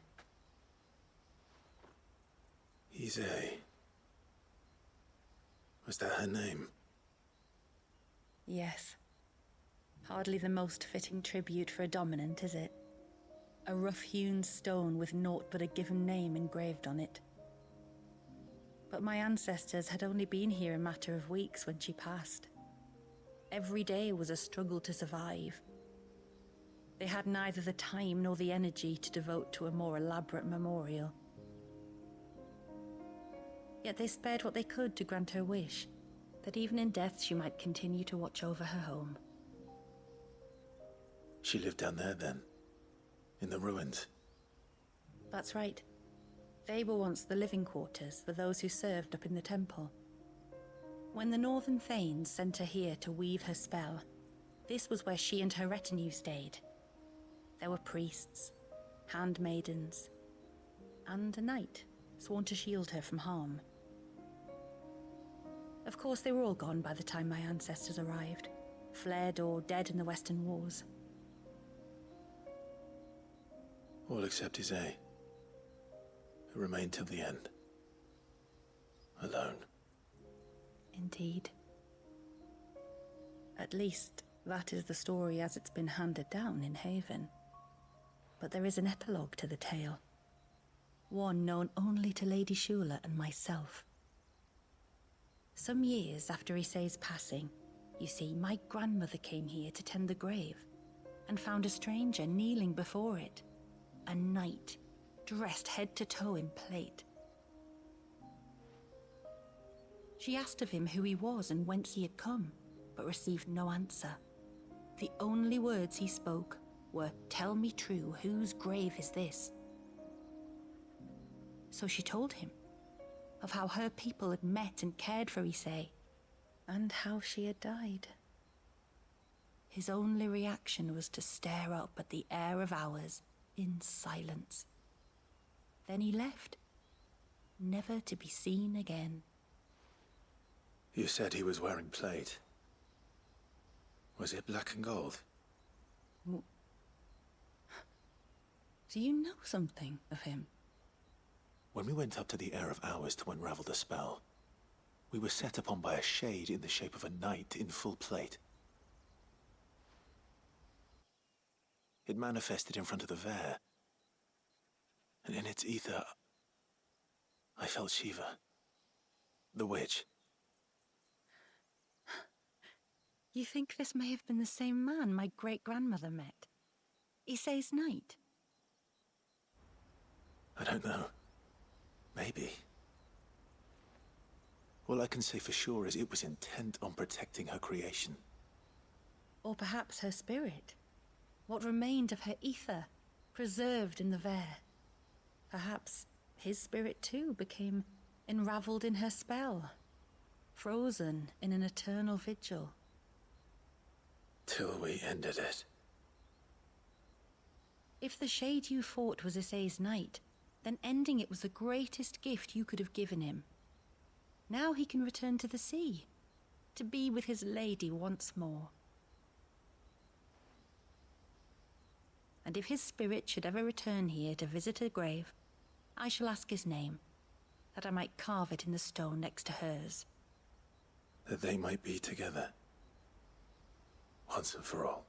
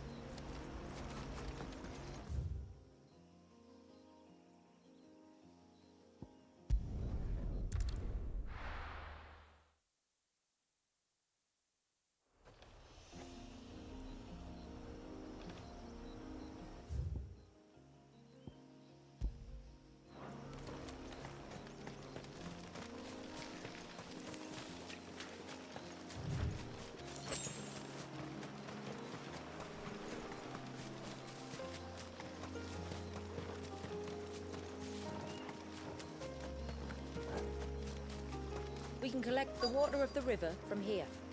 All right.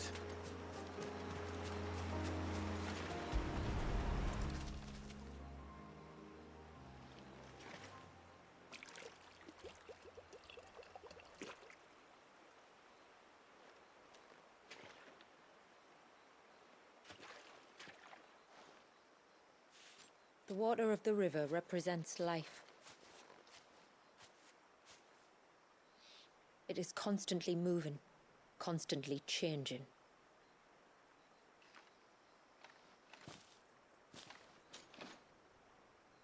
And though its course may twist and turn or branch into 1,000 separate streams, it always flows in the same direction, from source to sea, beginning to end. Like time. What of Wallius then? When your ancestors froze him, did they remove him from the River of Life? They did. Like an ice-bound pool that didn't thaw for 80 summers. But now he's free to flow again, to live. And you and I shall flow with him, for we are all but drops of water in the great river of life. I find that thought oddly reassuring. Go on.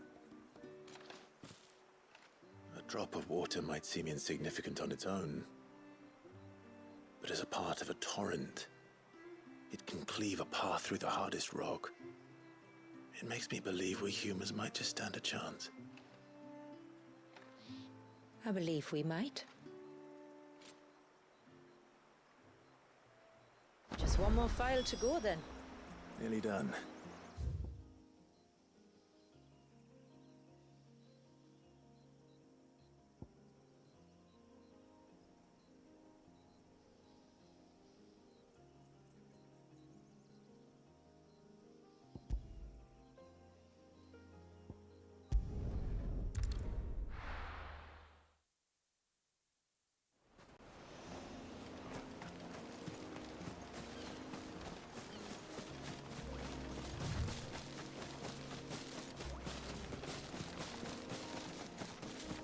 Careful.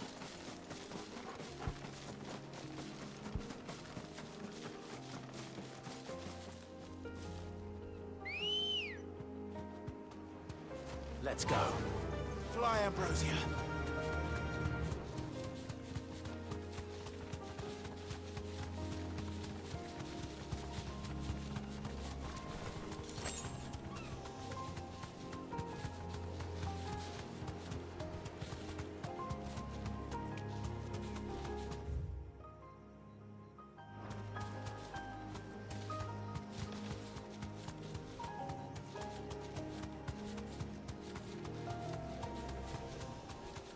This path leads down to the coast. Usually we keep this gate shut tight, but since this is a special occasion...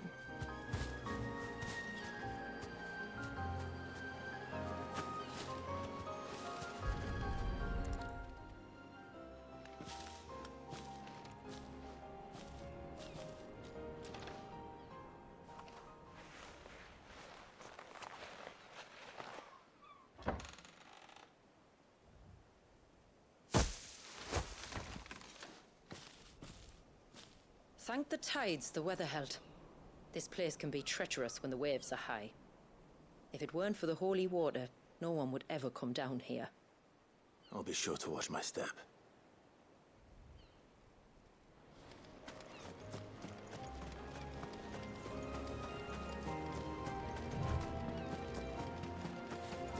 Water flows to the sea, then rises into the clouds. Just like life, the end is not the end. Only a new beginning.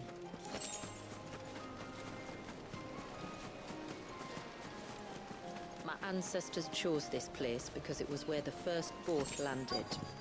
And it's a good thing they didn't land closer to the surge. Quite.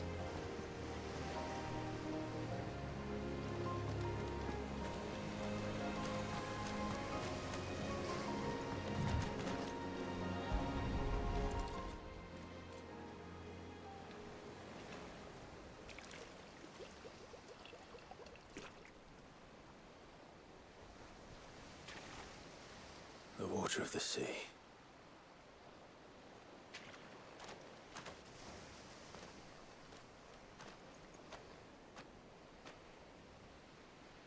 I still can't help but be awed by it. Oh? All that wave ever made me feel was pity and sorrow for the innocent life trapped inside it. The child my great-grandfather sacrificed to try to change his people's fate. It was wrong, an unforgivable sin. But I often wonder, will my descendants ever forgive me for what I have done?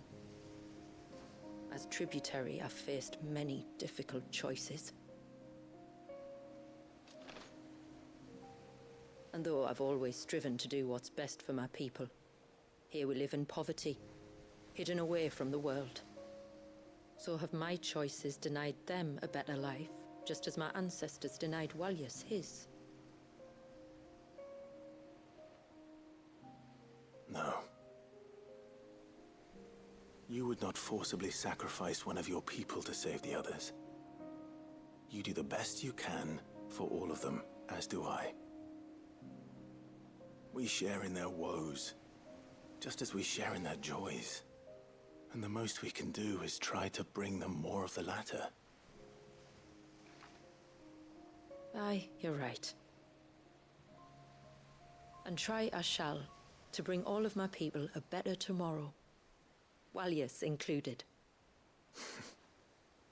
Then I wish you luck. If my time with the boy is any indication, he's going to be quite a handful. Then we must start as we mean to go on, and give him the very best welcome we can. Where to next, then? Back to the village, to find out if my brother...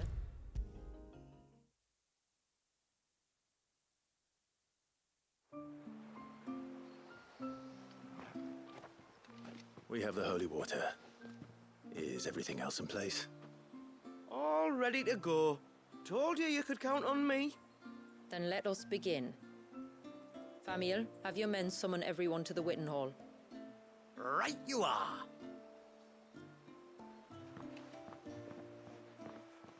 Shula, wait. I don't know the words. Don't worry. There aren't many of them. We'll have time enough to practice before people arrive.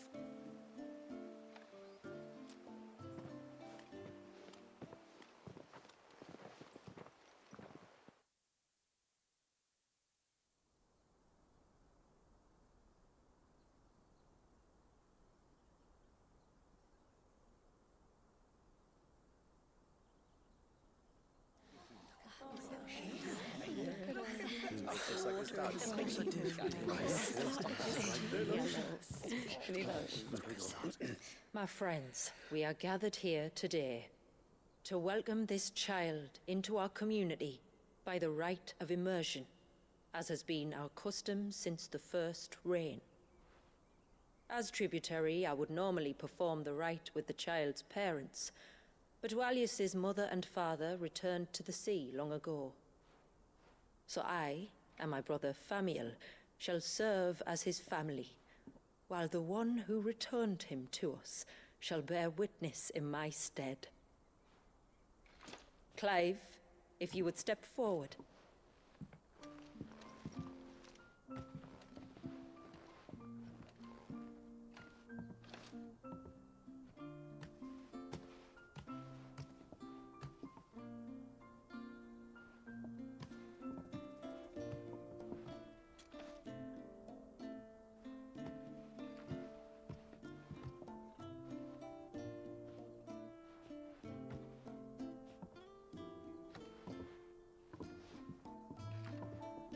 Like the rain that falls on the mountains tall, are we born.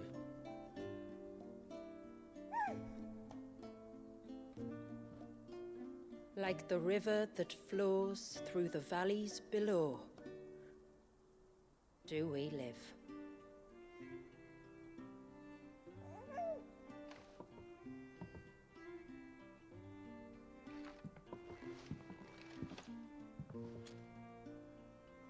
Like the boundless sea, where the currents run free, do we die, and to the clouds then rise again.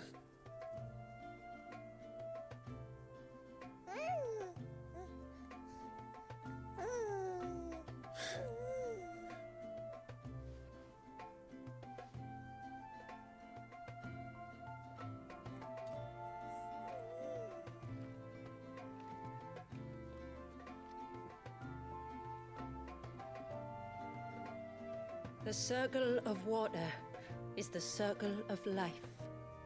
And today, from the heavens falls rain anew. This child, Walius, now joins our stream, and he shall flow with us, from the mountains to the sea.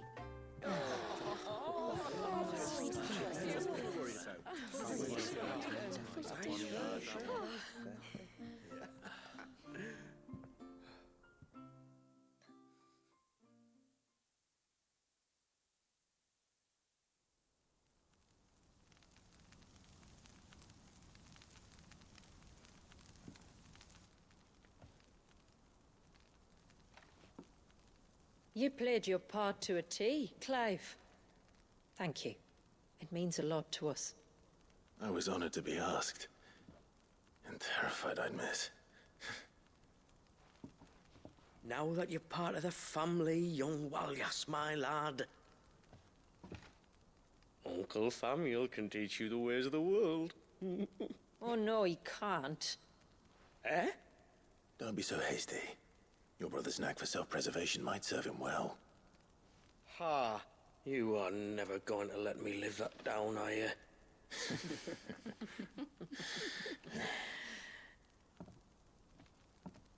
I'm gonna raise Walyas as if he were my own.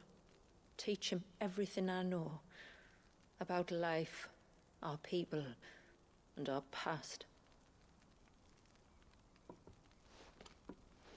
But with all the mother crystals gone, he will grow up in a world without comforts. One where we only have ourselves and each other to rely on. I'd say your people are better prepared than most to survive in such a world, Shula. To thrive, indeed, under your guidance. Only if nature continues to smile on us. If we were to lose her gifts, we'd be left with nothing at all. Yes. But it needn't come to that. Not if we can stop the spread of the Blight. So long as we can save a single patch of soil, we can plant the seeds for a new world. One where we can all be free. Perhaps then we might finally be able to step out from behind our curtain, eh? Till that day comes, I wish you good tide. Thank you. We should be on our way. Well, you be careful out there. Aye, you steer clear of trouble now. Likewise.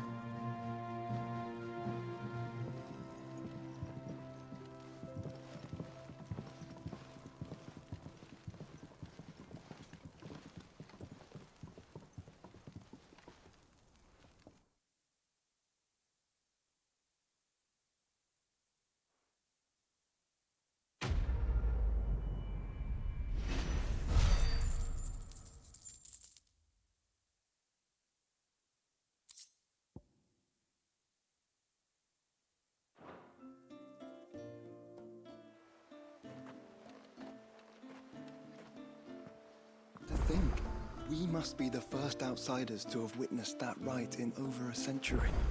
Walyas has been waiting for it for nearly as long. He seemed pleased to be finally rejoining the family. Now all we have to do is save that family. To change our river's course.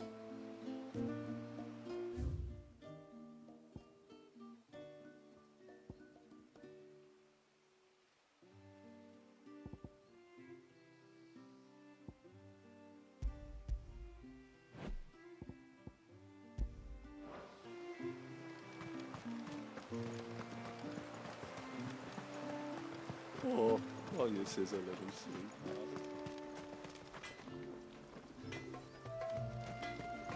You don't reckon Shula's thinking of dispelling the glamour, do you? When you've decided what you want, just let me know. May it serve you well. I'll be here.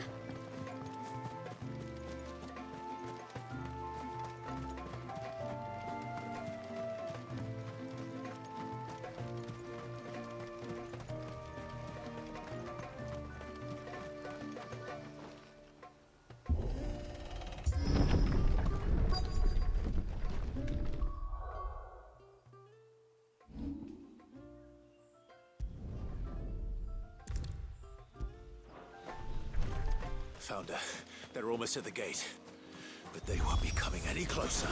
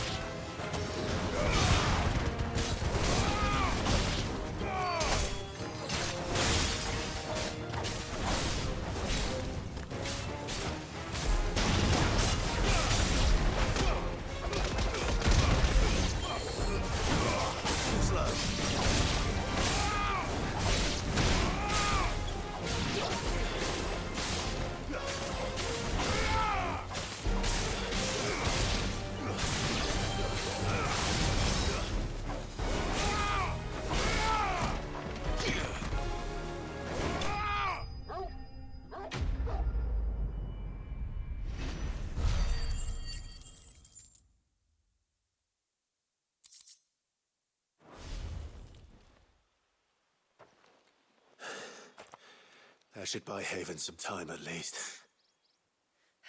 Clive, are you all right? Fine.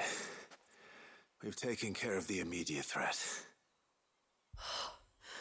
Thank the tides. I was worried I was going to lose you both. Thalaos, he took a sudden turn for the worse just after you left. What? Is he? No, he's hanging on. I fear the Tonberry king may have begun the cursing ritual again. In earnest this time. And I can't imagine their being here as a coincidence. I think it might be happening on this very mountain. If it is, it won't be for long. Get back to Thalaos. I'm going up. My thanks. I shall pray for both of you.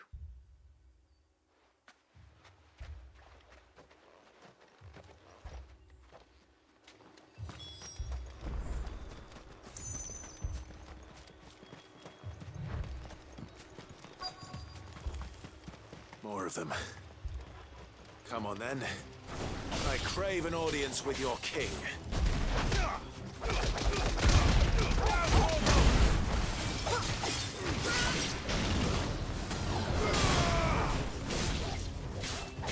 All yours, Torgal. Over here.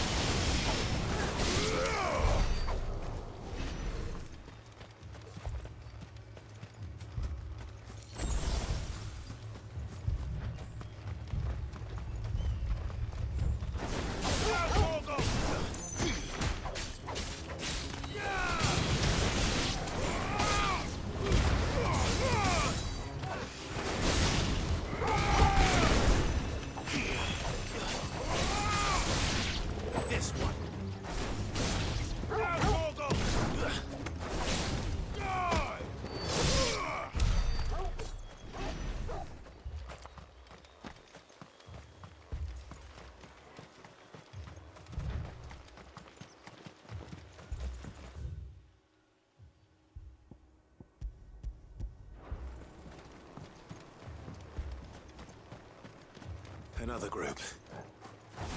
They don't look very regal.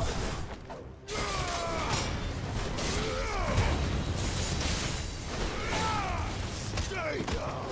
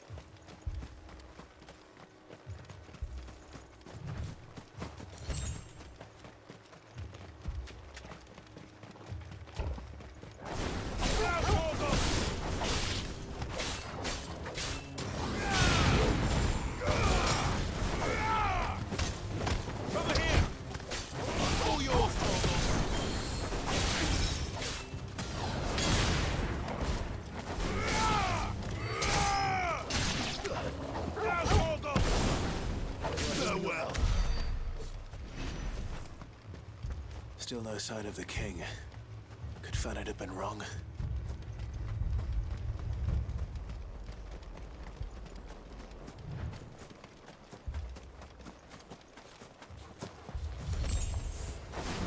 There's dozens of them.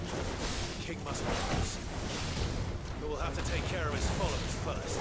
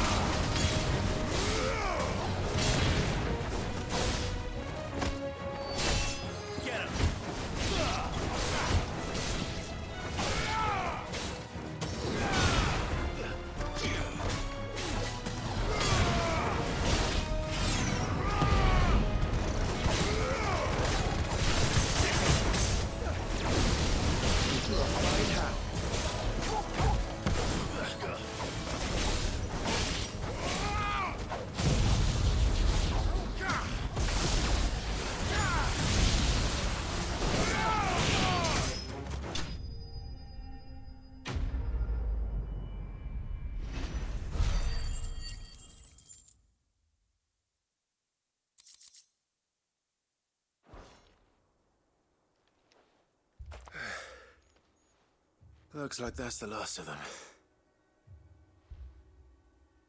Out here, anyway.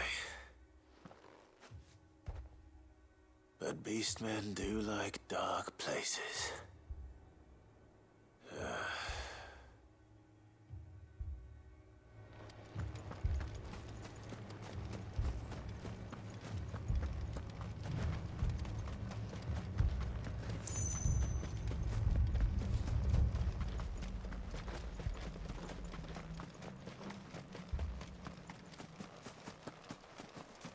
Well, I'll be damned.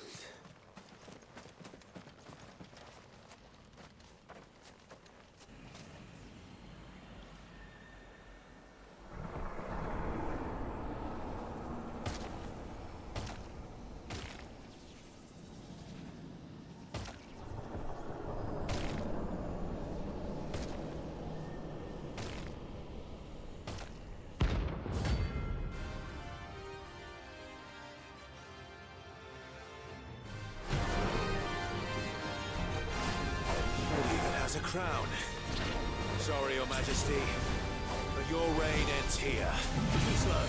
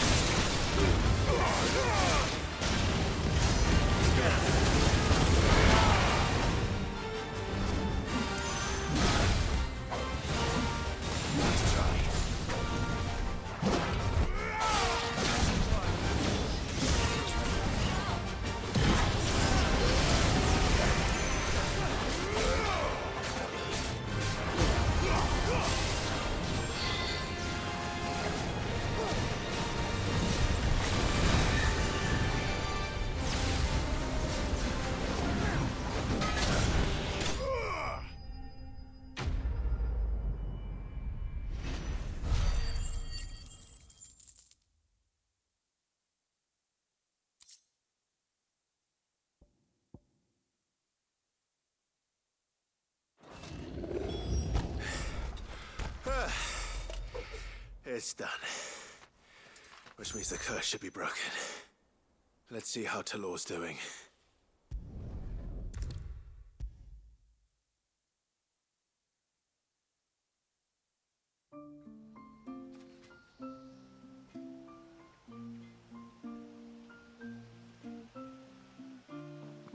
Clive! Is it done then? It is. I was going to ask if there had been any change in Thalaos' condition, but judging by that smile on your face, I think I already know the answer. You do? Thalaos! He's back!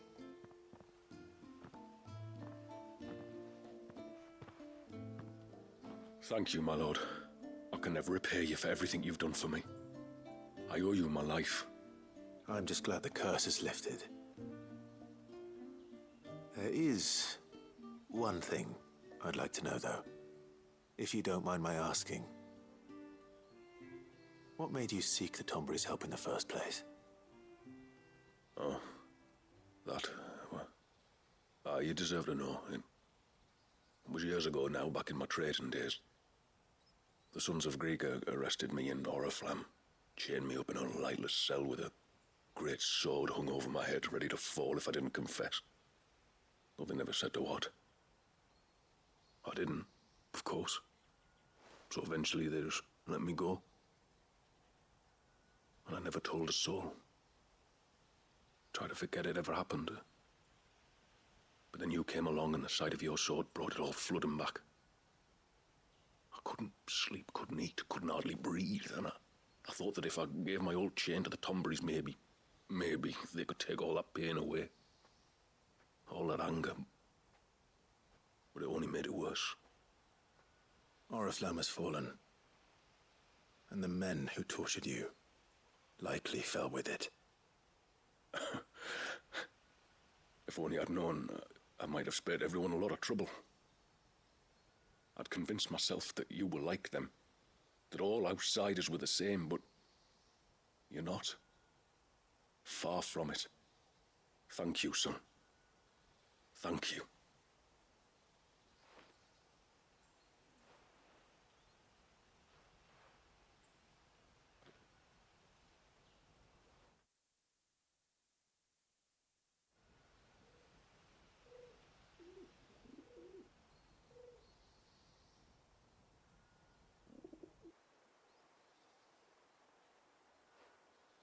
Clive, there's something I need to tell you. After we parted ways on the path to the cloak, I went straight back to Thalaos and explained to him what you were doing on his behalf. And just like that, his pain began to fade. What do you mean? Just like that? The Tonberry King would have still been alive. I had to contend with dozens of his minions before I found him. Then perhaps one of them warned him of your coming and he broke off his ritual. Or perhaps knowing that an outsider was fighting for him was what lifted the weight from Thalaos' heart. I know from experience that many illnesses are not wholly physical, but of the spirit, at least in part. Was there ever really a curse then? Or was Thalaos simply suffering from the pain of his memories? And the guilt of what he'd done? For all the difference it makes. I suppose we'll never know. Maybe not. But this much I do know.